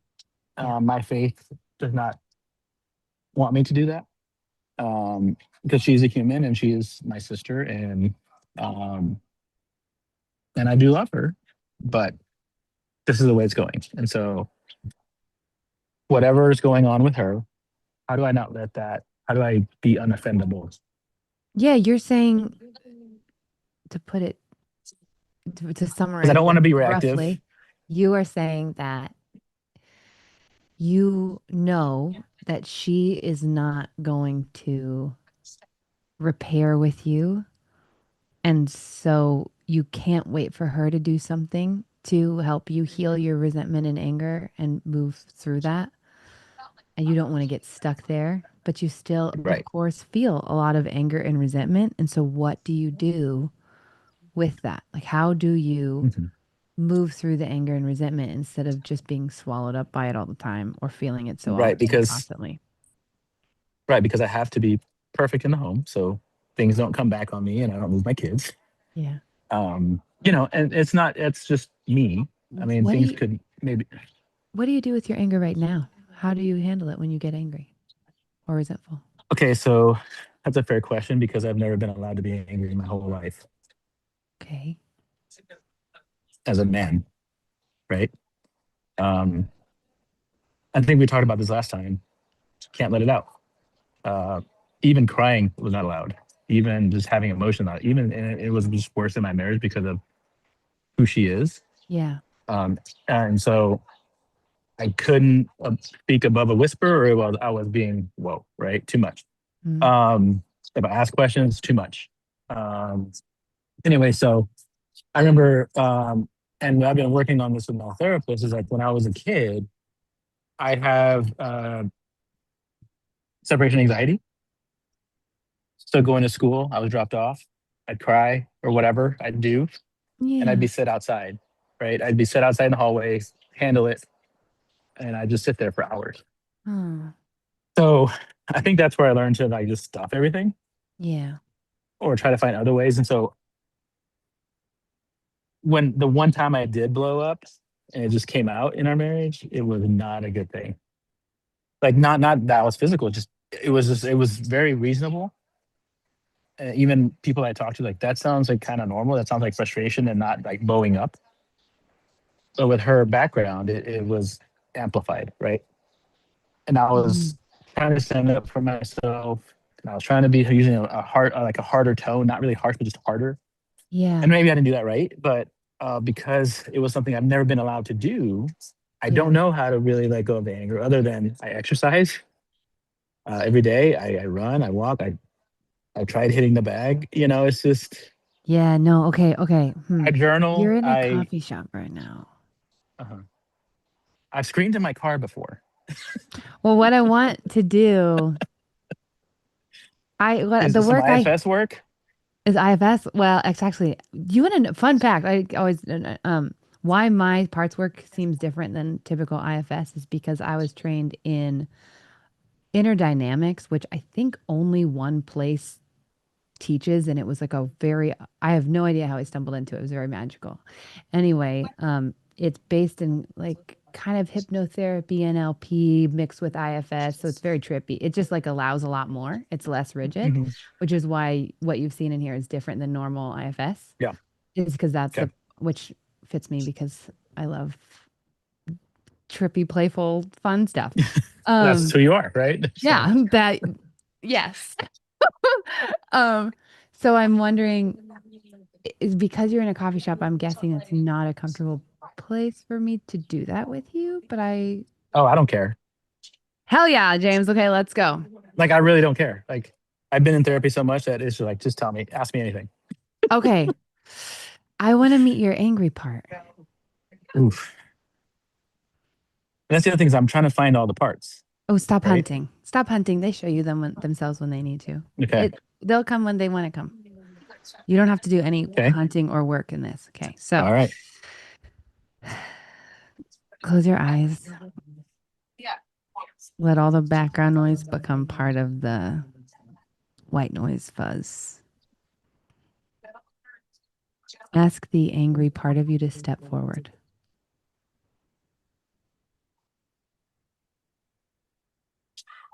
What do you see?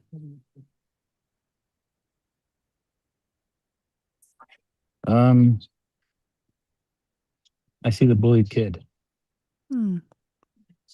What is he doing? He's wanting to fight back, but he's not being allowed to.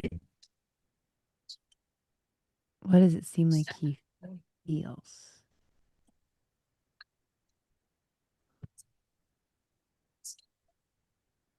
Like he can't handle it. He feels like he Like he's can't. not. He's not able to fight for himself. Strong enough, whatever. No, he feels like Weak. weak. Okay. What is he saying or doing right now? Let me try. Let me try to fight for myself. Let me stand up for myself. And he has a very specific memory. What's he showing you?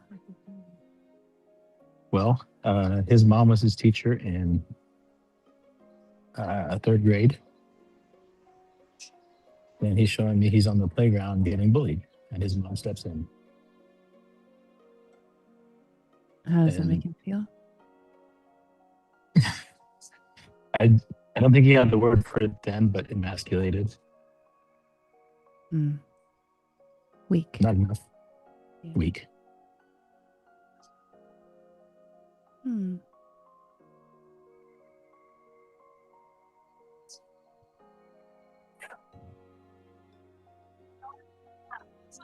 And because specifically showing me how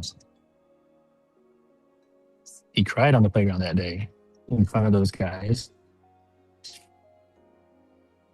made me feel less than. Made me feel like not a boy, not a man. Because he cried. Because he cried and there was anger. It was an anger cry. Hmm. And it didn't look like the other ways of anger, the typical ways of what anger look.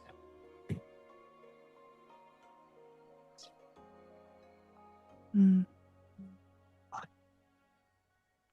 Are you able to make eye contact with him? Yeah, but he's cowering. He doesn't want to. Hmm. What is It's he? like Shane.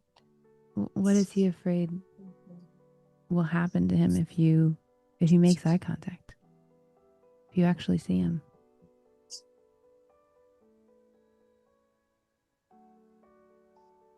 You see his weakness. And what is he afraid happens if you see his weakness? Then he's weak. What happens to weak people? You'll get left behind. So he's afraid. Being abandoned.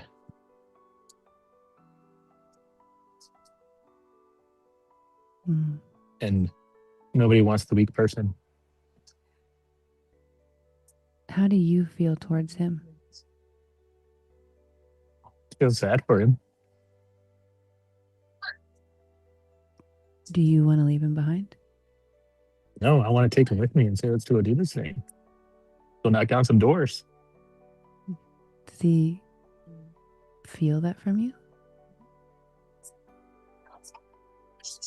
I don't think he can accept it. Hmm.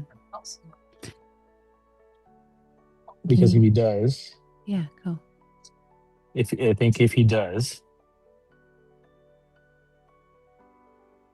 try, he'll fail. And if he fails, someone else will abandon him. He's all over it, and he's in the same place.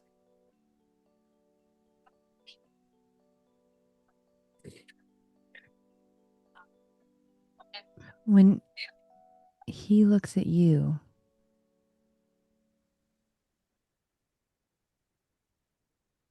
does he see you? How would he describe you?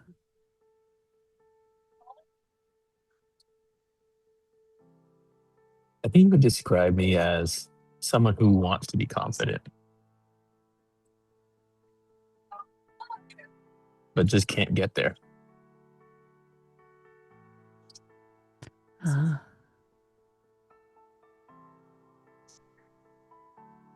He wants to be okay with himself. That's what he sees.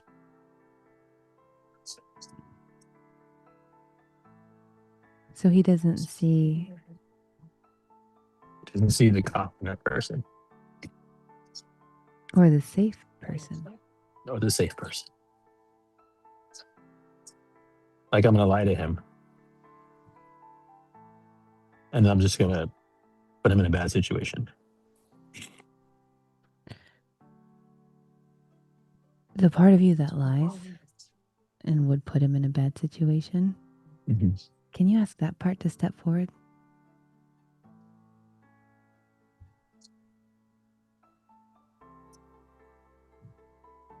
Okay. What do you see?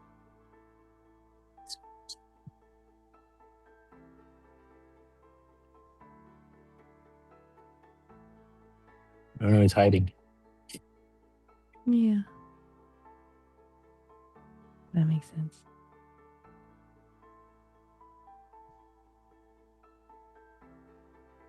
What's he trying to protect you from by hiding?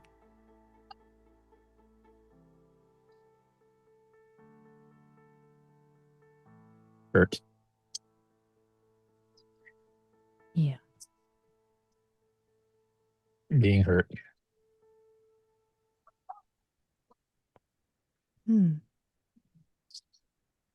What does he think happens after the hurt? More hurt. He thinks it never ends. Yeah. The endless cycle. So if you let yourself get hurt, it never stops. Yeah. That's scary.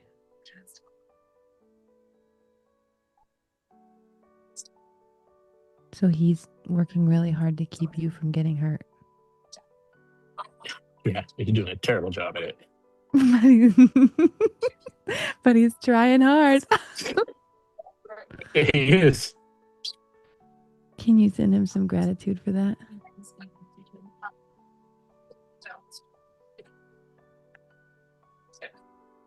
Yeah.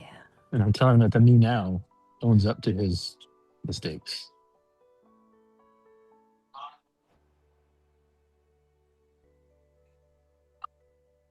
And I'm learning to deal with the hurt. Yeah.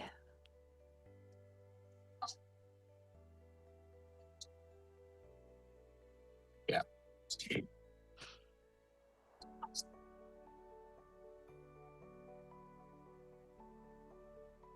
Is he okay with us talking to the little kid again?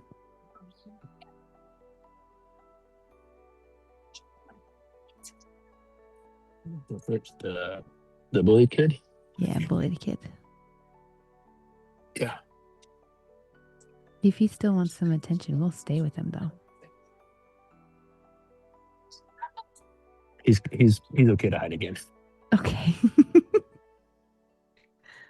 Okay. Now is that little kid able to look at you, the bullied kid?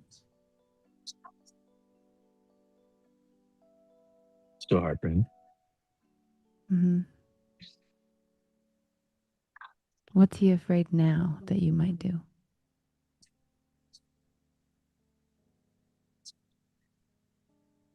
It's all wrapped up, and I think he's sees all the mistakes. He sees all the mistakes? Mm-hmm. All the mistakes that older guy made. Mm-hmm. And he just can't trust him. Because he thinks if you make a mistake, then We're done. We're alone again.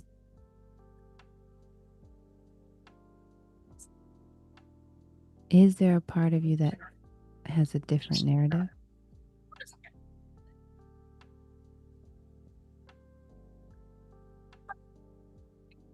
I think there's a part of me that wants to be fun and not takes himself so seriously. Oh, the part that's okay with mistakes. It's okay with mistakes. It's okay with being goofy and doesn't have to be put together and buttoned up and What does that can say part look stupid like? things. Can say stupid things and not ruminate on them. What does that part look like? I have no idea. I see balloons. I don't know what that means. Perfect. Yay. Okay. He's creative. He's a creative guy. He's the creative guy that lives in me. That is the part of me every day that gets shown in different ways, but not fully seen. Because the buttoned up guy doesn't want to take more criticism. Doesn't want to be good at what he does. Interesting.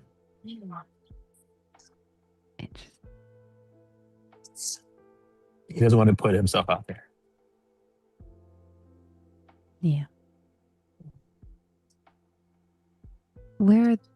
Tell me about the balloons. What's happening with them right now?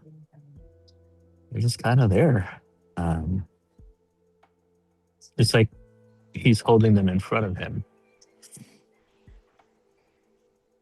Like there's just a bunch of balloons just hiding him.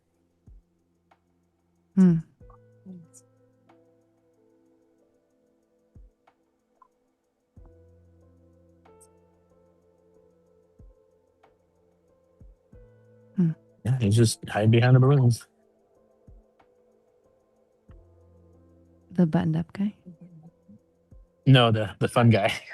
Fun guy. Okay. Fun guy's hiding behind the balloons, kind of peeking through them. Yeah. What good is he trying to do for you? Can you ask him?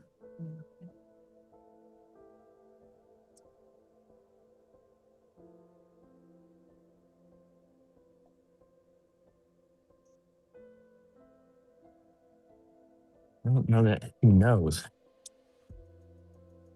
He just knows he's there. How does he feel? Shy. So similar to the bullied kid. Shy but not quite sad. Just kind of, he just feels like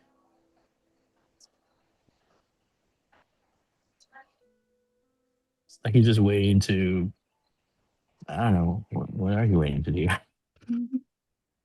Just let it out, I guess. Being allowed, he's waiting for permission to let go of the balloons, whatever that means. Is he asking you for permission? No, He's just waiting for the permission. he's waiting for permission. He's not asking. It's like he's waiting. It's like he's waiting for the right time or something. I don't know. Yeah. Can the bullied kid see him?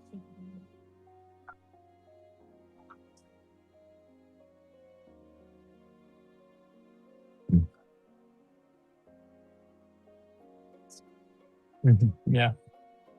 And what does the bullied kid think? Bullied kid does not like him. Mm-hmm. Bullied kid does not like him. What does he not like about him? What's he scared that guy's going to get into trouble?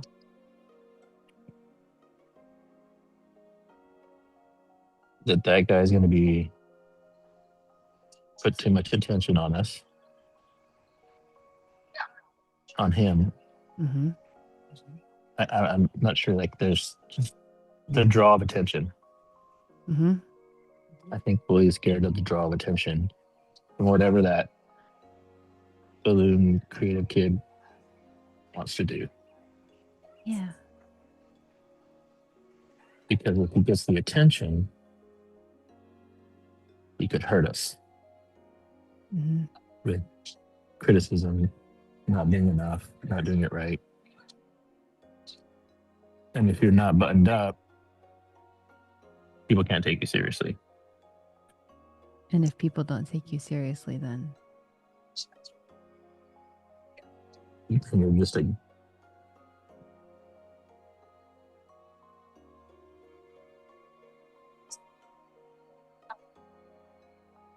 you're not only useful, you're just not needed. You're not useful and you're not needed. You're expendable. Yeah. This goes back to this fear of being left behind.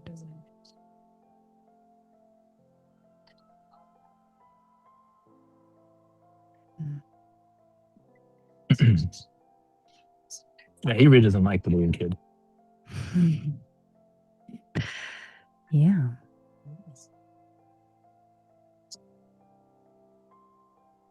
How does the bullied kid feel? Do you remember he came out originally as anger, but he doesn't sound like anger right now. What does it sound like he feel? What does he feel? Disappointment. Disappointment in who? In me, the old guy.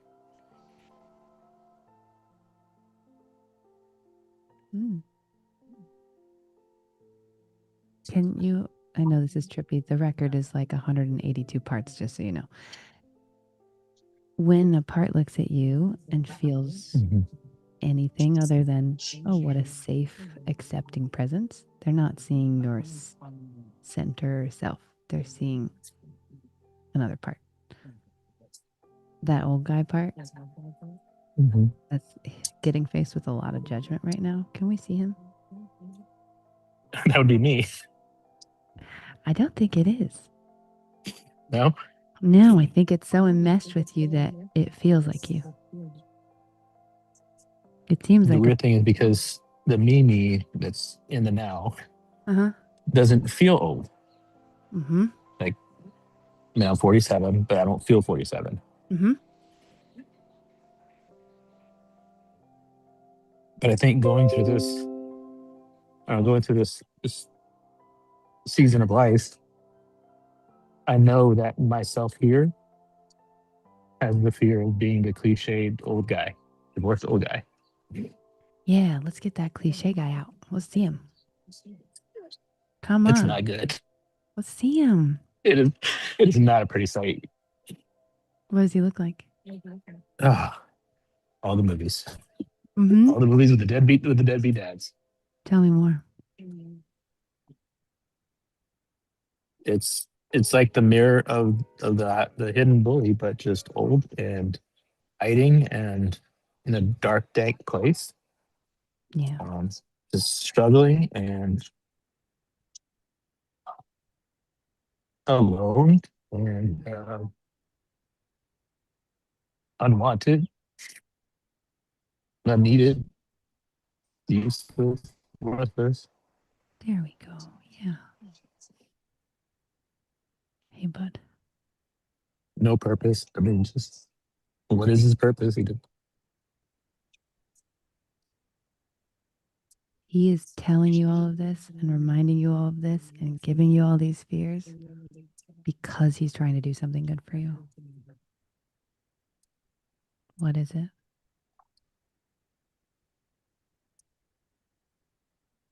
I think he just wants me to see an alternate future. Yeah, that makes sense. Does it feel like he's trying to protect you from that future? I don't know. I honestly don't know if he's trying to protect me or if it feels certain. Because there is so much uncertainty. Yeah.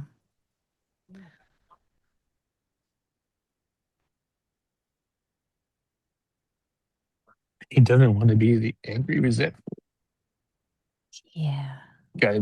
That's just angry and resentful at the world. He doesn't want to be the victim. Yeah.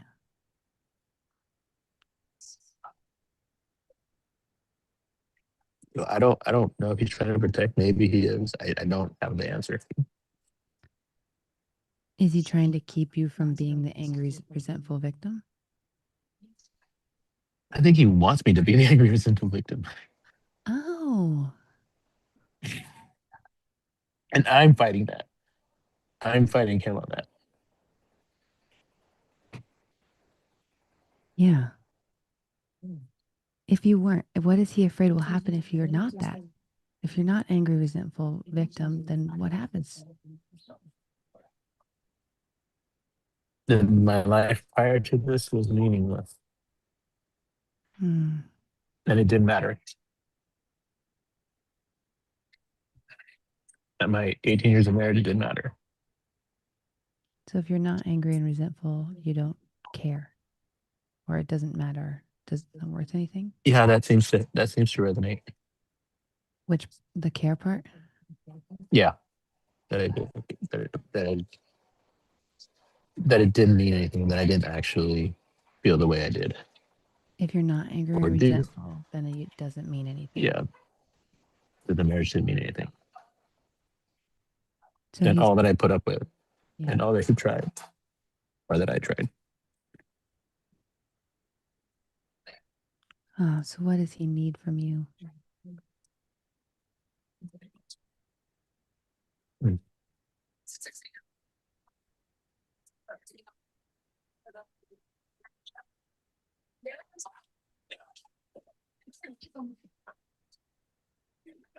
He didn't have an answer.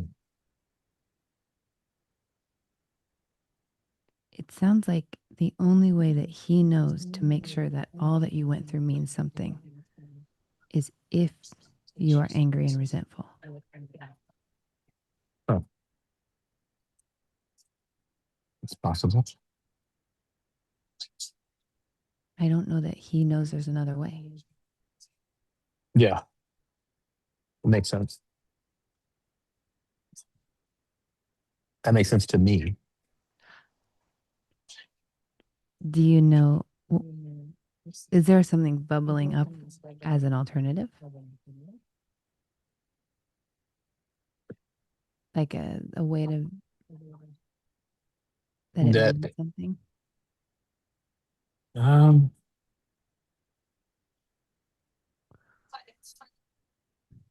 the thing that I think about me, that I allow myself to think about, because I don't always allow it, is that I learned some things Hmm.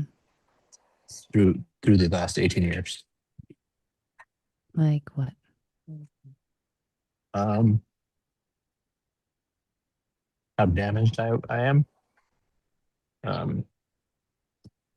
I've learned a lot about counseling and therapy, and I learned that it's something I want to do for my striking career when I get the opportunity to do that.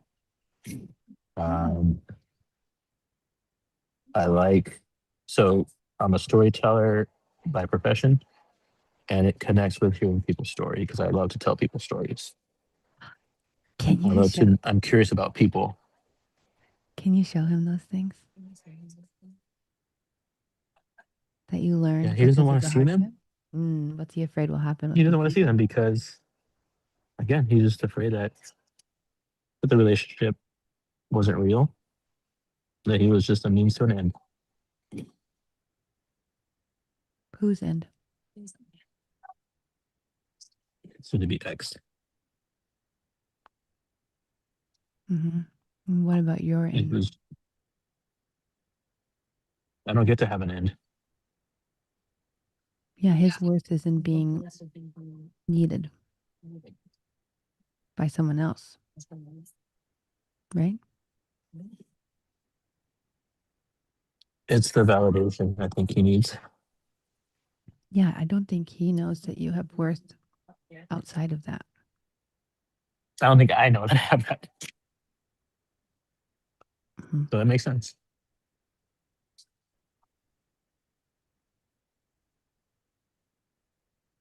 Yeah, they all kind of agree on that. Yeah. I think you have one part that disagrees. That disagrees with. Your only value is being needed. We met one part who does not think that. Would that be the balloon guy? Yep. Well, he doesn't feel good enough yet. Yeah, he's hiding. I mean, everybody says he's going to ruin things because he dares to think he has value. He doesn't feel like his abilities and his creative side are good enough to put out there. Because, like, what makes it good? What would make it good enough? He doesn't know. But like this person, the self that's here right now, is because of what I do, it's usually awards. Attaboys, it's that was a great piece. It's feedback, constructive or otherwise. Yeah. And then, but that kid, when he puts something out, it's met with silence. Whose silence? Nobody, he hasn't experienced anybody giving him any sort of constructive feedback on what he put out. How do you feel about what he's put out? It needs work.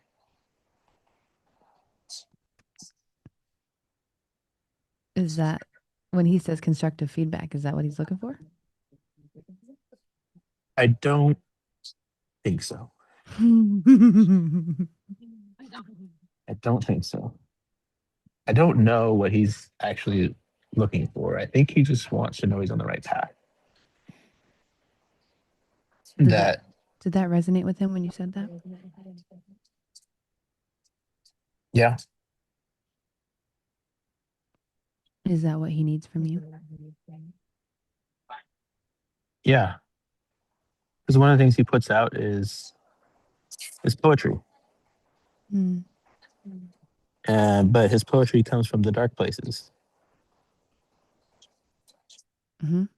And he doesn't want to do that anymore. Mm.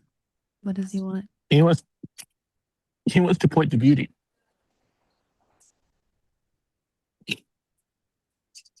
He wants to show people beauty.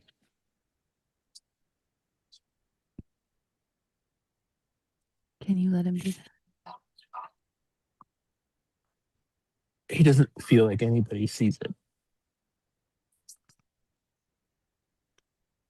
When he does. Mm. He feels What- misunderstood. What does he need from you? Not anybody else, not me. He Not... just needs me to do it. He needs me to help him do it. Can you do that? I've been trying, actually. Yeah. I've written 6 poems in the last week Okay. that I'm editing because they're never good enough. We gotta get that buttoned up guy. Unbuttoned. Mm-hmm. Mm. Yeah. It sounds like they would be an amazing team. He did share a poem that was inspired by a local restaurant Mm. because I wrote it sitting in the restaurant alone. It was on one of my solo dates, and I wrote it and I shared it with the owner, and the owner put it on the socials, on his social channel. Does he know that? I didn't ask for a thing. Does Balloon Guy know That that? guy, he doesn't want to see it. He doesn't think it's real. Oh, so he's afraid. He said that nobody gives him constructive feedback, but actually he's blind to the constructive feedback. Because it doesn't feel. He's telling me it's just being nice. Yeah. That they're just being nice. Mm-hmm. And so if no one says anything, it's not good enough. And they're just being nice by not saying anything. Yeah, he thinks that. I'm hearing him say a lot of things about what he needs from everyone else.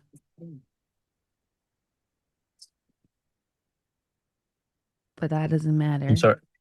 I hear him saying, can you explain that?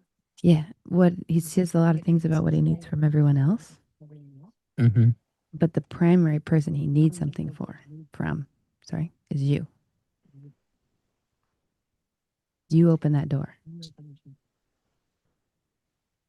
How do I do that? What does he need from you? I just need me to do it. Not worry about how it's received.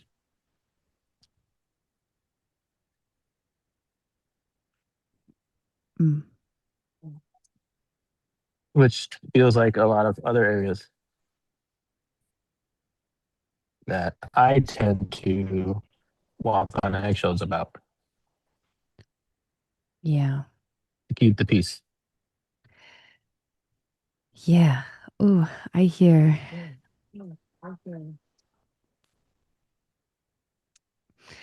I hear under there. I think we've met another part in front of yourself, and we don't have time to meet the part, so we're gonna come back if you're open to coming back. Yeah. And I'm gonna tell you what we just did.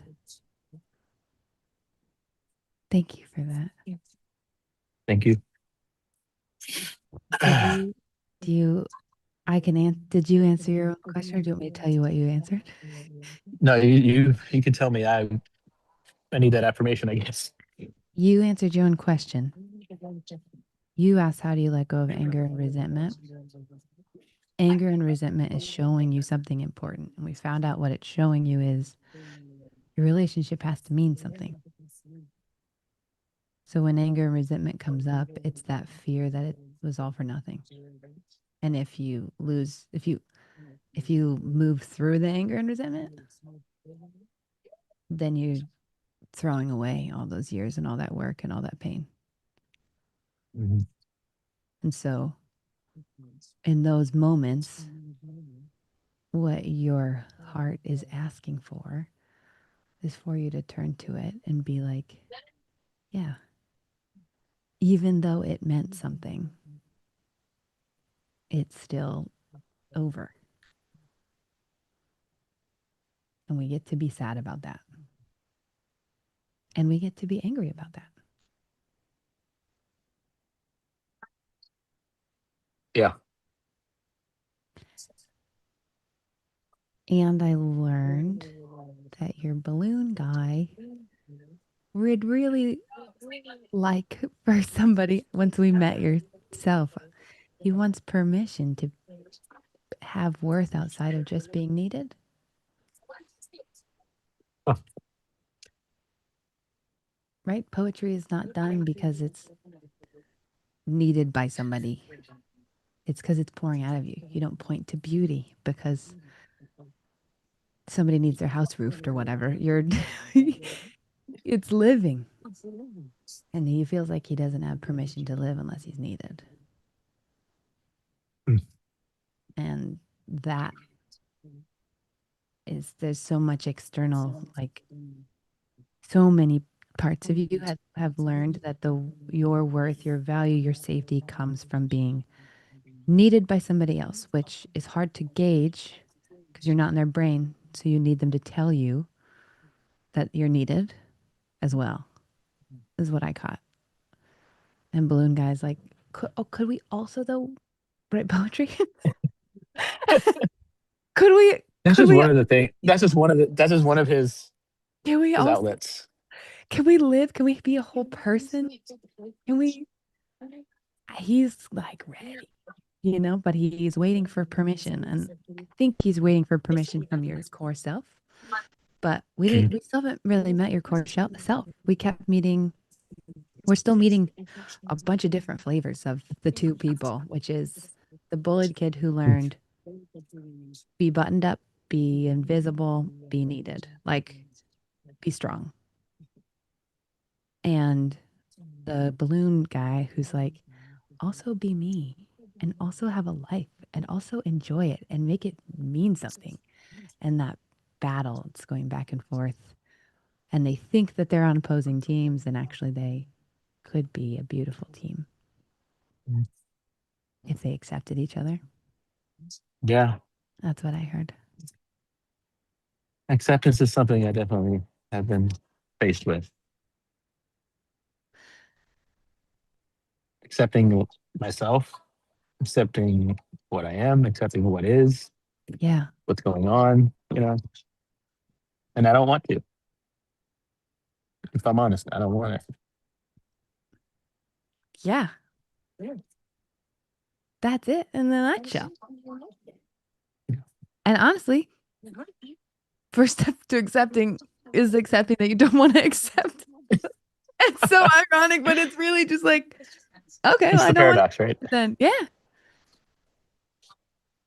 And that's okay. Yeah. That's both can exist at the same time. Even though I want to accept it and I want to accept what's happening, it makes sense that I don't want to accept it. Both of those things exist at the same time. And they're both very valid. Think on that. And you're going to get there. You don't need, I don't think you need to think anymore, James. You think a lot. You got. I do think a lot. I get that a lot. Like, you get out of your head. My therapist's like, you need to get out of your head. Yeah. So, all right. Thank you so much. That was absolutely beautiful. And you don't have Thank to you. accept something before you are ready to accept it. How do you know when you're ready to accept it? You get sick of not accepting it. You'll know. Okay. Don't rush yourself. You know what I mean?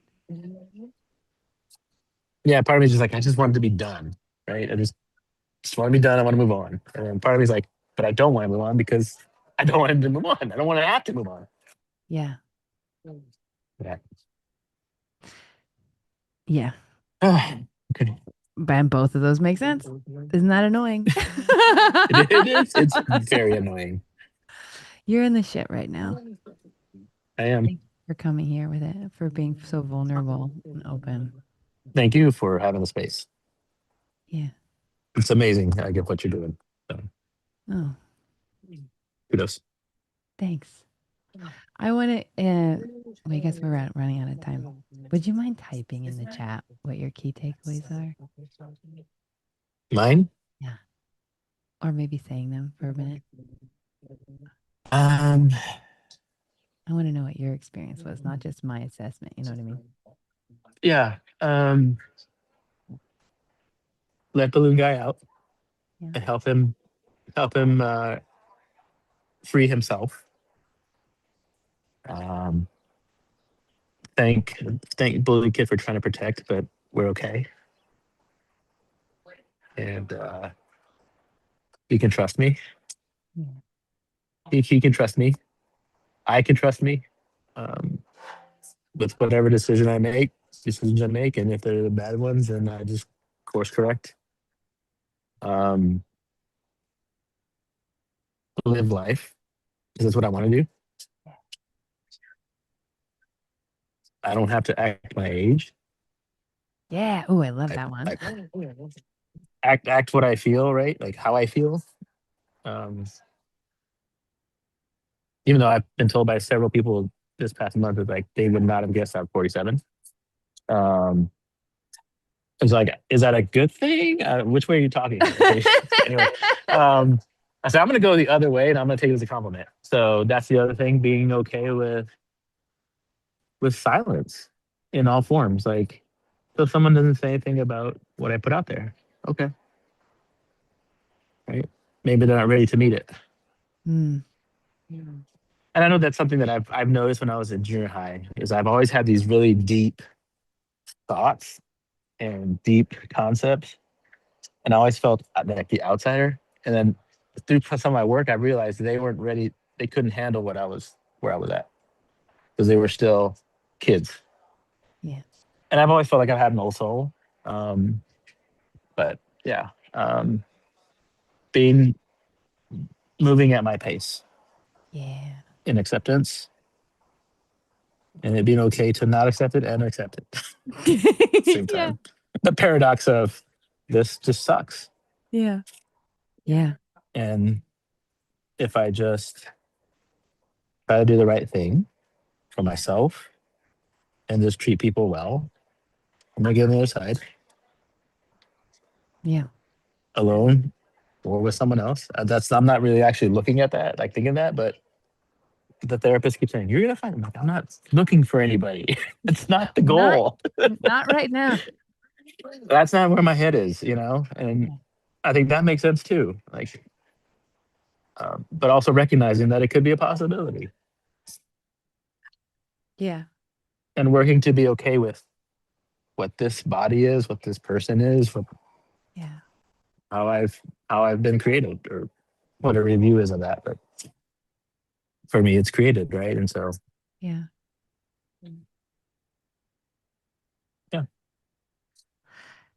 I'm so glad I'm so glad you stayed longer and answered that question, because the biggest difference I heard now versus before, at the beginning of talking, self-acceptance. I think I'm still working at that, but yeah. I heard so much more now than like recognizing that I need to, earlier. Yeah, for sure. Yeah, I heard the step in the direction. Okay. Thank you. Thank you, James. I will see you again soon. I hope so. Yeah. I'll see you next week at least. Yeah, probably. I mean, work from home Fridays. Hey. Thank you so much. I have no idea how beautiful that was. Balloon guy wanted to put beautiful things in the world, and I was like, dude, you're doing it right now. You're doing it right now. So beautiful. We hit the end of our time. Oh, that's wow. Oh my God, James, scroll through the chat. Holy crap. That's beautiful. What a beautiful community. I love this community. Oh, wow. Thanks for hanging out with us. Did some of you stay the full 5 hours? Wow. That's so cool. Were you here the whole 5 hours, James? Yay. Thank you so much. And Madeline was. Oh, thank you so much for coming this week. It's such a gift to do this with you guys. Thank you. We love you. If you are anywhere you're watching this, if you're watching this on YouTube or I don't know if anyone would watch the full 5 hours on YouTube, but if you do, I want to know what everyone's moment from the day was. Like what was for you today? I want to know that. So please, if you're watching the replay, put it in YouTube. If you're here in Zoom, put it in the Zoom chat. We're going to stop the live stream now, and I'm going to stay for a couple minutes to see some of your takeaways and your like, what was for you today, and then I'll see you next week. Bye. Good morning, America.